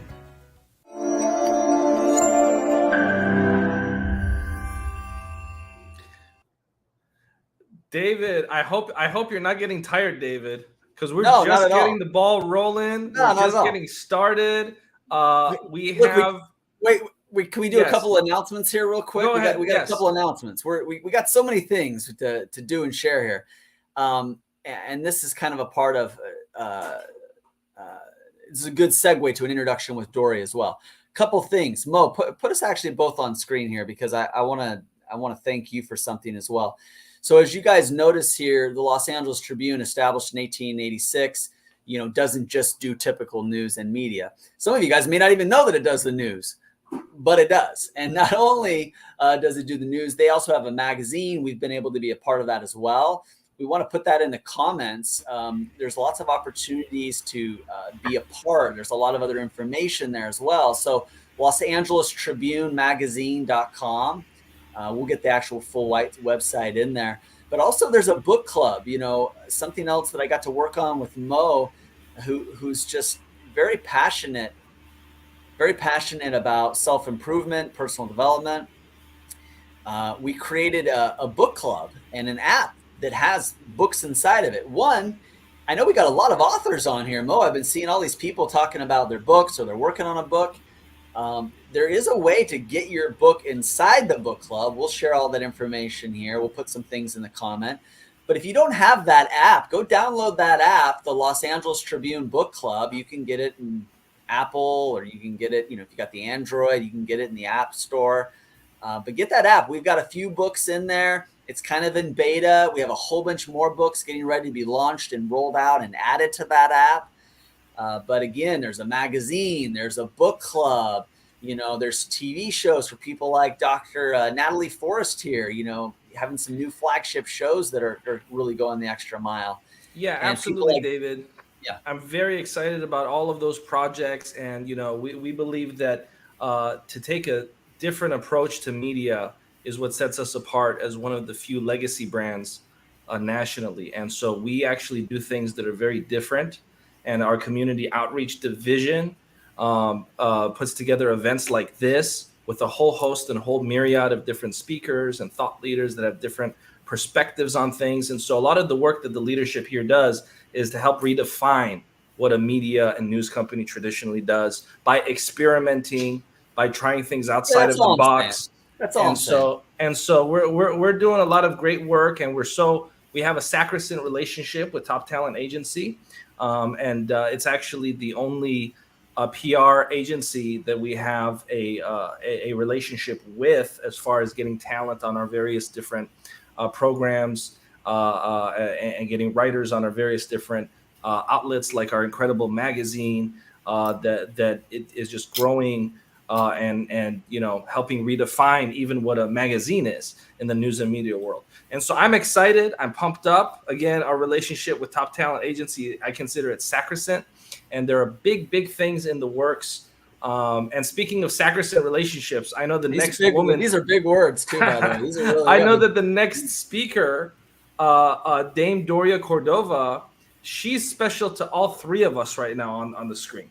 All three of us have a special, intimate relationship. When I say intimate, I mean intellectually intimate relationship with Dame Doria Cordova.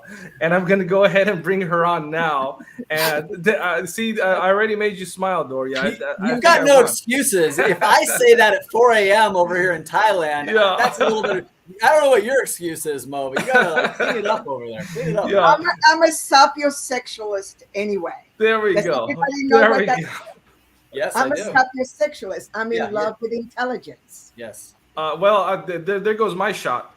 So I'm going to step back, Dame Doria, and have Dr. Natalie, David. I know Carissa is going to join in a few minutes, lead the conversation. But, this community doesn't need much of an introduction to you. I know earlier we had Sharon Lechter, who I gave a lot of credit for birthing the Rich Dad, Poor Dad movement. In my personal opinion, I'm only speaking for myself. I think that the two people that deserve the most credit are Doria Cordova and Sharon Lechter. Again, I'm only speaking for myself. I'm not speaking on behalf. The opinions expressed are only my own here. And with that being said, the first question to kick it off, Doria, and I'm going to step back and let David and Natalie run it, is there a science to wealth creation? Please, Dame Doria Cordova. Absolutely.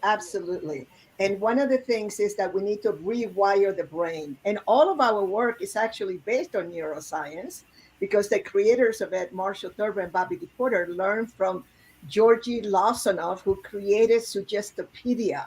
He's the one that literally created the super learning technology that became really famous for learning languages really fast in the 70s. And it was applied to experiential games for people to clear blocks and to also understand themselves as they're creating money, creating wealth, and building organizations the way that our beautiful Sharon was talking about. Yeah, that's amazing. And it's exactly the key connection that we want to make here. And that is what's happening in the brain. Sometimes we say mind, we kind of want to focus a little more on the science.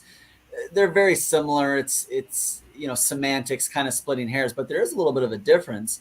And one of the things that you do in a lot of your workshops and things like that is you gamify things. And I believe you gamify it because that's what helps the brain learn it and retain information. But why don't you speak to some of the ways that you've gamified things in your different events to kind of play into the way the brain works? Thank you so much. So actually, I inherited the work from Marshall Thurber and Bobby DePorter. Marshall Thurber is a total off-the-chart genius.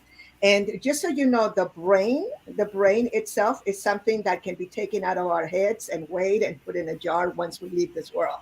The mind is that aspect that actually holds on to the thoughts and to what has been learned and it makes the connections. So the brain is the physical, the mind is what makes the connections. Perfect. So, Perfect.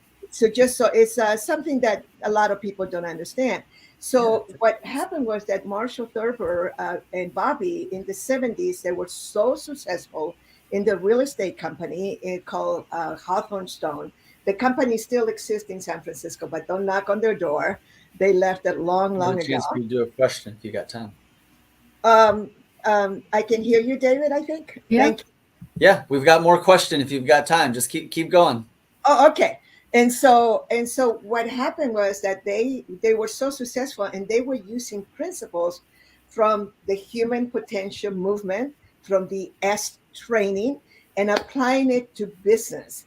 And they had so much success. They created so much wealth because all the things that particularly Sharon was talking about, creating that organization ended up being in a way so that it was so powerful. So they were using neuroscience and proven business tools in order to create environments where people could completely discover for themselves, because you can teach people certain things, but to create change and for people to be able to go through a transformation, they have to make the discovery themselves. And that's why experiential learning and being they're the ones who put it on the map, how we know it today in the actual entrepreneurial, experiential, transformational training industry is totally based on neuroscience. Yeah. Well, it's great for connecting the dots. Good history lesson too, and I mean that genuinely. Like, a lot of people don't really know the history. We kind of throw around terms, and whoever kind of said it last sometimes gets credit. So it's very honorable of you to kind of give credit where credit is deserved by kind of giving us a little bit of that history lesson. Well, but there's again, even a longer history that we can talk about later. I'm going to write a book on it because it actually started in the 50s, the 60s. There were people that dreamed us up that we would put the human potential movement tools into business and to be the way that it is today. Maybe we could go back even further than that. I don't know. I think we can go back probably even further. We can, but the ones that dreamed it up, the ones that got together and dreamed us up, was a group of people in Esalen, and we have to give them credit. Okay, fair enough. So can you give us some of these games and kind of how you do the games? I think people are kind of curious about the different ways to gamify things, since that's in the brain. I know you can't give us the whole thing, and I know it's part of the event, so you can't let it all out of the bag, but what can you share about some of the things that you're gamifying? I can actually go through every step, and it wouldn't matter, because once you get there, you're going to be in present time in your own experience. Well, just give us an overview. Just give us an idea of the game. So basically, when you walk into the room, there's always music. We learned that from Georgi Lawsonoff, which activates the right brain. And it goes a little bit deeper than that, but we're just going to use the word left and right brain. But there's new distinctions on that we can talk about at some other time. And what happens is that music and color, and I discover a whole new way of setting up the room so that it is what I call banquet style. So they're not sitting like in classroom, because we discover by accident when Robert Kiyosaki and I were business partners and we had a particular room, I discovered that when people are not sitting in classroom style, immediately when they do, they go back to school and they begin to block their own brain. So we have them sitting a little bit differently. We provide color markers. We have lots of music. We have frequent breaks, and then we write on flip charts. So it was Marshall Thurber that put in the world the use of flip charts the way that it is used now. So what we do is we have 65% of the program are games. And the games are, some of them were created out of nowhere, and others were actually common games that people would say, oh, I played this game before. But the way that we have contextualized them and the teachings of it is what brings people into like, oh my God, that's what I have been doing. Because remember, there's the unconscious, the subconscious, the conscious, and the superconscious. So now you have these people that are playing these games, and we don't tell them what the game is going to be. We put them into the game, Then we ask the participants to debrief what they learned. And sure enough, we are all over the world. We have done this in 6 different languages. It's always the same because human beings are always, they're the same all over the world, no matter where, what language, where they were raised, the brain and the way that people learn. And then when they give us the answers, and then the instructor will then bring in the lessons that we already know are going to be the lessons because humans are so much alike. And then they put them on a flip chart, and then that flip chart gets hung in hang my English. Hung is fine. You're good. We put them up. We put them up. We put them up, and they sit there, for 3.5 days. And so that was Georgi Lasanoff, the way that he taught children how to read. He would just like put a cat and then put the word CAT, and then they would just come in, not say anything to the children. And after a while, they knew that that was a cat, it was CAT, and then they practiced writing it. That's how they learn how to read and write. That's Suggestopedia. And so we have all these principles up on the board, and for 3.5 days, by the time they leave there, they have played the games. They have shared their own experience. It has been debriefed by the instructor. And all the time, there's music, there's food, there's refreshment, there's lots of pleasure. We like to train through pleasure, through fun. And there are moments when we play certain games that go a little deeper. Yeah, that's perfect. And I want to underline the super learning, right? And that's a term that you can reference and give credit. And Dr. Natalie is going to have a question here for you just a second. But for everybody listening at home, there are a lot of things that Tribune's doing to kind of give out prizes and awards. And, I know people have been sharing this with friends. We love the comments. There's people that are, getting special gifts, like, because they were involved and had the most. And I love seeing everything you guys are doing too. This makes it very interactive, right? Which is like a key to the whole gamification that Doria is talking about right now. So yeah, keep those comments coming. Keep sharing. Maybe we'll even get in some of your guys' questions. I know we have quite a few here for Doria ourselves, but pop up some questions in there and we'll see if we can work some of those in. Dr. Natalie Forrest, you're up. Well, I don't necessarily have a question, but Dame Doria knows how much I appreciate her teachings, not just in the money and me part, but the way that she brings it together. How important have you found it, Dame Doria, to really connect with all of the senses and all of the bodies? Because you just mentioned, the food, the music, and I believe it opens up the self-permission to learn and to take in. So how have you experienced this opening up as crucial to the neuroscientific approach? Well, somebody mentioned, they were talking about Steiner, that this is very similar. We love those alternative education for children. It is our mission for us to transform educational systems around the world and eradicate hunger and poverty, because it is completely related. So ask me the question again, because as soon as I saw Steiner, I wanted to say, so my apologies. Ask me the question again. I know it was important. No, I'm just glad I'm glad you brought the kids in. We can go there. No, I wanted to know the inclusion of all of the senses. Yes, got it. Why do you do that? What's the impact? Oh my God. So there we go now. And this is when we met Tony Robbins when he was only 23 years old. And, he was doing fire walks in the backyard in Carlsbad, California. Marshall sent me to him to see whether he could come and teach everyone neurolinguistic programming, because that's what Tony had been learning and was doing the fire walks. And it was at that time that we discovered that actually when you look at the super learning technology and you look at the neurolinguistic technology and others, that it includes all of them. So most people, and this is research that has been done, it may have changed, but I don't think it changed that much. 6% of people are auditory, okay? I believe 42%, something like that, are kinesthetic. They love to touch. Excuse me. They are visual. They're visual, right?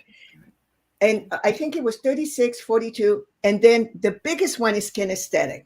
So it's auditory, visual, and kinesthetic. And the breakdown in our educational systems is the fact that we go to the lowest. So it is a very small percentage of children or people around the world that are auditory.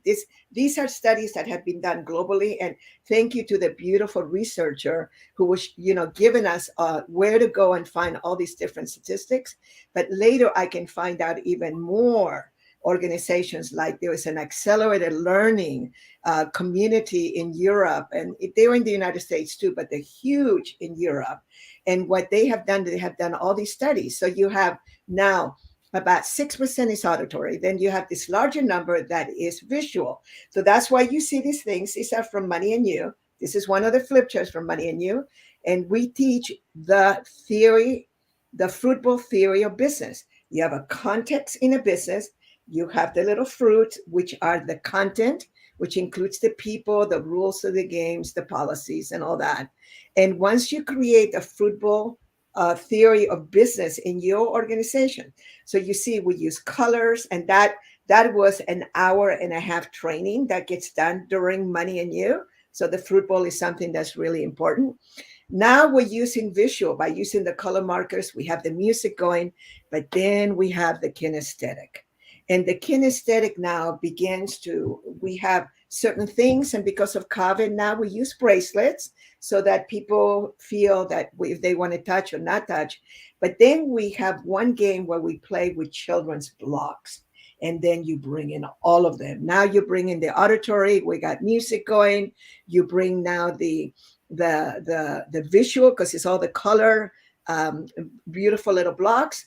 And then you have the kinesthetic, where people are touching this, and there is a whole technology. The Scientologists are really big on this. I am not a Scientologist. I learned some very key things from ex-Scientologists, and they call it mass. When you bring learning and you put it to mass, when you can touch something and you give it mass, then it goes very, very deep. So, and now your feelings begin to come up. Now you are putting people into exercises. You're putting the children into having their own experience.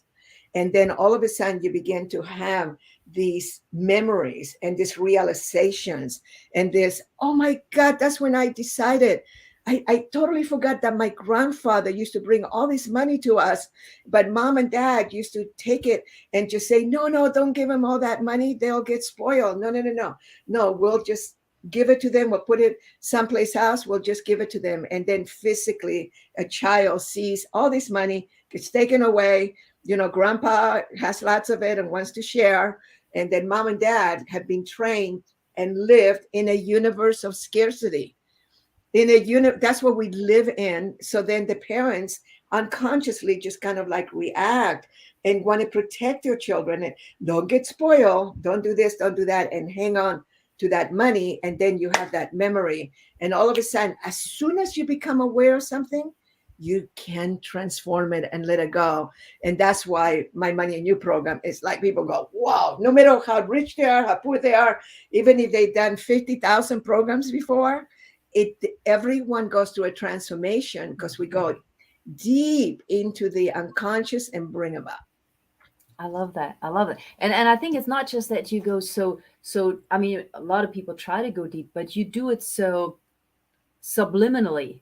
You let them play. And once we get back into the child mode, it's so easy, as you describe it. It's so easy. There is a little bit of hesitation though at times, right? With adults. I mean, doing a workshop and telling them, just grab the colors. Sometimes adults are like, I don't know. No, we don't do that. Over that hesitation. No, we don't. Everything comes from offer. The color markers, like I'm in the back and my instructors are teaching, and a lot of people for the first day will not touch the color markers. They just won't, because they're not used to it. And I'll go in the front of the room and go, okay, everyone, let's get those color markers. Come on, doodle, be messy. It's okay. And then, boy, like you open the gates, the floodgates. The next thing you know, and we have one guy, his name is, Evans. Think of his first name in a minute. We taught from the beginning we have been teaching mind mapping, and he discovered, now mind mapping is everywhere, but Marshall Thurber had his own kind of mind mapping. And then we learned beautiful Tony Buzan, who put it on the map, who came to teach at one of our business schools. He took us to a whole other level. And this Rob Evans, and you can Google him, Rob Evans, he's a beautiful consultant.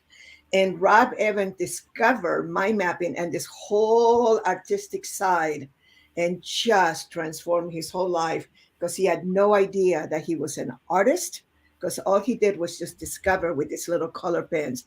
And everything is by offer, and the games are fun.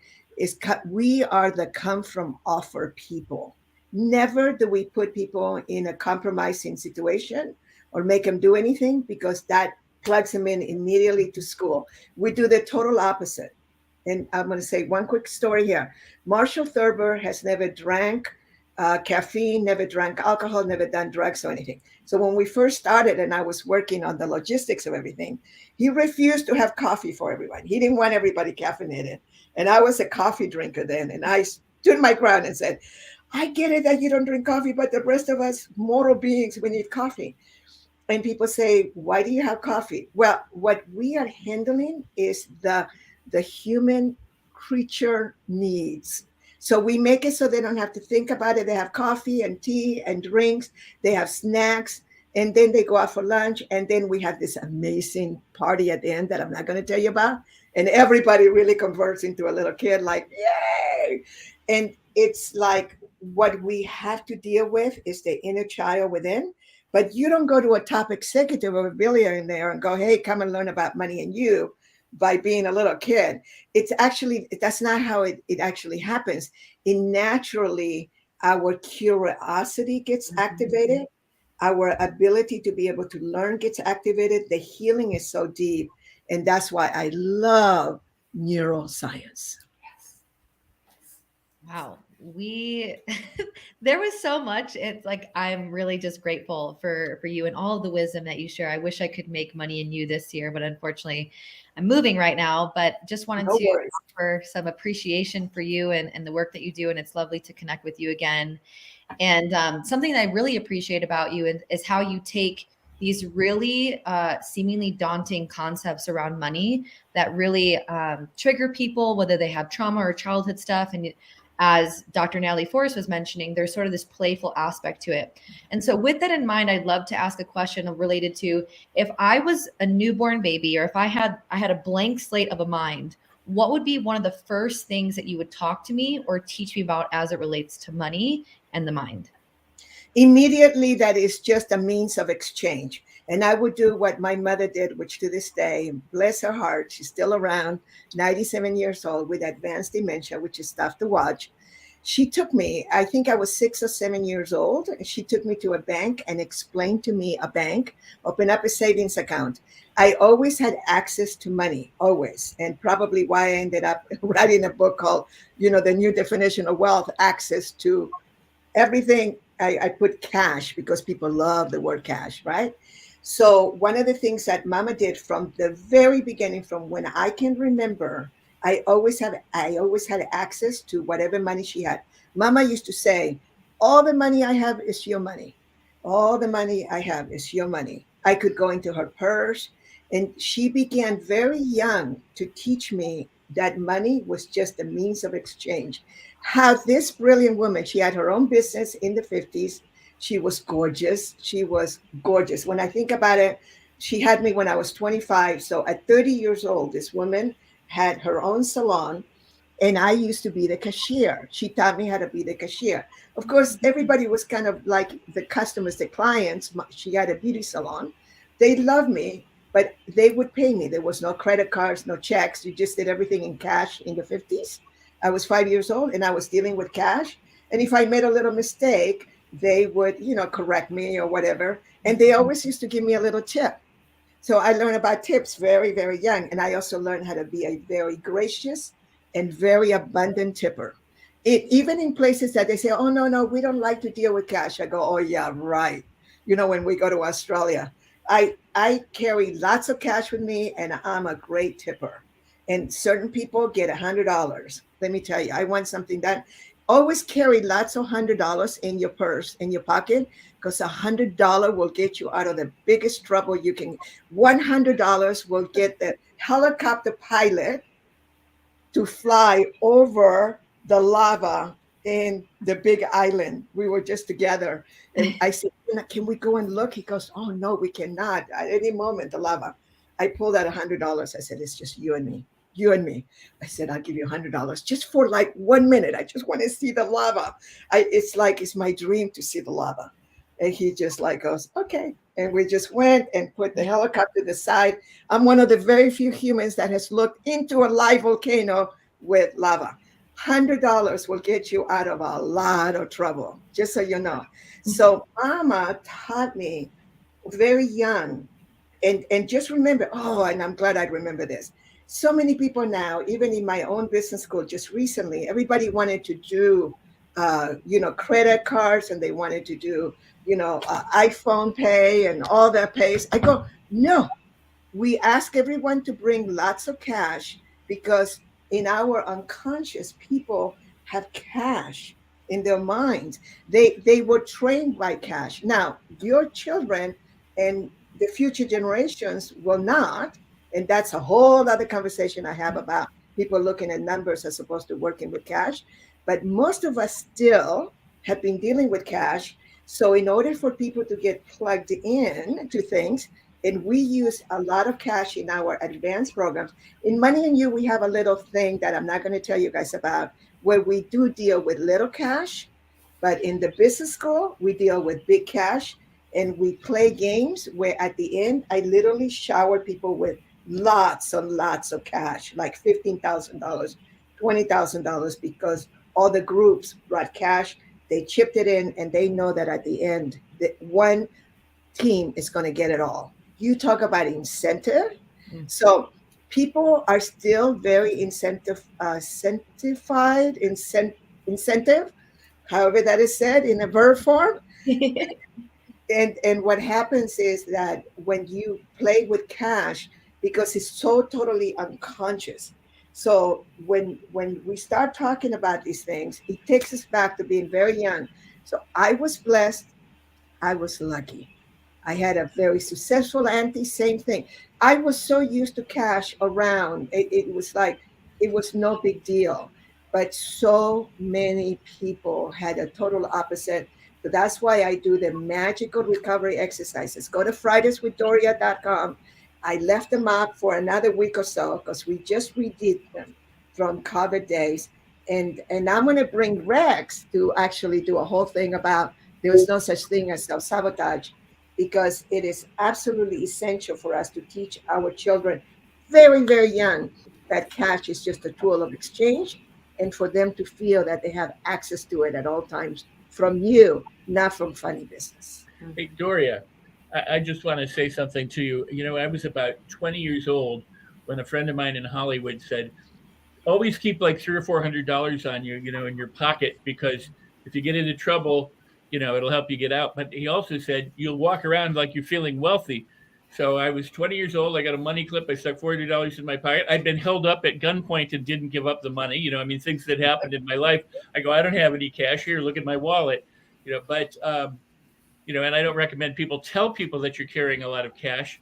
That's right. But the attitude that 400 became 600, became $1,000 or more, and you just walk around and you go, I have enough money to buy pretty much anything I want. If I need a hotel room, if I need a cab, if I need something, if I need a meal, if I'm going to take people out and party.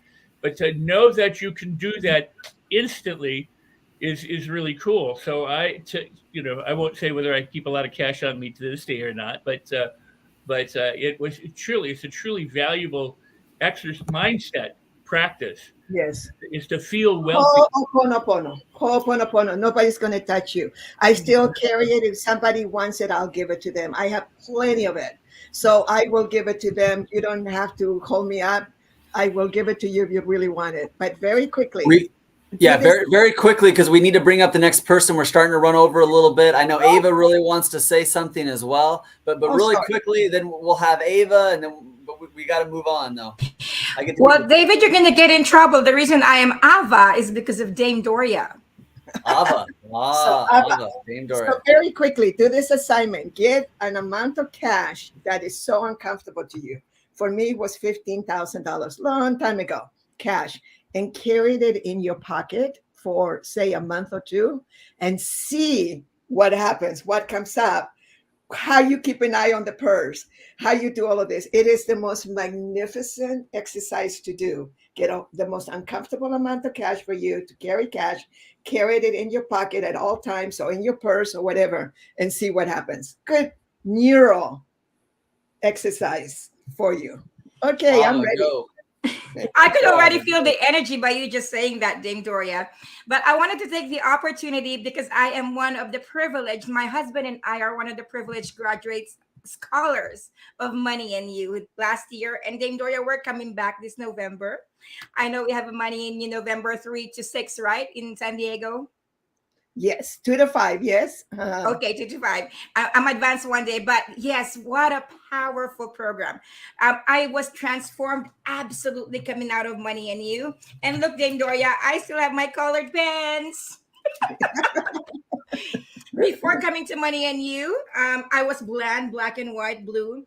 After coming out of Money and You, I have all the colors in my life and all of the possibilities and access. And so I just wanted to take the time to honor you, Dame Doria, because I feel so extra privileged, not only having attended Money and You, but being scholars of Money and You from the 1%ers room, 1%ers only room. So thank you. And thank you for the chats. Love you. Thank you.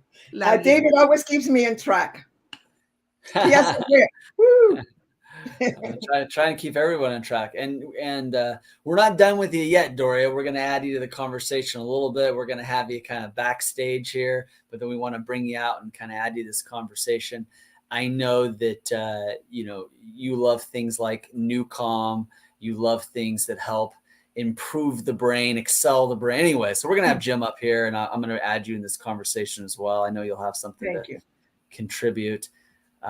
So we'll have you back in just a second, and we've got Mo. And David, I have to take a second. First of all, thank you, Dame Doria. And a lot of folks all day have been hearing different speakers talk about NeuroCom. We had Sharon Lechter mention NeuroCom and speak about the importance of this kind of technology. Diana Wentworth spoke about NeuroCom. This entire event is powered by the great people at NeuroCom. I know Tony Robbins has endorsed NeuroCom, and I personally love it. In fact, I have a very close friend of mine that was suffering from tinnitus as a symptom of long COVID. This friend of mine never had this issue before, and I introduced them to NeuroCom, and it has been very beneficial in their therapy. And so I've witnessed firsthand what this technology can do for people in various different ways, which is why we're so grateful for the partnership.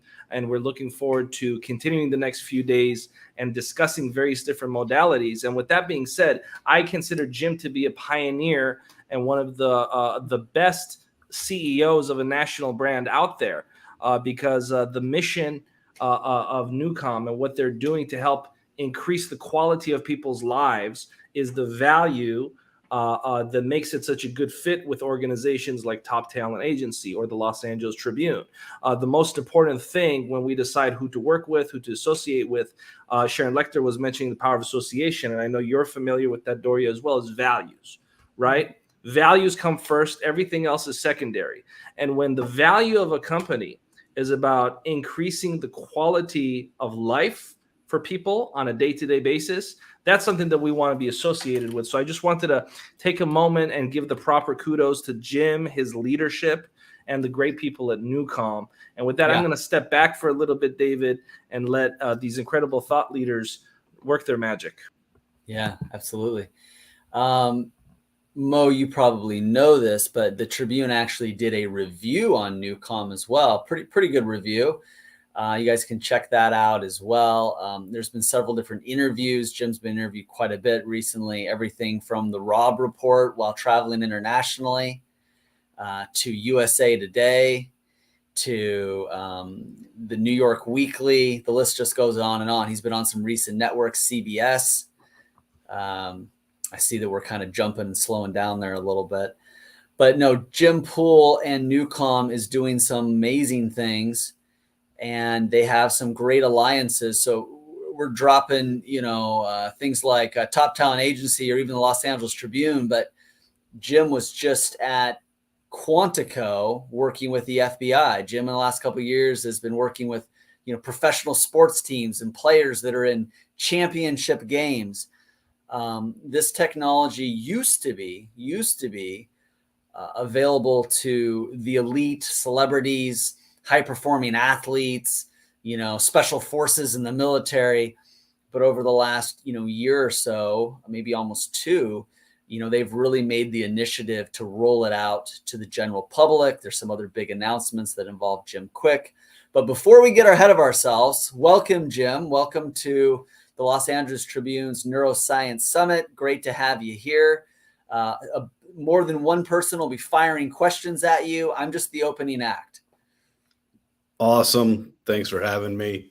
What do you think of my background? This is a hotel room. It's sophisticated. As a man who has patents in neuroscience tech, I might have thought something different, but I know you're out traveling and on the road, so you're improvising there. Sometimes this is the best you can do. Just a blank slate. I'll just focus on my head. I tried, but hey, I can't have them. Yeah, I don't know. You got, 60 people, 100 people working for you, $50 to $100 million valuation, and here you are in front of a white wall. We'll take it. We'll take it. But Jim, you, like a lot of other people, have celebrated the people that have come before us. All of us here have some just amazing mentors. Tell us about your amazing mentor, who is the father of Solus, Newcom, and the technology. Oh, I'd love to. Blake Holloway was an amazingly gifted, talented, intellectually bright human being. I think his persistence is one of the characters that allowed this to come to being. What I really kind of gravitated to more than his intellect, brain science is fun. And you're never going to really get bored because still don't know a lot about the brain. So you're always learning. There's always opportunity for pioneering. So that piece is amazing. But Blake's heart was so big. His compassion, his desire.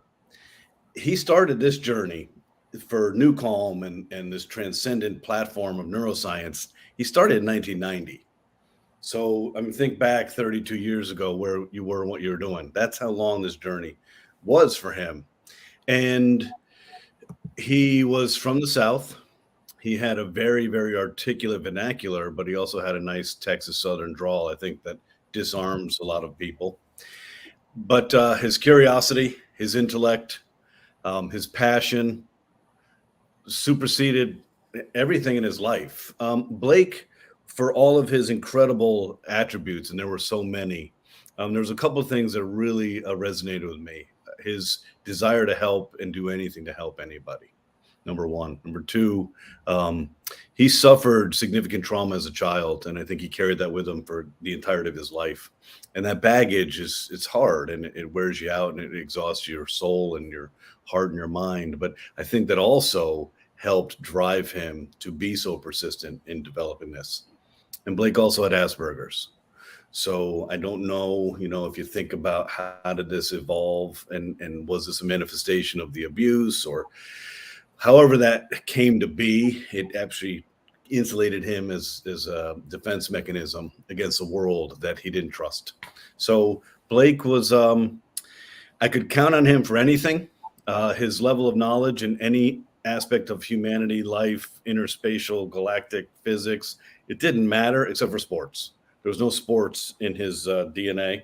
Other than that, he was a thrill to be around. He was a tremendous gift to all of us. So he invented Newcom, but he also had a personal practice where he served thousands and thousands of military veterans coming out of the theater of war. And unfortunately, we had a lot of active war. And then secondarily, a lot of female abuse victims. Sexual, psychological, rape, it doesn't matter. The trauma was profound, and that was his clinical practice. So as he's in the lab building and developing and learning, going to Germany and learning with physicists and and learning from Chinese Shenzhen medicine experts and moving to St. Petersburg and studying cranial electrotherapy stimulation. That was one of the foundational aspects of what brought this to life, was his persistence to figure it out. He was a scientist, David, but I think he was a problem solver. That's what he was. Yeah. Well, you've got thousands of people here, a part of this. Give us the science real quick. I know you can go into it real deep, but let's try to make the complex simple here for a lot of new people, thousands of people kind of tuning into this. I know you've got a lot from the new I like making the simple complex. That's my I know you do. I know you do. You're good. You're good at that. Nah, you can do it the other way. You can do it. Okay. Give us the beta and theta and delta. Drop some scientific terms at the on highest us. level here. We're using very advanced physics and mathematics and algorithms and all this mumbo jumbo in a stew. And this stew is refined into a software. We're going to use the auditory motor cortex, your ears, to present your brain with a signal. Now, the human brain operates in a frequency range of 41 hertz. There's 5 categories of brainwave function. There's delta, which is deep sleep. There's theta and alpha, which is the sleep architecture. Theta is the healing zone. Alpha is creativity, transcendental meditation, relaxation, first stage of sleep. Beta is the biggest range of brainwave frequency. 13 to 15 hertz is alert, 15 to 20 hertz is focus, 20 to 25 is stress, 25 to 30 is highly stressed, anxious, panic attack, and 30 to 38 is you're out of your mind, fight or flight, cognitively dissociated, literally having a near-death experience, and you're not available to yourself. Above that is this really cool aspect of the human brainwave. It's called gamma, 39 to 41 hertz. Now, this seems a little oxymoronic or a little strange. Certainly, it's a nuance. How we can go past the anxiety spectrum and into the sweet spot, a tight band that's actually commensurate with higher consciousness and activating the sensory motor rhythm, the gross motor cortex, your olfactory, your peripheral vision. It puts you in a state of high intensity focus. So there's 5 categories of brainwave function. Okay, great. Well, what does that mean? That means that life is vibration. Everything has a frequency, and we have a frequency. We vibrate. We are never the same right now as we will be in a minute from now. We have good moments, bad moments, all these aspects of life. It's a vibration. And something that people should really understand is there is no endpoint to vibration. We just vibrate. Yeah, there's goals and you achieve goals, but there is no end point. Life doesn't work that way. It's a constant just flow of energy, resonance, and vibration. So Blake was steadfast in his determination to find a way that would naturally, using the body's natural elements, how the body naturally prepares you for sleep at night. How can I take those elements and those aspects of the chemistry and the physics, and how can I duplicate that? Biomimetic, so mimic the body's natural biology. And he did it through this software. The software contains a lot of complexities. People have heard of binaural beat. Well, there's binaural beat in there. People have heard of isochronic waveform. There's isochronic waveform. There's a lot of things in there. It's designed to present your brain with a pattern. That's all we're doing. So frequency following response, visually you can be stimulated, or you can be stimulated auditory. Okay, that's what we're doing. So in our platform, we've developed 4 products that encompass all 41 hertz range of human brainwave function. So we have deep sleep for delta, we have new calm for alpha and theta, we have focus for beta, and we have ignite for gamma. Done. New Calm has a couple more complexities to it. The brain operates with electrical messaging and chemical messaging, and cell biology is messaging. Cells This is the simple part, right? This is the simple version? This is the simple version, yes. Okay. So with New Calm, we can't just entertain the idea that through this physics and through your ears, we can down-regulate the stress response. Why is that? Because the stress response is uber powerful. Yeah. It's millions of years of neuronal circuitry, a perfect mousetrap, and it knows how to activate. It knows how to create worry, how to create things to activate our brainwave. And when it does that, it simply creates a higher frequency. So in New Calm, there's a chemical reaction to it as well. So we have a biosignal processing disc and an eye mask, really because we need to bring a tank to a knife fight. We know that we're up against a formidable opponent in stress, anxiety, and fear. And we're going to bring all the aspects of what we need to do. So New Calm is the most complicated of the 4 products that we offer. But the whole scheme and the whole idea of this platform is to guide your brainwave function gently, safely, predictably, easily to any outcome you want. You just dial it up on your app. That's what we're doing. Yeah. Yeah. I know Carissa got the chance to interview you for the Los Angeles Tribune. That's going to be published in their printed edition of their magazine, the Los Angeles Tribune magazine. I know Doria is a fan of this topic and been studying it for some time herself. So I'm going to let them join in the conversation as well, or have them join in the conversation as well. Carissa, we'll go to you, and then right after Carissa, we'll let Doria share a thought or ask a question of Jim as well. Thank you for that. I'd actually love to give it to Dame Doria. I had the opportunity to ask him a lot of questions, and I know we have limited time. I want to give it to her to have an opportunity. Go ahead. Well, I just wanted to say I was so moved, and when you were talking about how this is being used by so many veterans that have so many of the post-traumatic syndromes. Yes. And that just totally moved me, and like for me, it is just anything that we can do to relieve the pain. And if we can just understand that all of this comes from this amazing brain of ours, that is all that we need to manage. And so I just wanted to really thank you and congratulate you for continuing with this magnificent program. And just wonder, do you have one specifically for activating, having less blocks to people being successful, creating wealth, having more money? Do you have one specific for that? Oh my goodness, you just set him up so big. Oh my goodness. We do. We have it all starts with New Calm.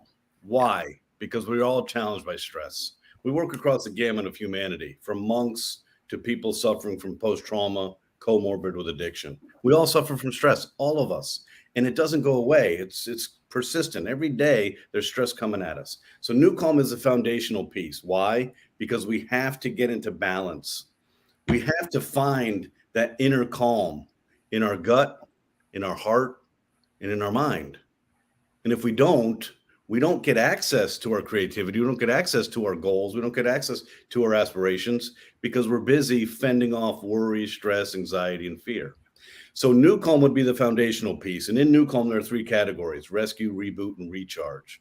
Rescue is foundationally the most powerful because it oscillates your brain in the lowest form of theta, just above deep sleep, which is also known as the healing zone. So New Calm is your foundational piece, okay? Reboot is for unleashing your creativity. Now, the Earth's magnetic rotation oscillates at a certain frequency. It's called the Schumann resonance. It's 7.83 hertz. Interestingly, not by coincidence, the human body cavity oscillates at 7.83 hertz. Oh, we're all vibration and resonance and math. So reboot does not take you down in that guided principle. It takes you to 7.83 hertz and it hovers you in the creative zone. So as you're lying down and you're doing reboot, your mind is allowed to elucidate all this activity in your subconscious that is usually blocked. Okay. So the reboot aspect of this is absolutely profound. Many people use it and they'll have a notepad by their bed or something, just like Picasso did with the little spoon on his finger, right? He was getting into alpha. He was having creative thoughts. And he's like, oh, wait, let me write this down. Reboot is for that. And before I end this answer, I just want to share with you, our hearts are so bound to helping people with trauma, because if you cannot liberate the monkey mind and slow down cortisol and the stress response, you don't even get the opportunity to begin your healing journey. Yes. And that's not fair. And their brains aren't broken. Their brains have physiologically changed and their biochemistry has changed, but their brain is doing what the brain is wired to do, survive. And it's lost faith in the universe. So that is that supersedes all the work we do. We do a lot of work with cancer and we do a lot of work with trauma. and they're related. We do a lot of work with Dr. Janet Ranicky, one of the world's leading psychoneuroimmunologists, and her whole premise around cancer and the etiology of cancer is that it's derived from unresolved conflict and psychic pain. And if you don't resolve that, so it's some of the best work. And who wouldn't feel good liberating a human from stress and seeing in their soul this feeling of, is this really happening? Can I really actually begin a healing journey? It is incredible. And it gives me goosebumps just thinking about that work. So that's the work with Blake. That's what he did. And that's the legacy he's leaving for the planet. You both have several connections. Some you might know about, some you might not. Doria, your friend, Tony Robbins, who I know you played a big role with very early on, he, in his latest book, Life Force, he actually talks about NeuCom. Tony's a big fan of it. He uses it, page 371, I believe it is. But I don't think Jim knows the story, and I don't think anybody knows the story, but there's a lot of people like Jim Quick and Tony Robbins, all these big names that are really going to something like NeuCom. Maybe connect with Jim about that a little bit as well. Yeah, we have a team in Mexico right now at Tony's Platinum Partners event. So Tony came to us on May 7th, 2015. And as Tony, you know Tony, he's a nuclear reactor of energy and has a really difficult time turning down his stress response. Yes. So Sage has literally come up to me and gave me a hug and said, hey, this is saving my husband's life because he can't down-regulate. He has no stop button. Yes. And at some point, if you don't recover and rest, you don't make it. So that's very cool. I'm glad we have that connection. So thank you for helping Tony become the man that he is, because he is. Well, it was at the very beginning. But what an honor. We, the first 2-3 years, of his professional life as we know him today, he was a Money and You graduate and surrounded by graduates. And by the way, Jim, we'd love to have you at Money and You. We have had people of your caliber come and attended and loved it. They just couldn't believe that those games were activate so much. So I'll connect with you and thank you so much for what you do. Aloha. Please do. Yeah, for sure. Any last thoughts or comments? It can be about this or it can be about anything. Doria, you were up before Jim, and we always like to give people a chance to have kind of the last word before they leave. Anything you want to wrap up or share with us while you have all these people listening? I just want to say that the tools are there. The beautiful support tools are there. You have it all within you for you to be able to completely rewire yourself, for you to be able to completely recreate yourself. You can stand in your own authority. Listen again to this beautiful, beautiful summit. I was riveted. I've been listening to it for a few hours and share it, with others. I have it on my beautiful Facebook for others to be able to watch it. And what I am doing is, along with so many people, is to just re-anchor you to knowing that it's all within you. And so whatever stress you're having, and we can go from total sadness from the loss of a great goddaughter like we did last week, when we can allow ourselves to experience all the sadness in the world.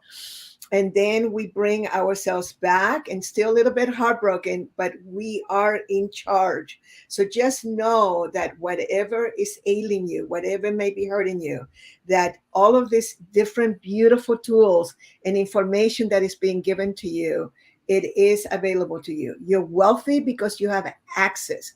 You have access to this information. You have access to these experts. You have access to cash, access to investment. And relationships are about access. So really nurture those relationships.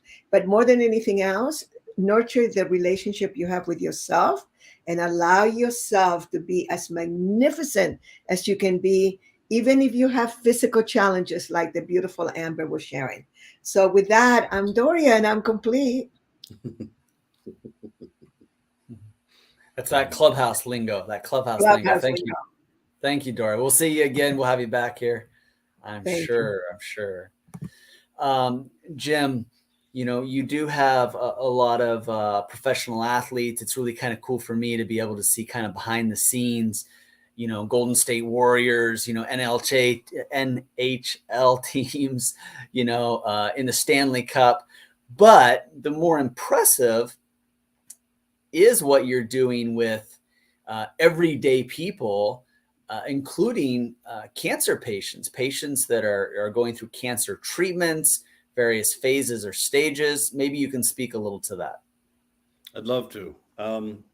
Again, one of the most profound areas of why we do what we do. So 2 weeks ago, Monday, I was part of the Comprehensive Cancer Wellness Program. I was the kickoff presenter, and I walked into a room of a lot of people with stage 4 cancer. And that room, the energy is hard to articulate. But you can imagine when you're diagnosed with cancer, the first thing that happens to you is you're consumed by fear. And that really never resides. In addition to going through the medical community and the fear of cancer, the stress related to it, the confusion of the medical system, seeing a radiation oncologist, a surgeon, oncologist, it's a lot. And these people are at the end of their rope and they've lost hope. And so I step into that room and I know what I'm stepping into. And it's simple. I just say, hey, you're consumed by fear. You're consumed by stress. You're scared.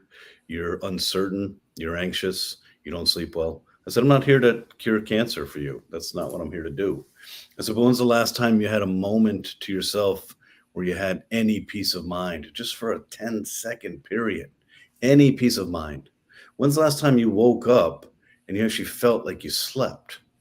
Now, one of the ironies of being sick is that the fear, this monkey mind, this cortisol and this stress and this chaos between our ears, it compromises our ability to get rest and to recover and to sleep.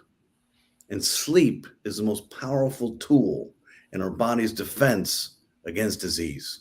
So why is it when we get disease, our sleep is compromised? It's not fair. So when your sleep is compromised, you're losing resilience every day. Your inflammation is increasing every day. So I say to them, hey, I know you're scared. And what you don't know, or maybe you haven't thought about, is your fear and your stress and your compromised sleep are accelerating the end of your life. And that's not fair. And that's what I'm here to give you.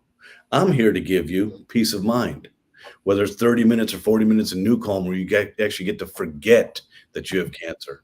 I'm here to give you restorative sleep, because when we can unplug the stress response, raise the parasympathetic nervous system, put you in a healing state, and you sleep, and you do this every day, guess what happens? Your resilience comes back. Your body, David, knows how to fight.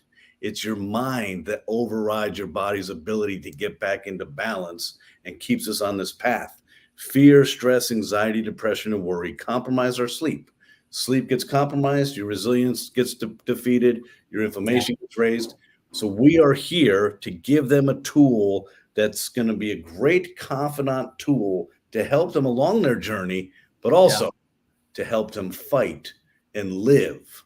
It's incredible. I think I spoke to you right after I spoke to that group, and I was just filled with endorphins because I know what we can do, and we've done this for 8 years with the Comprehensive Cancer Wellness Program. So that's a gift.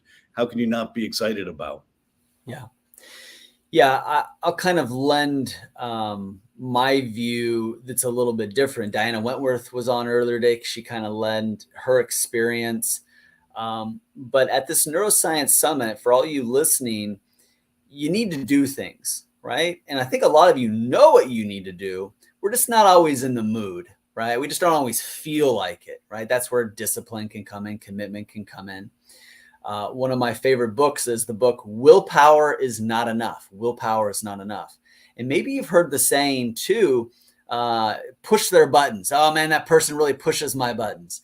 Well, there is something to be said for having your buttons pushed.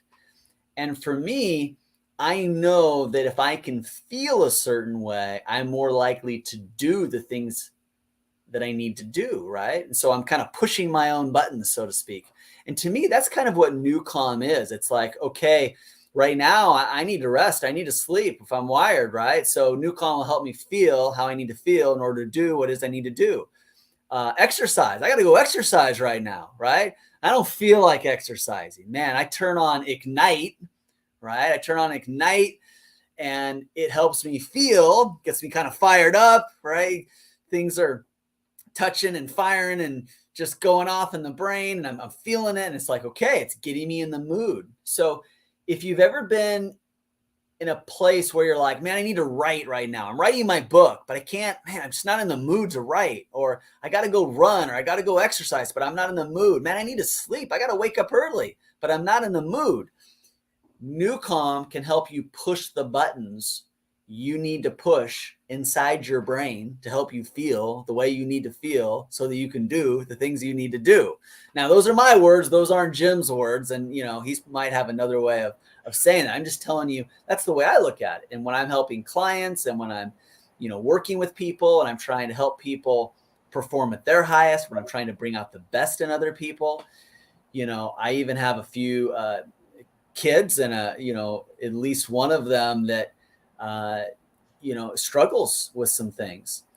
And it's a scary for a parent when you have teenagers that struggle with feelings they don't understand. And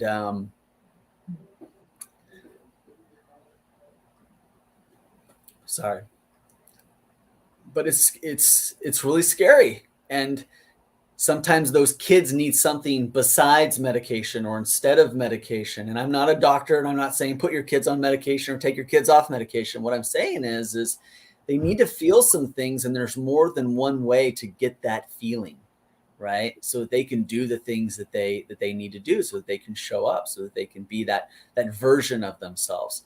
So I wanted to share that, you know, myself, Jim, and, you know, what you've meant to me and my family. I think Isabel holds the record for the most usage hours in our house. I know she's a big fan of it. I Clearly know she's a high performer, David. Yeah, she's a high performer.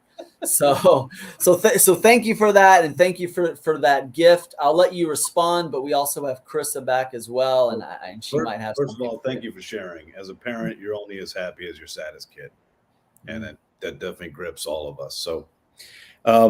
You're exactly right. I think the best way to describe how this operates or how we do this is a day in the life. Last night, so I've been down in Florida. I was home for a day. Then I'm back in Florida. And David's met me, so he knows that I travel about 300 days a year. It's not hyperbole. It's true, and it's insanity. So I have to regiment my life because I have to stay focused and get my stuff done. So last night I did deep sleep, and I was in deep sleep for 6 hours and 38 minutes. I got up at 6. And I had about 50, I think it was 52% concentrated deep in REM. So I felt good this morning. But I had a long day today. I had several in-person meetings, several Zooms, and this tonight. So I did NeuCalm Rescue 30 immediately when I woke up. I went pee, got in bed, did that. Then I had 2 hours of work. So I put focus on. Focus takes your brainwave function to 15 and 20 hertz. When your brain is in focus, your brain is decluttered. There's no distractions. You're concentrating. You're clear-headed. Your neuroplasticity is enhanced. Your brain's more permeable to learn. So I know this. I know in this recipe book of that 41 hertz spectrum where my brainwave needs to be to get the outcome I want. So I put on focus and I listened to it probably 6 times. So it was 2 hours and I was just writing. So like you guys, writing and doing stuff and having to be creative and getting in a state of flow. If I take it off, it takes 2 seconds for me to look at my phone and see 26 voicemails and all these emails. And immediately the energy shifts in my brain to feeling overwhelmed, to feeling like I gotta miss that and this, that. So I stay focused there.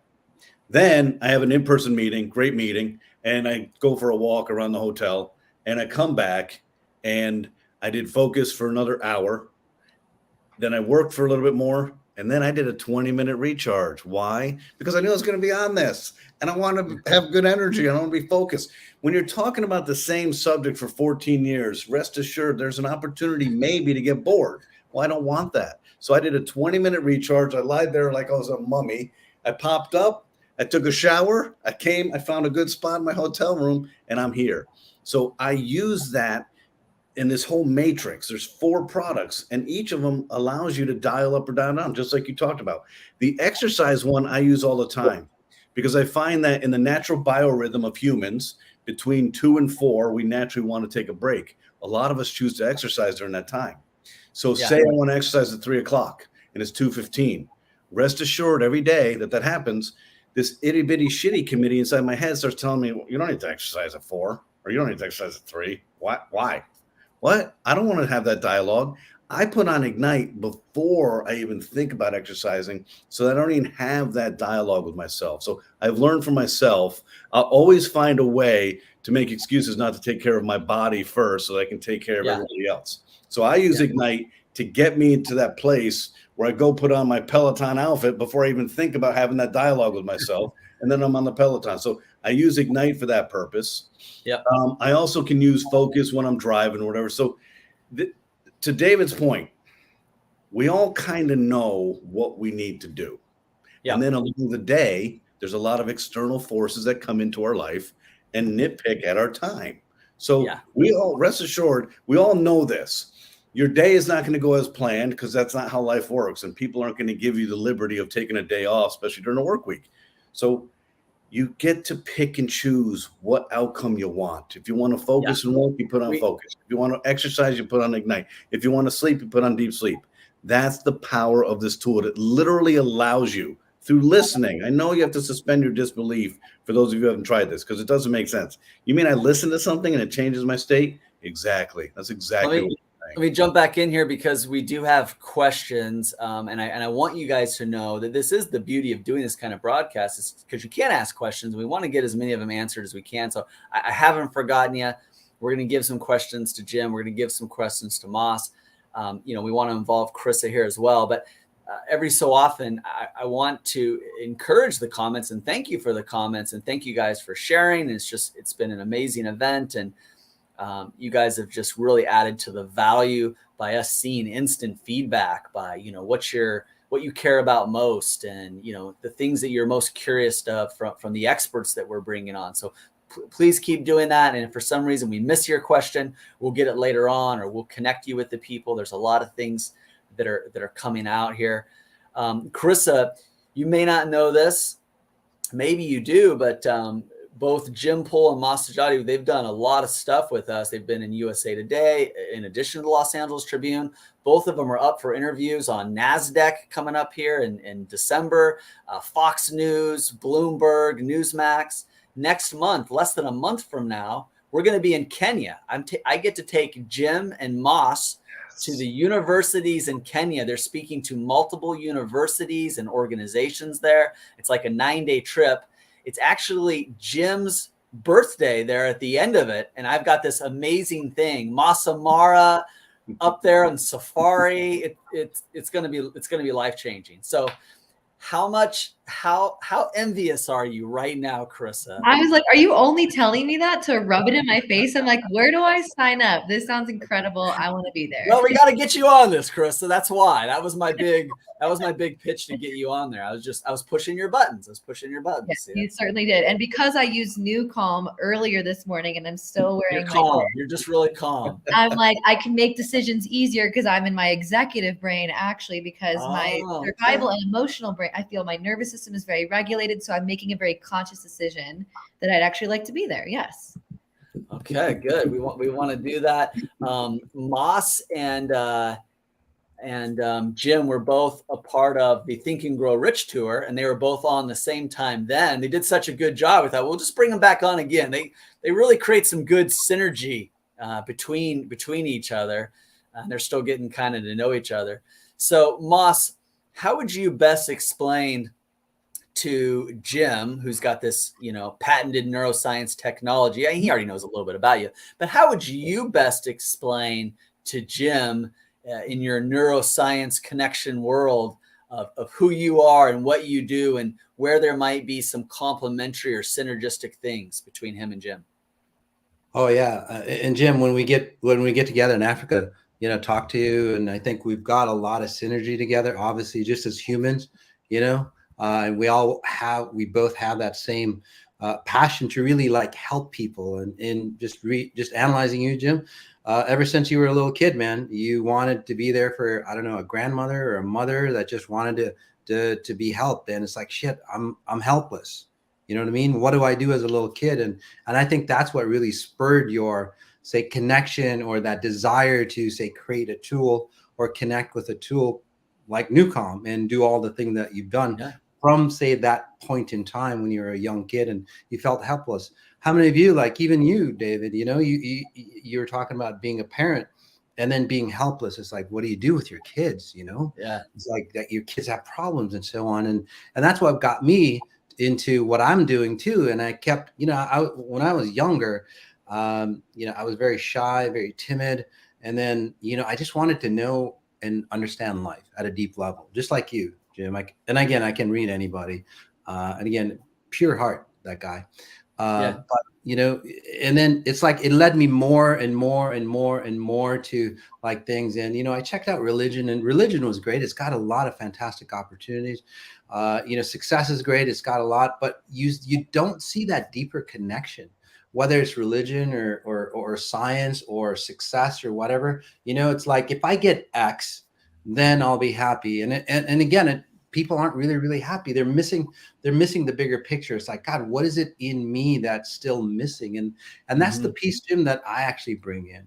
So with your technology and like my technology, like I do an 18-day program, which literally resets you at a base level. So just to give you a connection of what Jim and I would do together, Jim, like if we're building a house, right? And you want to build, you know, you want to build a mansion.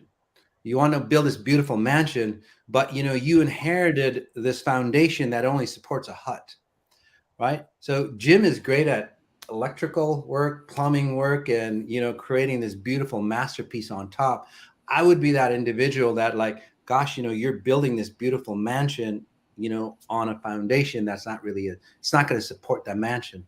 So I would like come in and just like excavate the mansion, excavate your, you know, underlying genetics and patterns like that. So you don't age like your parents do. You know, we don't have to run the same patterns as, you know, the old version of ourselves, or like, again, our parents or society and so on like that. So, you know, creating that solid foundation. And then what Jim would do would bring in, you know, the necessities, the psychology, the brain waves that we need. I don't work with brain waves or anything like that. I work at again, your foundation, or at that, it's that connection or that magic, you know, that Mark was talking about, that thing that most scientists don't really understand, or don't like say it's not really that tangible, but the results are very tangible. You know what I mean? And I think Jim knows, you know. And then so it's like, so when you're in that state and that channel is clean and that foundation is clean for you, and you put on your headsets, you know, and listen to Jim's, you know, calming or, you know, focus and all that stuff, you don't have all that garbage in your genetics or in your psyche. You're just pure conduit for Jim's frequencies to really penetrate you. And that's what I love about, you know, the two of us. Yeah, one of the things that I can connect for you guys together is, you know, you talk about the power frequency or operating on the wisdom wavelength.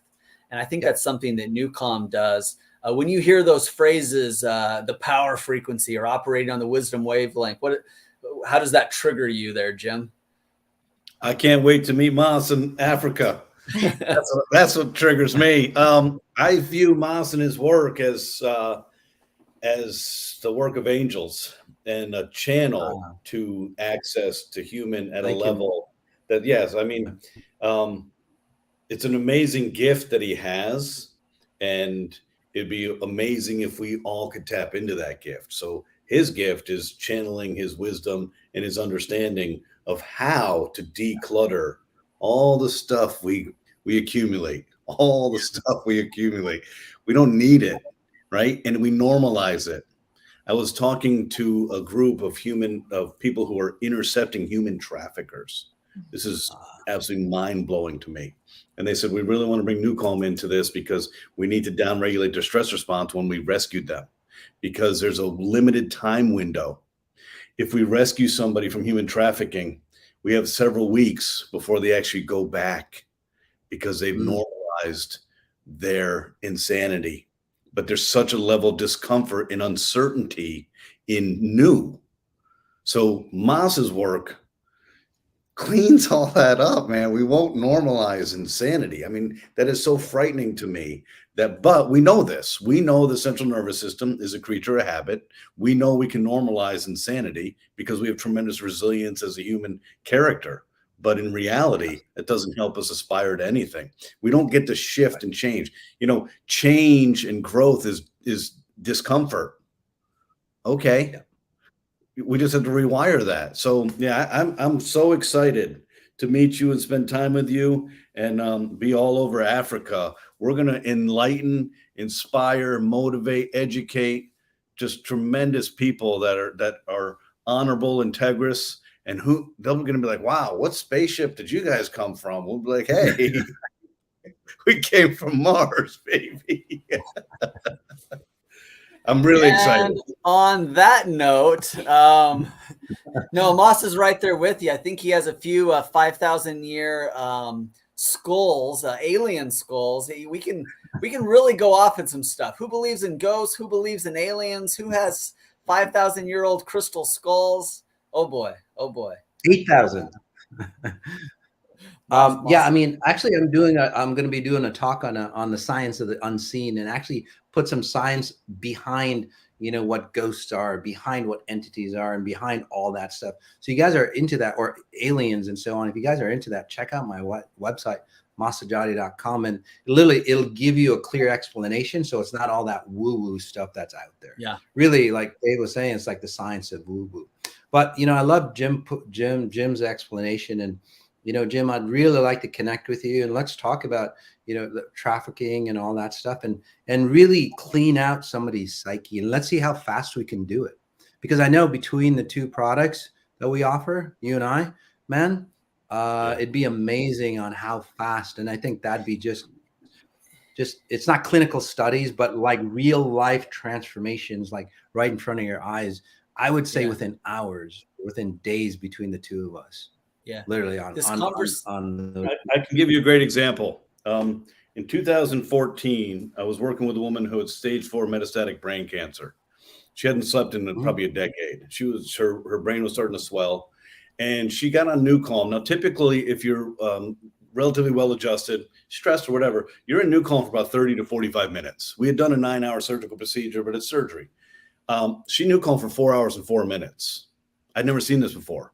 I literally found myself going over to her chest and just listening to see if she was still breathing. I thought she had passed. And it was unbelievable to me. The next day, she walks into the clinic and she looks amazing. I mean, absolutely amazing. I said, you look amazing. She's like, I slept last night. You have no idea the last time I slept. I said, obviously, and you look amazing. I didn't even recognize you. So the next day, Mas, she does NeuroCalm for 1 hour and 56 minutes, cuts it in half, one day. The next day, 56 minutes in day 4, we would have basically recalibrated her autonomic nervous system. She NeuroCalm for 42 minutes. That's how desperate her soul was to be cleansed and to get into balance and to take all of this confounding accumulated stress and garbage that she didn't need, right? And just flushed it out. So yeah, we have the clinical studies, we have the FDA, we have all that stuff. That's not important to me right now. What's important to me is getting to people and helping them transform as soon as possible in a safe, efficacious manner that's also trusting, because they're going to be vulnerable and they need to know, hey, this is a safe place for us to expand, grow, and become the humans that they can be. Absolutely. And I think, Jim, everybody wants that. I was doing a seminar in Berkeley University, and, there's a lot of scientist type individuals there. And I was explaining the science behind what I do. So it's not as, again, woo or anything, just the straight out logistics. And by science, I mean, I can duplicate the process over and over and over again. Again, success, hundreds of thousands of, client sessions and so on. But then, somebody asked me a question, and I can read people, and I go, oh, I noticed you've got a back problem. Do you mind if I just work on your back? And she was in the audience, and like within minutes, her back, just like her back pain had been there for 20 years, just like disappeared. And then everything fell apart, Jim. It's like they were literally lined up. It's like forget the science, forget, I just want to feel good. Can you work on my kid? You know, can you work on this? You know, so people want to know the science. People want to know all this stuff. Is it going to work for me? But what you really want to know is like, well, you just want to feel good. You just want to feel that expansive self that you really are. You know, and then it's like, okay, the science is. You bring up a great point because it's a riddle inside of an enigma to me. I don't believe it's so much an intellectual curiosity for science that very few people understand. The complexities and the layers of science in Newcomer are so profound, it would take years to understand it. I think what people don't want is to be duped. They're hopeful, they want something, but we've been over-marketed to death and we've been lied to so many times that we've lost faith in our own decision-making, our own intuition, but we don't want to look like a fool to ourselves or to our family. I think that's the driving force, because when you wipe that away and you simply provide help, the vulnerability comes to the surface. And another thing, and I know you see this all the time as well, as soon as someone realizes that you're a non-judgmental being and that you're a safe environment, my goodness, do they just, it all comes. And I'm like, they just like clean out, don't they? It's okay. Let me give you a hug. Let me take care of you. And then this journey doesn't have to all come out at once. We're good. But I'm in total agreement. When we first started selling a $6,000 class 3 medical device to the medical community, I would travel around the world and I would do a 4 to 6 hour applied neuropsychobiology lecture. And I realized within 10 minutes, very few people understood anything I was saying. And it wasn't about that anymore. So then I shifted to more of the business side and the patient satisfaction side. Maybe not. It was really, what can you do for me? What can you do for my spouse? What can you do for my kid? What can you do for my team member who has cancer? What can you do for my team member who has ADHD? So there is an inherent need. There's so much hope. And fortunately for us humans, fear is a very strong characteristic, but hope supersedes fear. And it's the only one that does. Otherwise, we wouldn't be here. But there's so much hope that there's something out there to help people. We all feel isolated. There's 8 billion humans on this earth right now. And we all feel like it's our own problem. We're isolated. It's just us that feels this way. And it's insanity. It's not that. We're all human. We're all made up of a certain, epigenetics and all this stuff. We're not that different. Now, the variables may be different. The family members may be different. Our environment may be different.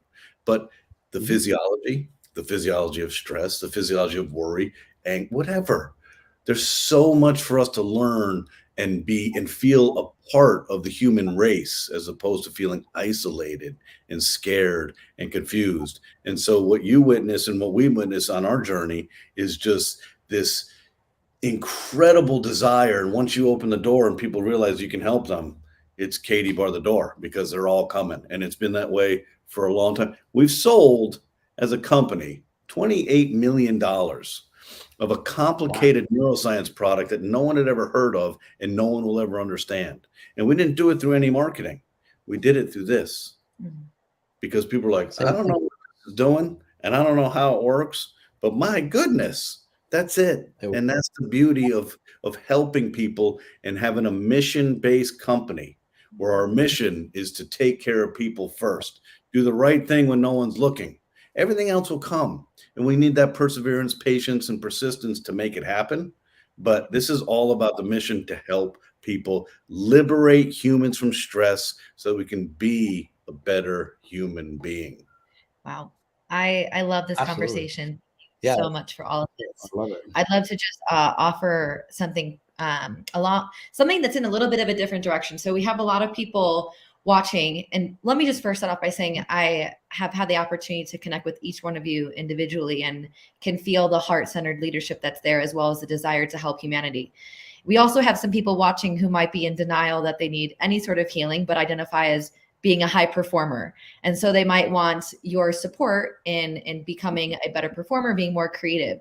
And Jim, I had the privilege of interviewing you the other week and learning about your new partnership. So I'd love if you talked a little bit more about your newest partnership with Jim Quick, and talking about what that new technology and those new what do you call them? States. Tracks, right. what is that partnership like for you, and what can people look out for in the next little bit with New Calm? So, we've been behind Willy Wonka's chocolate factory for years. We operate in isolation.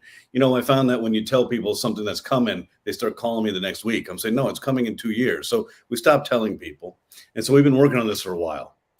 32 years ago, Dr. Holloway began his discovery journey. In 2009, we started selling New Calm. And then in 2021, we launched 3 more products. So in this today, we have basically figured out a way to manage the entirety of human brainwave function from 0.5 hertz to 41 hertz.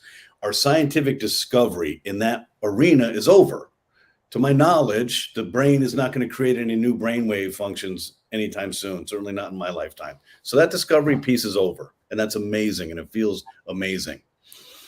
5.5 years ago, I met Jim Quick, and I found him to be an integrous, honorable, really bright, curious human being.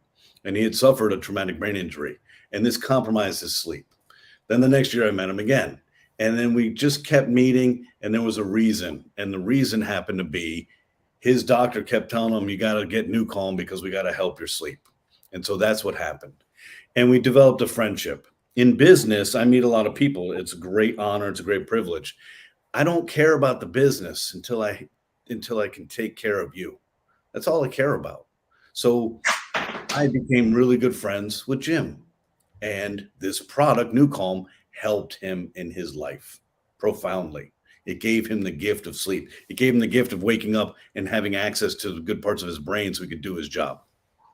Now, Carissa, we've been looking for somebody to partner with, because knowing what we know about frequencies and knowing there's a certain spot of 15 to 20 hertz that creates this decluttered, focused brainwave function, the learning zone, right? We can add words when our neuroplasticity and permeability is open. We can add words. We can add method. But those words have to be specific. They have to be right, and they have to be in tune with what we're trying to accomplish. So we're on this quest, and we're looking. But I'm never really looking. I don't search. Moss knows this. You don't search. It comes. And it came in the form of Jim. And you have to be patient because timing is everything. So he's doing his thing. We're doing our thing. We're still selling a $6,000 Class 3 medical device when I met Jim. We're on this 6-year invention path to invent the disc that liberates us from the FDA. So I didn't know where we were going to go to and how we're going to get there.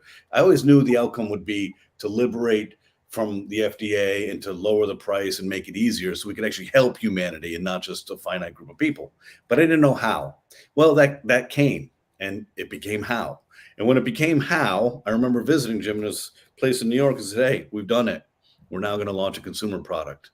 And he said, amazing. Now I get to share this with the people that follow me, because I didn't feel comfortable selling them a $6,000 complicated Class 3 medical device. It just isn't in my nature.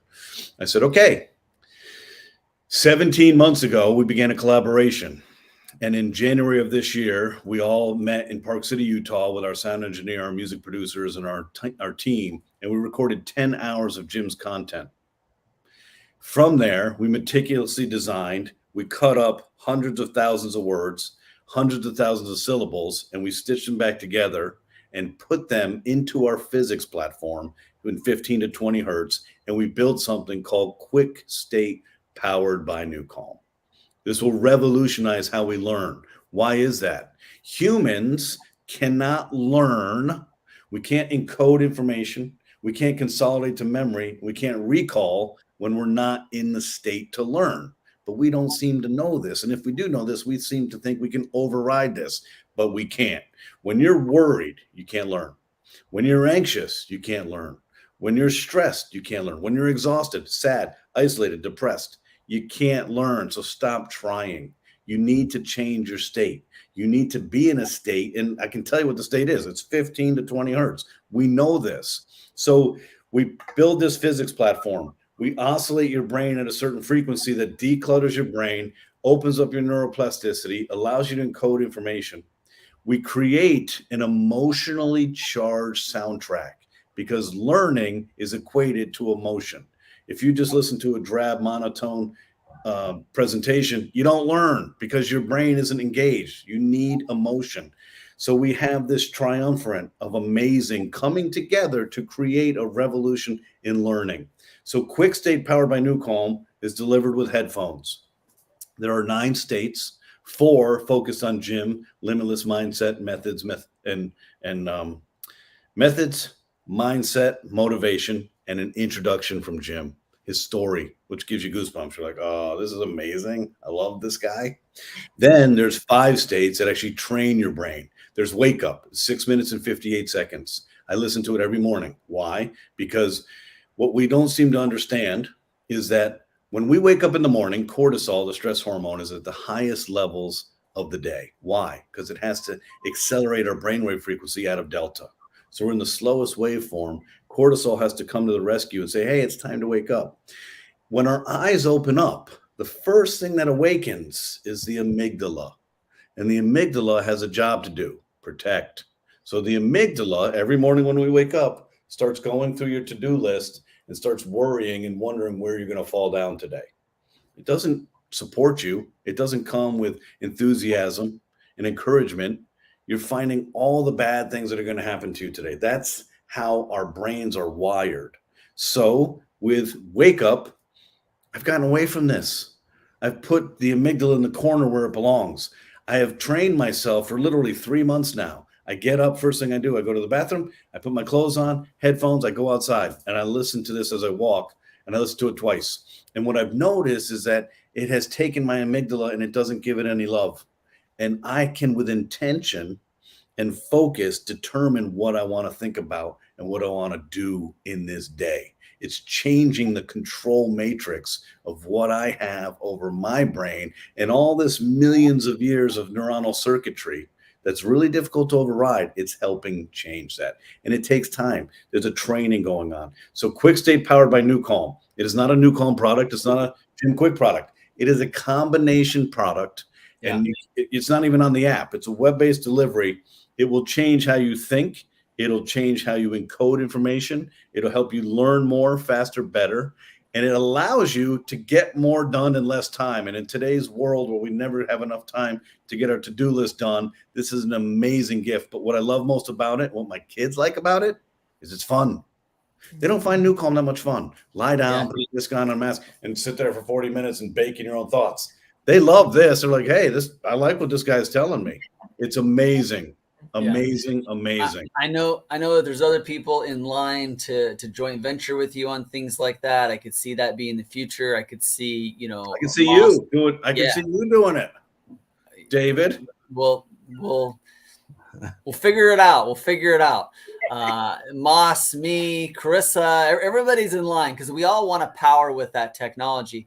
But I do want to thank you, Jim, and I'm going to come back and give you a chance to wrap up here in a little bit. We're starting to get close to the end, or at least the last part of the end here. But Moss, I know that just like we've been talking about a lot of research on the NeuCalm technology, people are doing research on you, right? People are hooking up sensors to you and wires to you, and NeuCalm's done that with some Olympic athletes, while they're running, and all these people are doing high performance, and you're kind of another high performer or kind of special kind of being, like, all right, let's hook up the electrodes and let's see if we can figure out what's going on with Moss. Yeah. Why don't you talk a little bit about some of the research and some of the things that you've been doing with different organizations? I know some of it you maybe aren't able to tell, but I think Jim, Carissa, everybody listening would kind of find it interesting how people are researching you. And I think we can all learn from this in a way. It's not just about you, Moss, but what do we all learn from kind of hooking up the sensors? Oh, absolutely. Yeah. There's more and more science coming up on, what I do. Like, for example, what Jim's method is like, there's a mechanism, an outside mechanism outside of you that generates a certain, say, brain frequency for you. And that's really good because it trains your brain to, say, resonate at that frequency. Well, at a deeper level, we all generate frequencies, right? And we have brain frequencies, and then there's more frequencies that I think science still hasn't yet discovered that we are sending out and we're also receiving. So although there's a lot of research that's been done on me, there's not any machinery or equipment equipment yet because it goes beyond the threshold of, say, time and space, or machines that can actually are sensitive to pick up those frequencies. But the footprints of what can be done was quite amazing. And just to tell you a couple stories, they put me in like this little, it's called a Faraday cage. It's an 8x8 cage where, and Jim would know this, but there's no electricity that comes in. There's no EMFs or anything like that. And within that frequency box, there's machines or microphones that actually pick up the frequencies that I generate. And the researchers were quite amazed because they're very, very different. And within this box, they go, well, let's put some human DNA in there. So they have a vial of human DNA made up of like placentas from like a couple hundred women. And I could actually like pick up, it's like, gosh, this DNA has a lot of different people in it. It's like, yeah, because it's from a couple hundred women. So again, that's the detail that, you have the ability, and that's what I teach to pick up on, because we're all again, sending out and say, pulling in frequencies to help us say navigate this environment. And they did that. And in about 5-10 minutes, they tested it again. They tested the DNA, and it was changed by like 300%. So, and that's like literally, I would call it dead DNA because it's not connected to a live being. But imagine, transforming yourself. And it's a very similar model. Jim uses, again, an equipment. I actually, I have the meditation programs that we do called hyper meditations that we do that helps you train your brain. But it doesn't train your brain. It helps you reset yourself to a different, say, standard of who you really are. And then like Jim's product, again, would train your brain. So that's how that would work. But you just listen to it for 20, and you can look at it at xigenome.com. And a lot of people transform just by listening for the 20 minutes there. So other research we've done, again, the Emoto Institute, and I wish maybe next time around when I'm here, I'll bring the pictures on what can be done. And this is like thousands of miles away, no mechanical connection. And it's like the difference between water crystals that, we're just like base water crystals. And then what happened after I worked on them. It's just amazing how you grow. And by the way, you're just a genetic being, right? And you're very tuned into frequencies. So the frequencies that I generate really help you, say, blossom into your best possible self. And that's what people are really, really looking for. Again, I don't teach any of the logistics or the psychology or, the physical brain waves. I go much deeper into that foundation level. For pro people or like really, really creative people or the 1%, and I'm not just talking about income, but there's a lot of individuals that come to me and they go, Mas, I reached the top of my game, but I want to go more, but I don't want to destroy my body, especially for athletes, because they have to keep pushing and pushing and pushing because it's a brain state. But you can do it at a very deep level. Again, fixing that foundation, because that baggage from childhood, that baggage from their genetic makeup and so on, when they're performing, they're still carrying that baggage along. You can, again, excel in your brain. You can have a fantastic, say, psychology or mental state. But what if you could get rid of that baggage that you can leave behind? And that's a huge difference. And that's what we do, because no matter how much you change your brain waves or your psychology or whatever, or your success mechanisms, you're still running with these three patterns that I've found, again, working on tens of thousands of individuals. You're running from lack, you're running from sacrifice, and you're running from control. When those frequencies are resonating, like Jim was saying, fear really encapsulates you and stops you. Those three frequencies that I just talked about, again, lack, sacrifice, and control.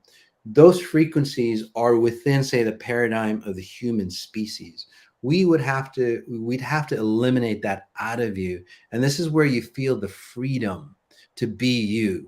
And it's an amazing feeling. And I know there's a lot of people, that have done XI. So comment in on, say, how freeing that is. And then when you do do whatever you do, you know, like play music or play sports or, you know, make $1 billion. Because here's another thing too about that. When you do that, you know, it's a freedom space. It's like it's a reflection of who you are.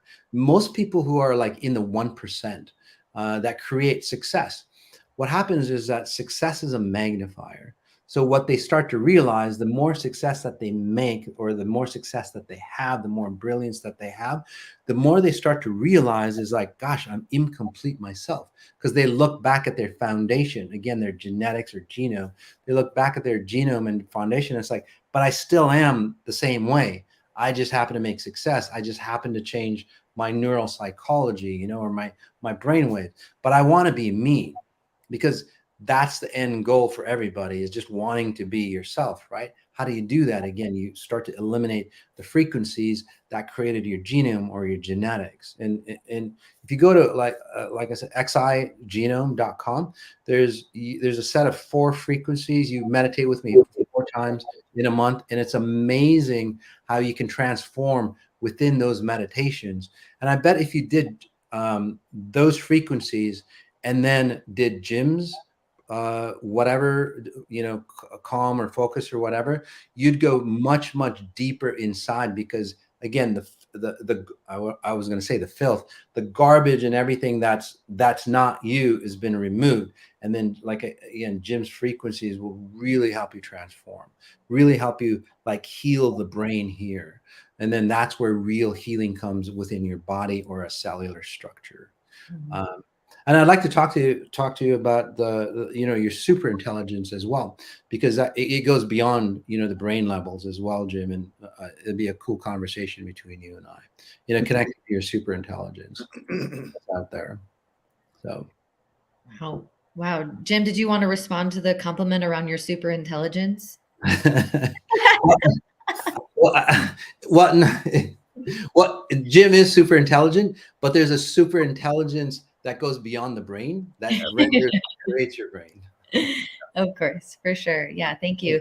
So we have about a little less than 15 minutes left. I'd love to ask you both one more question, and then give you both the opportunity to kind of give up your wrap up comments. So I'll ask Jim, you know, I think during our interview, and correct me if I'm mistaken, you said that NeuCalm has either, was it grown or has made the most progress within its technology in the last couple of years? Is that what okay. So with that, I'm curious, we know where it's been, we know where it's at now. What is the future for NeuCalm? What else do you think is possible? Can you give us any breadcrumbs around any ideas that you have, or what else people can use this technology for, or anything that you guys have in the works that you might be able to tell us, or just any thoughts or ideas around that? Well, I mean, first of all, for us, we just launched Focus on July 22nd, and we have Deep Sleep and we have Ignite. We were a one-trick pony for 13 years. So we have a big Herculean effort today just to kind of showcase to people, hey, you understand NeuCalm and recovery and restoration and feeling good, immune strength, resilience. These are other aspects. So we're focused right now, probably in the next year, educating people of what we've created. And the accelerated path of us releasing these is not as accelerated as it seems. It just is the outcome that we desired. We started our research with Deep Sleep 9 years ago, 8 years ago with Ignite, and 7 years ago with Focus. It just happened to come together as it did. And it's because, to Mass's point, when he talks about foundation, we built the foundation. And we took that foundation, we went from NeuCalm 1.0 to 2.0 to 3.0, and we just kept refining because we're on a quest of continuous improvement. And in parallel to our research and development, all of the advances in neuroscience, we're accelerating. In the last 10 years, we've learned more about the brain than we did collectively in the prior 1,000 years. So we're in this pace that's amazing. I think when you think of Quick State powered by NeuCalm and that collaboration, because when I think of NeuCalm, and I'm so inspired by Mas, and I think we're going to have just tremendous collaboration because we're doing similar stuff with different modalities, and exponentially it's going to be 1 + 1 = 11, not 2. So that's just really exciting. You can NeuCalm and you can relax, but if you're not given any guidance, you're still dealing with the garbage from those resonant frequencies that were just innately wired from millions of years of evolution. So when you do something like this with Jim Quick and you find other things like doing a recording with Moss or you or David or whatever, when we can put the brain in a permeable state, don't you guys get tired of learning the same thing and reading the same thing over and over and over? Don't you get tired of going to a conference as profound as this, and a month from now, there's 3 nuggets that you've left over? It's not right. It's because we're not in the state to learn and absorb information. So we have found that trick. So when I say we're changing behavior and we're going to change learning forever, I mean it, because we have the foundational science. We know which area of your brainwave to oscillate you in, and then we add in words so that when you listen to Quick State, powered by NeuroCalm 21 times with headphones, you're not listening to words anymore. You've networked this to your soul and you've changed your behavior. So the future for us, Carissa, is going to be in this collaborative effort to identify what outcome do we want. We have 2 tracks already with Tony Robbins with Ignite. We train the Washington Capitals together. We train the Golden State Warriors together, and you have that in Ignite, and you're literally listening to Tony, and he's focusing you like crazy. Now we have Quick State powered by NeuroCalm. The opportunity is vast. Why? Because there's so many areas for us to improve our knowledge, whether it's meditative aspects, whether it's focused aspects, whether it's learning a new language. There's so much we can do.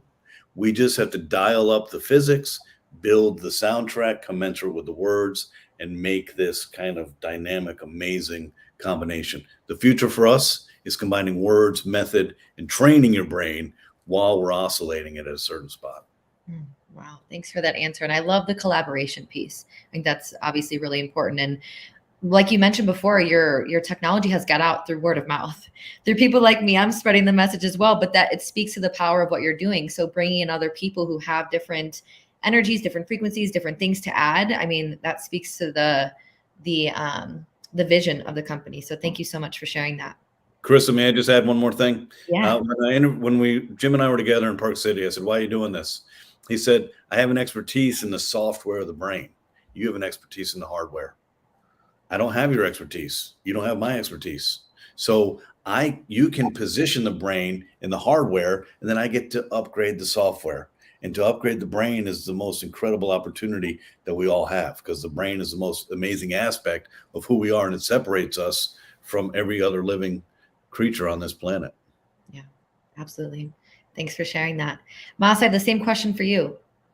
What would you say to that? What's sort of the future with exponential intelligence and the work that you're doing in the world? Well, from what we're seeing, and exponential intelligence actually is starting to, blossom into a science of its own. So, and this is where people might go, well, who is this Moss guy? Because he helped somebody with.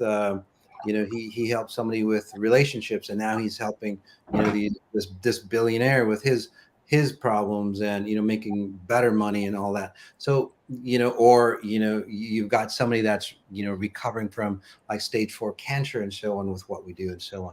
And these aren't extreme examples. These are like, again, if you go to the website, there's just tons of just like miracle type examples on the website, and more that we haven't even put up on.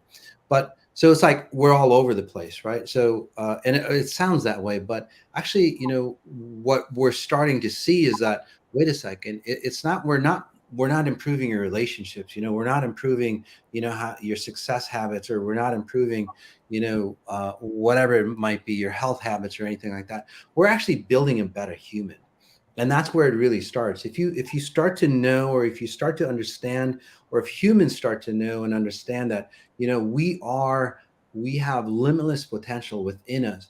And so XI is literally the science of how do you tap into that limitless potential that's so vague. It's not really as concrete, but it's very viable. It's very, people can feel it. People can experience it, because when you're tapping in to that flow, just like this internet, right? I'm on wireless internet here. You can't see it, but it works, right? You have the outside income, right? So when I help people tap into that higher intelligence, again, the super intelligence that runs your brain, runs your liver. Like, for example, your liver does 1,000 different functions without even you consciously thinking of it. Right? Your breathing pattern, like when you're running, it's something tells your brain to go, okay, how did your brain like program itself to, to go, okay, we need that heart rate risen because you're running, so that's the super intelligence. And then beyond that, like I help people connect to. But what if you could operate from that super intelligence daily, right? Just think of how the world could change, because you're not living in lack mode. You're not living in sacrifice mode or anything like that. You're living at your optimal self. And when you're in an optimal self, you're creating an optimal environment. And then that's where there is no, say, space of lack. That's where we really have like top level solutions, again, like Jim, this is like a whole new business paradigm that's coming up in the next future. And I do predict things, and I've been very accurate, about 98% accuracy on what's happening is like, again, things like Jim, Newcom, other methods of improving through frequencies, not like physical attachments, or not by drugs, or not by that, but again, changing your frequency of who you are, which again resonates and changes you, which changes your environment, which changes everything that we know what humans can be. So again, overall, XI is really becoming like a new science on, well, I would call it the science of everything. And I know that might be too broad of a jump, but I think in a very short time, you'll literally start to see it's like, oh, now, because it gets into the first principle reason on why stuff happens the way they do. And whether you're a scientist, like for you, Jim, I could help you understand some of the, the issues that might have taken you a lot longer by pushing you to a higher level of self, right? And then you could understand your technology even more, even deeper, and you could come out with cooler products. And that's what we've done with other companies as well. We've really, say, shortened their R&D time from like 6 years, and this is an actual product, from 6 years into about like 4 months. Yes, please. Yeah. It's the coolest thing. And that's where it gets really exciting is, again, building better humans that haven't, brought about the baggage of their parents in the yesteryear. That's why, today's world, if you look at it, it just keeps repeating itself, but we just have better technology, but humans just keep repeating themselves, so we don't evolve, nature evolves all the time. It's amazing how slow we've evolved as a human species. That's what I'm talking about. Why is that? Because we keep replicating our genetic patterns from the past. We don't learn our genetics, or we've been, because of free will, and it goes really deep. Jim, we're going to have some fantastic times. And I'm just rubbing this in Chris's face. We're going to have some fantastic talks in Africa, buddy. In Africa, though, what happens in Africa stays in Africa. We're not sharing with Carissa anything that we come up with down there. Well, you gotta come down. I'm in discussion with David right now. We're getting me there, so you guys don't even worry at all. But when you start to like literally look at the genetics and look at your DNA, because your DNA is like learning and experiencing and expanding all the time. It's not like hard coded like American scientists think. Russian scientists think that it's very flexible. It's very dynamic. It's looking at your environment all the time and seeing the best possibility for you, and then encoding that in you. And then you pass that on to your kids. Yes. But then what we do is, like they say, through famine, right? You survive through famine, and your DNA goes, oh, we survived through famine. This is how we did it. But what happens with human DNA is that the whole story, the whole backstory of how they survived with famine, the atrocities and all that, or the wars that they went through, that story gets lined up or gets pulled into the next generation. And then that's where we keep repeating ourselves. In nature goes, okay, we survived from famine. This is the best of it. This is how we survived. Let's just bring that code or that piece into our DNA and then move forward. Does that make sense? The reason animals on the planet accelerate in evolution is that they don't have the mind to stop them.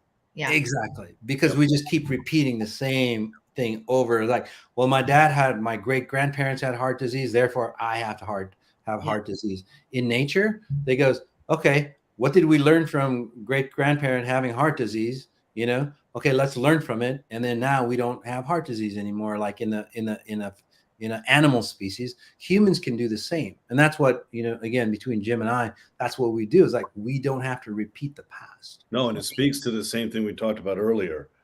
We think that we're isolated and alone and we're going through this for the first time ever, which is insanity, right? Look at how we treat the elderly in this world. We don't listen to them. We don't learn from them. We barely even take care of them. Yep. How can we continue to make the same mistakes generation after generation after generation? Because we're not learning animals, because our mind gets in our way, whether it's our ego, whether it's our impatience, whether it's our drive, our desire, whatever it is. It makes no sense to me. So on our end, in the neuroscience world, and looking at frequencies and vibration and all the things that we're capable of, it's rather frightening how pedestrian our evolution is. Now, all of us listening to this, don't take our word for it. Think about what's happened in the last century. Look at the acceleration of technology versus the evolution of man. Man today cannot extract a high yield of nutrients from supplements, but they've been around for a while. How many generations do we have to go for the body evolve? So we can see it all there. It's this matrix. We just have to stop, take a breath, and say, okay, wait a second. What is going on here? And make some changes. Right. I see what we're doing. Yeah. Is it intangible? Yes. Did the electromedicine of George Joukowsky and Nikola Tesla in the 1930s, do we still understand that today? No. Is it there? Yes. You're seeing it. You go into a Faraday cage and you can identify different DNA, and they're looking and they're saying, hey, you supercharged that DNA 300 magnitude. Hello, we see it.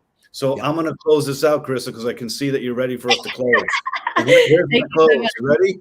Yeah. Thank you. Thank you to you and to Mo and the LA Tribune for putting on this summit. Neuroscience should not be an intimidating word. It's the study of our brain. And our brain is the most fascinating, coolest aspect of what separates us from the rest of this planet. It gives us so much opportunity. And we're living now. The last 90 minutes just happened. I'm not getting that back. And I don't want to live a life where I'm trudging up this obstacle road of this committee between my ears that keeps telling me all these things that I'm not good at. I don't want to do that anymore. The whole spirit of mindfulness is to oxygenate this part of your brain to allow you to have access to your presence and your patience and your executive functioning. Just like when we shared with you, we're going to Africa, you were very kind not to spit at the screen, which I appreciated. And you said, hey, let me take some thinking here. And hey, I want to go. This is an opportunity for all of us to learn. There's so much advancements in neuroscience. Don't let the word intimidate you. This is the opportunity to learn about you and how we operate and how to amplify all the good in our life and to have gratitude for what's good and not worry about all these things, because worry is interest you pay on a debt you don't owe. I don't owe that. So why am I paying interest on it? So be well, everybody. Much love, much gratitude. Thank you, thank you, thank you. That's what I have. Well, thank you. And I just want to take a second to say it's an honor for me to share the screen with such distinguished gentlemen. And I know for a fact that the two of you are going to get together and do some incredible things, and we'll support that endeavor as much as we can. And what we just witnessed in the last 90 minutes was exactly what this event is all about. Opening up the horizons of the mind and introducing new ways of thinking and living to an audience that they've never heard before, that they've never experienced before. This is not just another summit that our contemporaries in our industry do, where it's just regurgitation of information. We want to create transformational experiences with cutting edge thought leaders that are experimenting, that are doing new things, that are constantly testing out the waters. And those are the Jim Pools, the Masajadis of the world. And so I want to thank the two of you for graciously sharing your time. And with that being said, Mas, if you have any final comments, sir, before we go to our next speaker. Well, I think right now, guys, this time, the world is really changing. We're really we're really getting forced to see who we really are. A lot of times people think it's the end of the world. It is the end of the world. It's the end of how time and space works. So it's time for us to literally look at a very different approach to being human. And again, new technologies, you know, people like Jim and me and many others that are coming out going, hey guys, you know, we don't have to destroy the planet or anything like that. We can just build better humans, be better humans, and then we'll have better technologies that improve, you know, our cars, improve electricity, improve whatever, so we can all harmonize and live together and live in peace and completeness. That's what it's all about, and that's what the future is about. And that's what I love about you, Mo. It's like, gosh, we got to get all these people together so we can have a really cool world to play around with. I love that. Again, going back to sharing the same values. And with that being said, I hope the three of you have a fun time in Kenya. We're going to go ahead and take a quick break and come back with our next speaker. Much love and respect.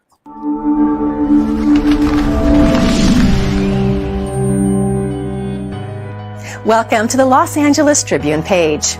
Here you will find original news programming, exclusive digital events, and shows that are directly from the community. At the Los Angeles Tribune, we believe in giving a voice to the voiceless. We are proud to be the only national brand to empower everyday people to make a difference. Since 1886, our reputation has been built on truth and responsibility. Thank you for watching and making a difference. For general inquiries, contact today. Thank you on behalf of the Los Angeles Tribune team.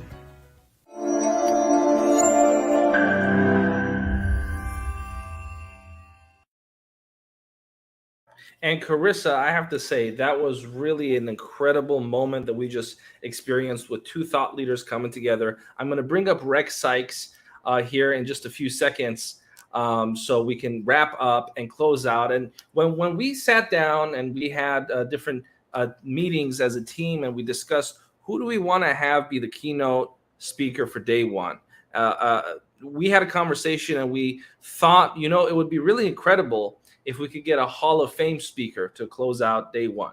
And so you guys got a little sample, a little taste, a little Costco sample, and now you guys get to actually have the full dish of Hall of Fame level New York Times bestselling author Dan Clark, who is going to be our keynote speaker to close out and wrap up and take this beautiful day with all of these incredible speakers. And you know, Dan Clark has been in space, so it's not like I'm putting any pressure on him.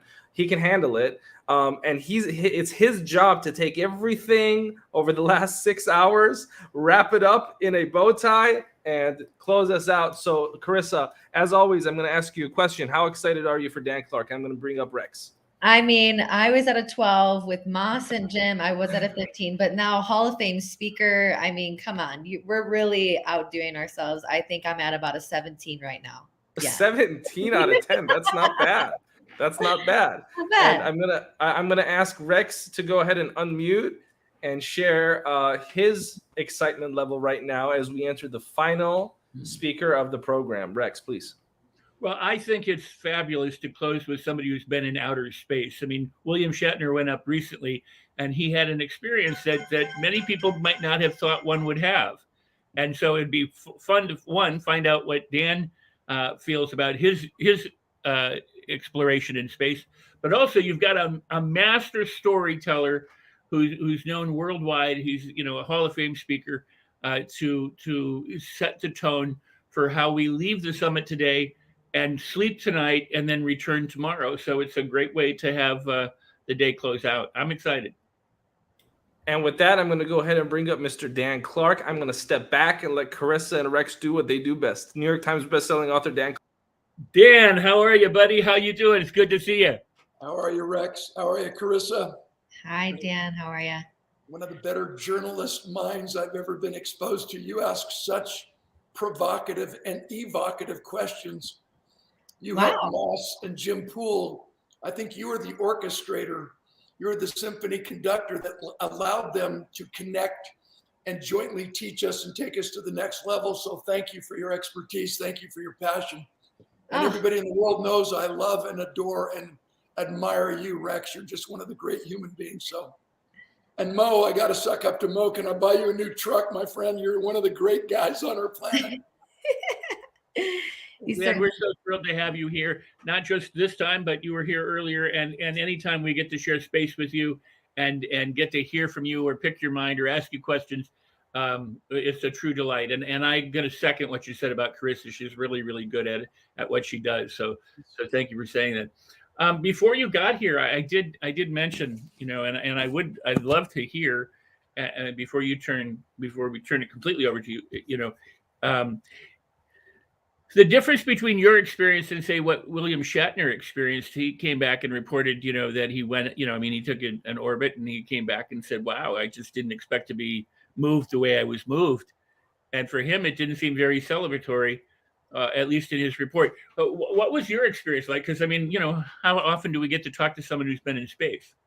Well, with all due respect, they went a lot higher than I did. And I'll give you the details of my experience. But to put things into perspective, Bezos and Branson and Shatner, from launch to landing, they were only airborne 11 minutes, and they only saw the curvature of the Earth for 1 minute. And on October 23rd, I had the rare opportunity to soar to the edge of space in a U-2 reconnaissance aircraft. And because it's a classified mission, I can only tell you that at 70,000 feet above the Earth's surface, you see 2/3 of the state of California. At 80,000 feet, you see mapped outlines of America. And at 90,000 feet, you feel like you can reach out and touch the face of God. It was a spiritual experience that I wish everyone could experience, could have. Because for 5 hours, I sat in the sounds of silence, looking at the curvature of the Earth. I have a 15-minute documentary. They dumbed it down because it's classified information, but you can see the reflection of the curvature of the Earth in my space helmet. So for 5 hours, I sat in the sounds of silence, looking at the breathtaking curvature of the Earth, gazing in the endless blackness of the universe, pondering eternity and my place in it. And to your point, Rex, these individuals who saw the curvature of the Earth and reported that it changed their life never detailed the impact that it had on them for the rest of forever. And so when we landed, I had become a curious student of astronomy and astrophysics.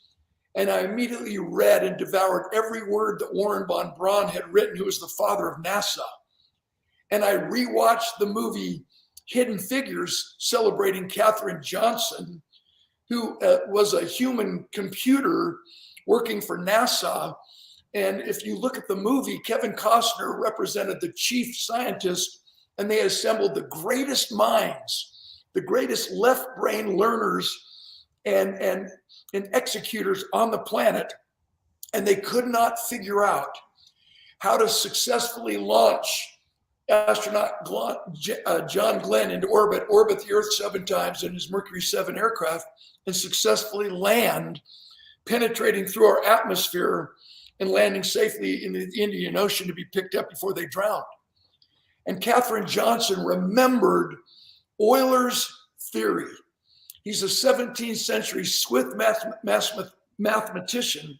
And she said, boom, and starts writing up on the window, if you remember the scene. And Kevin Costner says, whoa, that's old math. And what Katherine Johnson said is, no, that's right math. So in my newest book, The Art of Significance, Achieving the Level Beyond Success, it's a Penguin Random House original publication way back in 2013. What I did is I focused and itemized over a 30-year period of time and identified the 12 highest universal laws that are irrefutable, that are not debatable. And I threw all of these most common principles of success under the bus and replaced them with these higher laws. And we can all just whip off the laws of the universe, which we've been talking about. The law of attraction and resonance is frequency and energy. And Moss and Jim Poole and Professor Mark earlier on in the day, they have spent their entire lifetimes trying to figure out how to mitigate chance and eliminate all this confusion in life and become the best version of ourselves through neuroscience. And if any of you tuned in earlier and you saw that I kind of fired up and went head to head with Professor Mark because he challenged and said, I don't know what I'm talking about. And I'm an old Golden Gloves boxing champion and played football for 13 years. So what I wanted to do is honor these experts, these amazing thought leaders, but remind them that I'm on this program as a deliverer. They're talking about upgrading the hardware of the mind. And then Jim Poole talked about upgrading the software of the mind. And obviously Professor Mark has been a student of neuroscience his entire year. And I honor you and I respect you and I admire you. But what we have to do as human beings is study and learn from you way before we take the stage as a speaker. Because when you're given the task of being a keynote speaker, and you might have 200 or you might have 20,000 or 40,000 in an arena that I've had the opportunity to address many, many times over my career, in 60 seconds, you have to up-level and upgrade your delivery system. And Professor Mark this morning, he said, Dan, what you said was basically incorrect. And he said there's over 50 or 90 brain chemicals, and I have no evidence or no education to refute that. I want to learn more about it, and I want to be a sponge, maybe come to Africa and be around all of you. But when it comes time to distilling the message and trying to inspire people to take action on your message, and you have 60 minutes to do it, what I did is I isolated 6 of the many multiple, maybe countless brain chemicals and itemized those, suggesting that if we tell the right story and we've crafted and written that story in a way to trigger those specific one of 6 brain chemicals, 5 of which are positive, cortisol's not, in that experience in a 60-minute keynote, we have the ability to prove true that every conversation matters. Every conversation counts, one-on-one, 1 on 12 in a boardroom, 1 on 200 in a sales presentation, or 1 in 40,000, because those who have studied suicide and suicide prevention tell us that anyone who has completed their suicide, who has taken their life, they believe that if they only held on for 15 minutes longer, they would have not chosen to kill themselves. So what we have to do is talk about the elevation of our communication and delivery system of everything that Professor Mark and Jim Poole and Moss so eloquently taught us and triggered in our curiosity. So when I landed, what I discovered, my friends, is that there's 12 highest universal laws of life-changing leadership. And when I signed my book deal with Adrian Zackheim and Penguin, he says, Dan, how do you know there's not 21 highest laws? How do you know there's not 9? And I got emotional and said, I figured it out. And every other law fits into these 12. For example, law of gravity, law of resonance, which we just talked about, law of the harvest, we reap only that which we sow, the law of physics, the law of relativity, the law of mathematics, Euler's law. It was a specific, timeless mathematical equation that allowed the scientists at NASA to successfully bring astronaut John Glenn back to Earth. It wasn't an irrefutable, ethereal feeling of this or that. And it didn't have anything to do with intuition. It didn't have anything to do with brain science. It had to do with a mathematical equation. So to my point, when I landed and became a curious student of astronomy and the order in the universe, reading everything I could get my hands on, I brought the religious statement into mind, into discussion. Are there atheists? Or if there really is this much organization and order in the universe, could there be a master organizer? And I'll quote Albert Einstein, who was accused of being an atheist. And he said, no, the concept of a master creator is so complex, it's hard for the human brain to embrace and to understand. So we must amalgamate the mindset of a young boy or a young girl who walks into a library and they look around and they say, whoa, somebody must have written all of these books. So the chapter 1, law number 1, the highest law of the universe is obedience, because all other laws in the universe are governed by it. We don't even have to understand the law of gravity. We don't even have to believe in it, but it's always in play. And regardless if we obey it or not, if we walk off that building, we will die. So the highest law of the universe is obedience. And to tie into this experience in space, because I believe in the master creator, the master organizer. I've come to understand through study that the universe was organized by a specific set of laws. And if we understand and learn about that law, and then we commit to obeying that law, we will reap a specific reward. But if we choose to disobey out of our free will choice, if we choose to disobey that specific law, we will definitely suffer a consequence. And because obedience is the highest law of the universe, our master creator, whom I choose to call Almighty God, gave us the greatest gift of the universe, which is free will agency, always giving us a choice to choose this or that, go left or go right. And to test our obedience, we were given to test our free will agency and to make sure that our free will agency was always in play. The master creator God gave us an opposition in all things. We must have darkness to appreciate the light. We must have justice to appreciate mercy. We must have sickness to appreciate health. We must have death to appreciate the sanctity of life. And because we're only human and we're susceptible to making bad choices, misusing our free will agency, if you disagree, look at all the people incarcerated in prisons. Out of their free will agency, they chose to misuse their free will agency, which means obedience is the only thing that protects our free will. We don't control people's behavior. We inspire them to obey out of their own free will and choice. So to the intuition concept, this is my experience. Because of our free will and opposition in all things, God instilled in every single human being born onto this planet an inherent ability to discern right from wrong, truth from error. We commonly call this ability our conscience, which means our conscience will never fail us. Only our desire to follow it decreases as we continue to do the wrong thing.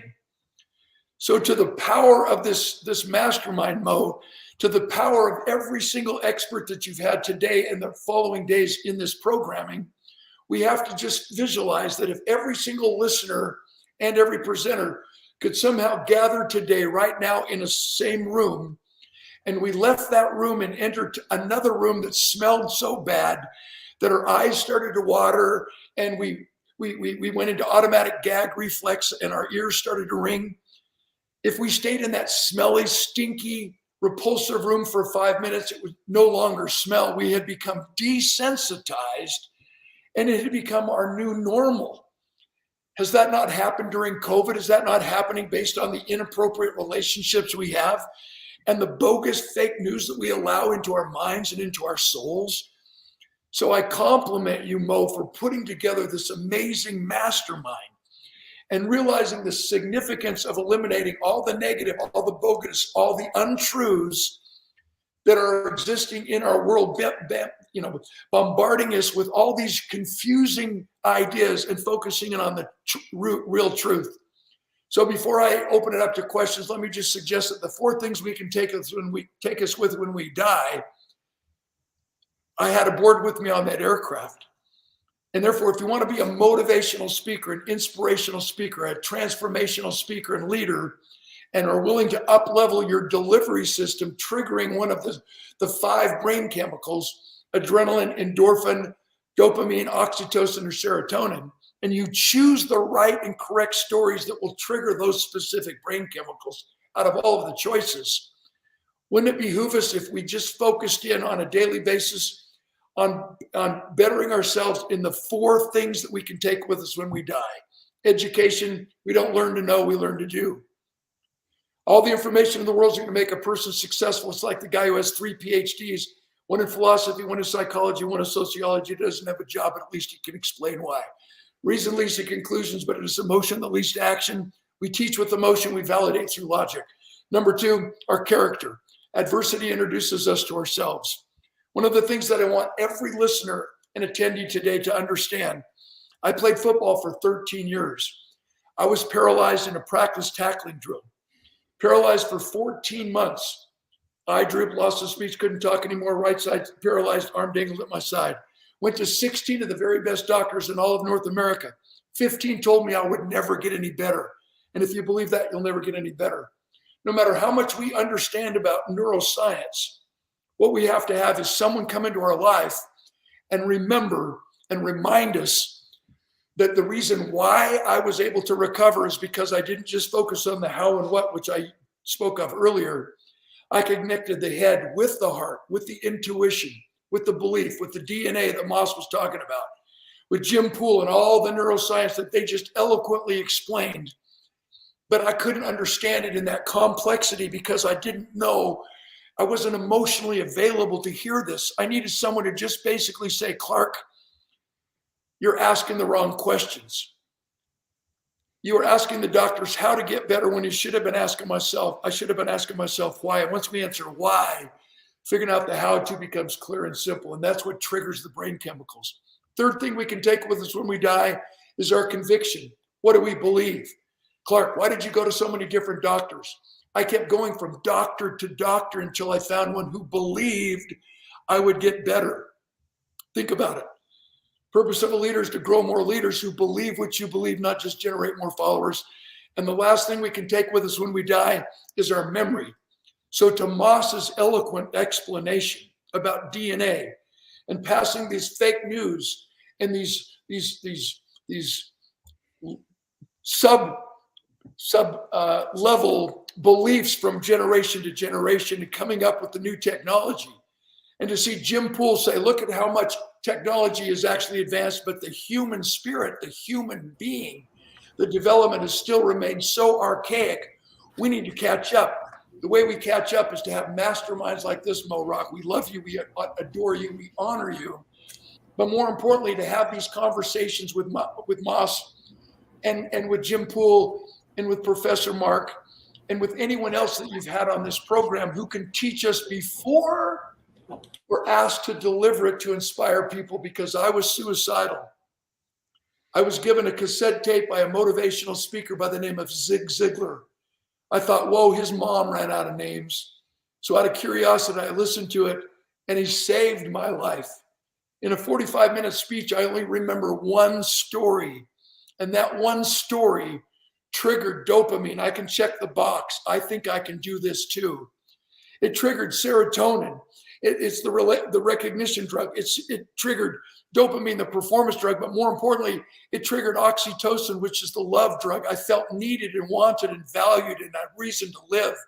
And when your why is bigger than your why not, that's what we can take with us as we leave every single meeting, making every single conversation count, one-on-one, one on 10 or 12, one on 10,000, or the millions that might have been tuned in to this amazing opportunity, this summit on neuroscience. I want to thank you so much, Dan, for the kind words. Simplify it into the practical in my time here. I hope I did. Man, Dan just always brings the heat, and Rex, you do such a great job modeling and being our model and just looking handsome. Well, no, but with that being said, Rex, I want to make sure you have an opportunity to chime in. I know that this conversation between you and Dan, there's a lot of different angles you can take. So please go ahead and chime in for the next few minutes before we wrap up. Rex. So Dan, I love everything you say. You are an inspiration and a model and an exemplar and an example for all of us. I want to make a few comments, then I want to ask you a question. One is I disagree with you. Why is everyone disagreeing with Dan today? What's going on, Rex? Let me finish. Zig Ziglar didn't save your life. What happened is you heard a story, and in that you moved and found the will to live, and you saved your life, and you moved forward and made an incredible impact on the rest of the world as a result of that. The messenger delivered the message, but you took the message and made it viable. In the same way that Werner Brown said it would take the will to get to the moon, and the know-how is oftentimes not nearly as important. So I'm gonna say something that may not be popular here either. A lot of experts are often wrong, very much so wrong, and they don't also articulate sometimes the way other people can. So for you or for Zig Ziglar, they can simplify the message of the researcher or the neuroscientist or the physicist or whatever and make it palatable so people can understand it and then act with it. So my question, two things. One, let me first say this. I think first off, your laws are brilliant. And the fact that you put the law of obedience as number one is truly, truly genius, because if you don't obey the laws, then what have you? And obviously we must. In other words, laws are laws because they work reliably. They're not something that, is haphazard. So for us to understand and to be successful, we need to obey the laws and work with them. So you go around the planet and you see all this stuff and you're touched and you're deeply moved and you understand, as many people do, it's a world without borders. It doesn't matter if, you're tall or small, if you're black or white, if you live in one country versus another country. We're just people on a dot in space, and you come back to the ground. What do you think it takes for people to understand that, who can't go into space? What must we do as people like yourself, people with a responsibility to say, you know what, this is our experience. We're one species. Maybe we could learn to get along. What do we do, Dan? Well, as Mo Rock knows, I've had a chance to do some international Zoom training, especially with our brothers and sisters in Iran. And when you focus in on an international message, which is basically, it applies to everyone in every culture and every language, that we're not paid for time, we're paid for the value we bring to the marketplace. And so what we need to do is come together, beginning with ourselves, looking in the mirror. What can I do on a daily basis to make myself more valuable? Raised with the mantra, the only person that we need to be better than is the person we were yesterday. But there's 9 aspects of life. We've got to focus in on becoming the best version of ourselves in all 9 aspects, or no one will truly trust us and no one will truly respect us. We can't just be geniuses and let our bodies go to hell. We can't just take care of our bodies and let our education, our spirituality go to hell.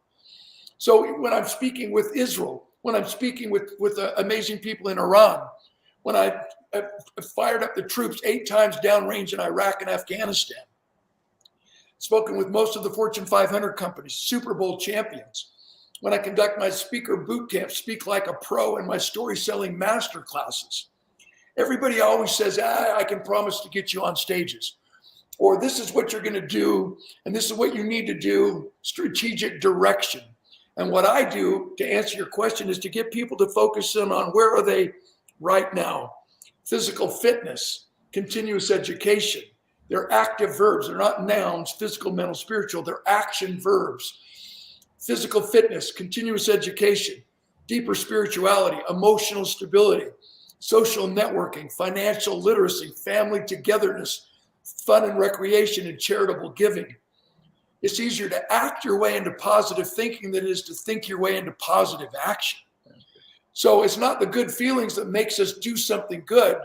It's service before self and taking action that creates the good feelings, and that creates a win, and we want to duplicate that feeling. We've triggered an emotional experience with a brain chemical. It's contagious. I want that feeling again. And to your point, if you're disciplined, you don't have to be motivated. If your why is bigger than your why not, and everything else takes care of itself. Yeah, I just suggest that in the culture creation world in which we live, every culture is created between the strongest belief, the highest expectation, and the best behavior that the leader lives by, and the weakest belief, the lowest expectation, and the worst behavior that the leader tolerates. And we can create that culture in our own selves, in our own homes, in our children's schools, in our neighborhoods, in our communities, in our world.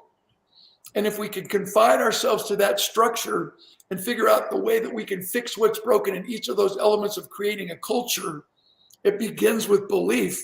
And that takes us full circle to everything that this Neuroscience Summit's about.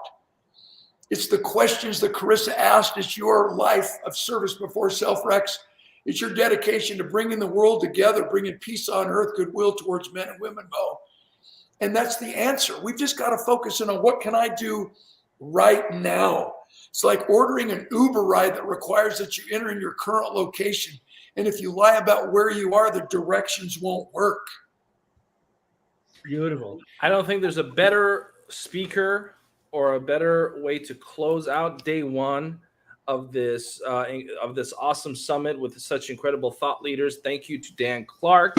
And I have a suspicion that Dan will be joining us very soon. We will be sending out invitations because there's no way that we can just scratch the surface of Dan's wisdom here today. And so keep an eye out for a special bonus session with Dan Clark at some point very soon. Thank you, my friend. And from space, we're all brothers and sisters. Absolutely. We are all brothers and sisters. We are We've all got to brothers stop and killing sisters. each other and Absolutely. God, and come together and do what we need to do to save our planet, to save ourselves, save each other. Thank you, Dan Clark. And I'm excited, friends. I mean, I know a lot of folks will go watch this replay again and again. You guys need to listen to Dan, Moss, Jim, Sharon, all of the incredible speakers that we had on day one over and over again. Tomorrow morning, we're opening up with Dr. Joe Vitale. And so you definitely don't want to be late. You definitely don't want to miss it. Couple quick housekeeping notes as we wrap up here. Just a quick reminder to everybody that we'll start again tomorrow morning at 10 a.m. PST. All of the programs here on the Los Angeles Tribune are for entertainment purposes only, although I personally hope that everyone is educated, uplifted, and inspired and transformed. There is all of the views expressed by all of the different speakers on all the various platforms here are only their own and not us as an institution. We are a free speech platform, and we do welcome anyone and everyone that has various different points of views on these subject matters. And with that being said, I just want to quickly go across the floor here to allow everyone to give closing words. I do have to take a second to thank Top Talent Agency, our partner in producing this event, and David Fagan, who is the visionary behind this concept and somebody who I consider to be an industrialist in the world of public relations and publishing. And why I say that is because he's doing things that no one else is doing in that world, which is why we're partners with Top Talent Agency. And I see that Julia from Top Talent also popped in. So real quick, closing thoughts, 30 seconds or less from everyone on the floor. Carissa. My neck hurts from going like this the whole time, just because I was in agreement so much with what everyone was saying. I really appreciated the passion, the wisdom, the collaboration, the integrity, the research, all of it. I really appreciate all of it. I'm excited for day 2. I can't believe we just kicked it off that big. I'm like, wow, how are we going to top that? So one of my favorite speakers was Dame Doria. I really appreciated how she took wealth and made it super digestible for everyone and connected it to neuroscience. So really appreciate that. How about you, Ava? How was it for you watching behind the scenes? Oh my gosh, what a powerful day already. Like I said, it's only day 1, and how are we going to even top that? But we've got more. Like tomorrow is an even bigger day. We've got amazing experts coming tomorrow, so I'm even more excited. But yes, the whole day was just mind-blowing. Thank you so much for joining us. We've got a lot of viewers that were with us for the whole time. They said that, I can't believe I've been here all day. And we have over 1,000 comments, just comments, over 1,000. And so we want to thank you, appreciate you for really co-creating this space with us, because really we wouldn't be here if it's not for you. So we want to appreciate all our viewers. Thank you. And Rex, we want to save Julia for last, because I don't think people understand what a rare treat it is to have Julia live on the air with us. So Rex, please. Before I say how much I enjoyed the experience, let me remind people to go ahead, go ahead, sign up, subscribe, share it out to your friends and family. If you've gotten value from this, make sure someone else can get value from it too. And leave comments in the replay as well, so that, and rewatch it, because you can. So here's what I got. I got the fact that we have some really incredible giving people who made their time and their presence available to everyone who's attending from around the world, not just today, but throughout the entire run of this, replay and everything. So it is truly, like I said in the beginning, an unprecedented experience. It's rare, and it's so good that we got to experience it. I mean, think about it. You had to be in the right time, in the right place, to be able to be here, and you had to make that happen. And it's no accident. So come on back and join us again, and love you. Thank you for that, Rex. And again, before we let Julia close us out, Julia from Top Talent, again, I want to thank David Fagan, Isabel, all of the great team at Top Talent, all of the folks at the Tribune that worked so relentlessly behind the scenes to make this possible as a community service, as a free program for the world. Because as we saw in the beginning stages of this day, there are people that have tuned in from all over the world. We have people tuning in from over 17 countries at last count. And so programs like this with this level of speaker usually has a high ticket price. But we at the Tribune believe, through our community outreach division, everyone in the world should have this level of access, which is why we're so proud to work with Top Talent Agency and all of our friends on the same mission. Again, David Fagan, who is an industrialist. I don't use that term lightly. I use it very specifically because, again, in my view, somebody that is changing the status quo of an industry deserves that title. And so with that being said, Julia from Top Talent, close us out, and then we'll end the broadcast. Yeah, I love these kind of events because there's so many of you watchers and viewers that have emailed me. We've talked a few times, and then I get to see you on the call as well. So I love the community. I love all the speakers. I love when people agree, and I love when people disagree. Really keeps it going. So I loved it. I'm excited for tomorrow. Okay, Beautiful. friends, we will see you back here tomorrow morning at 10 a.m. PST.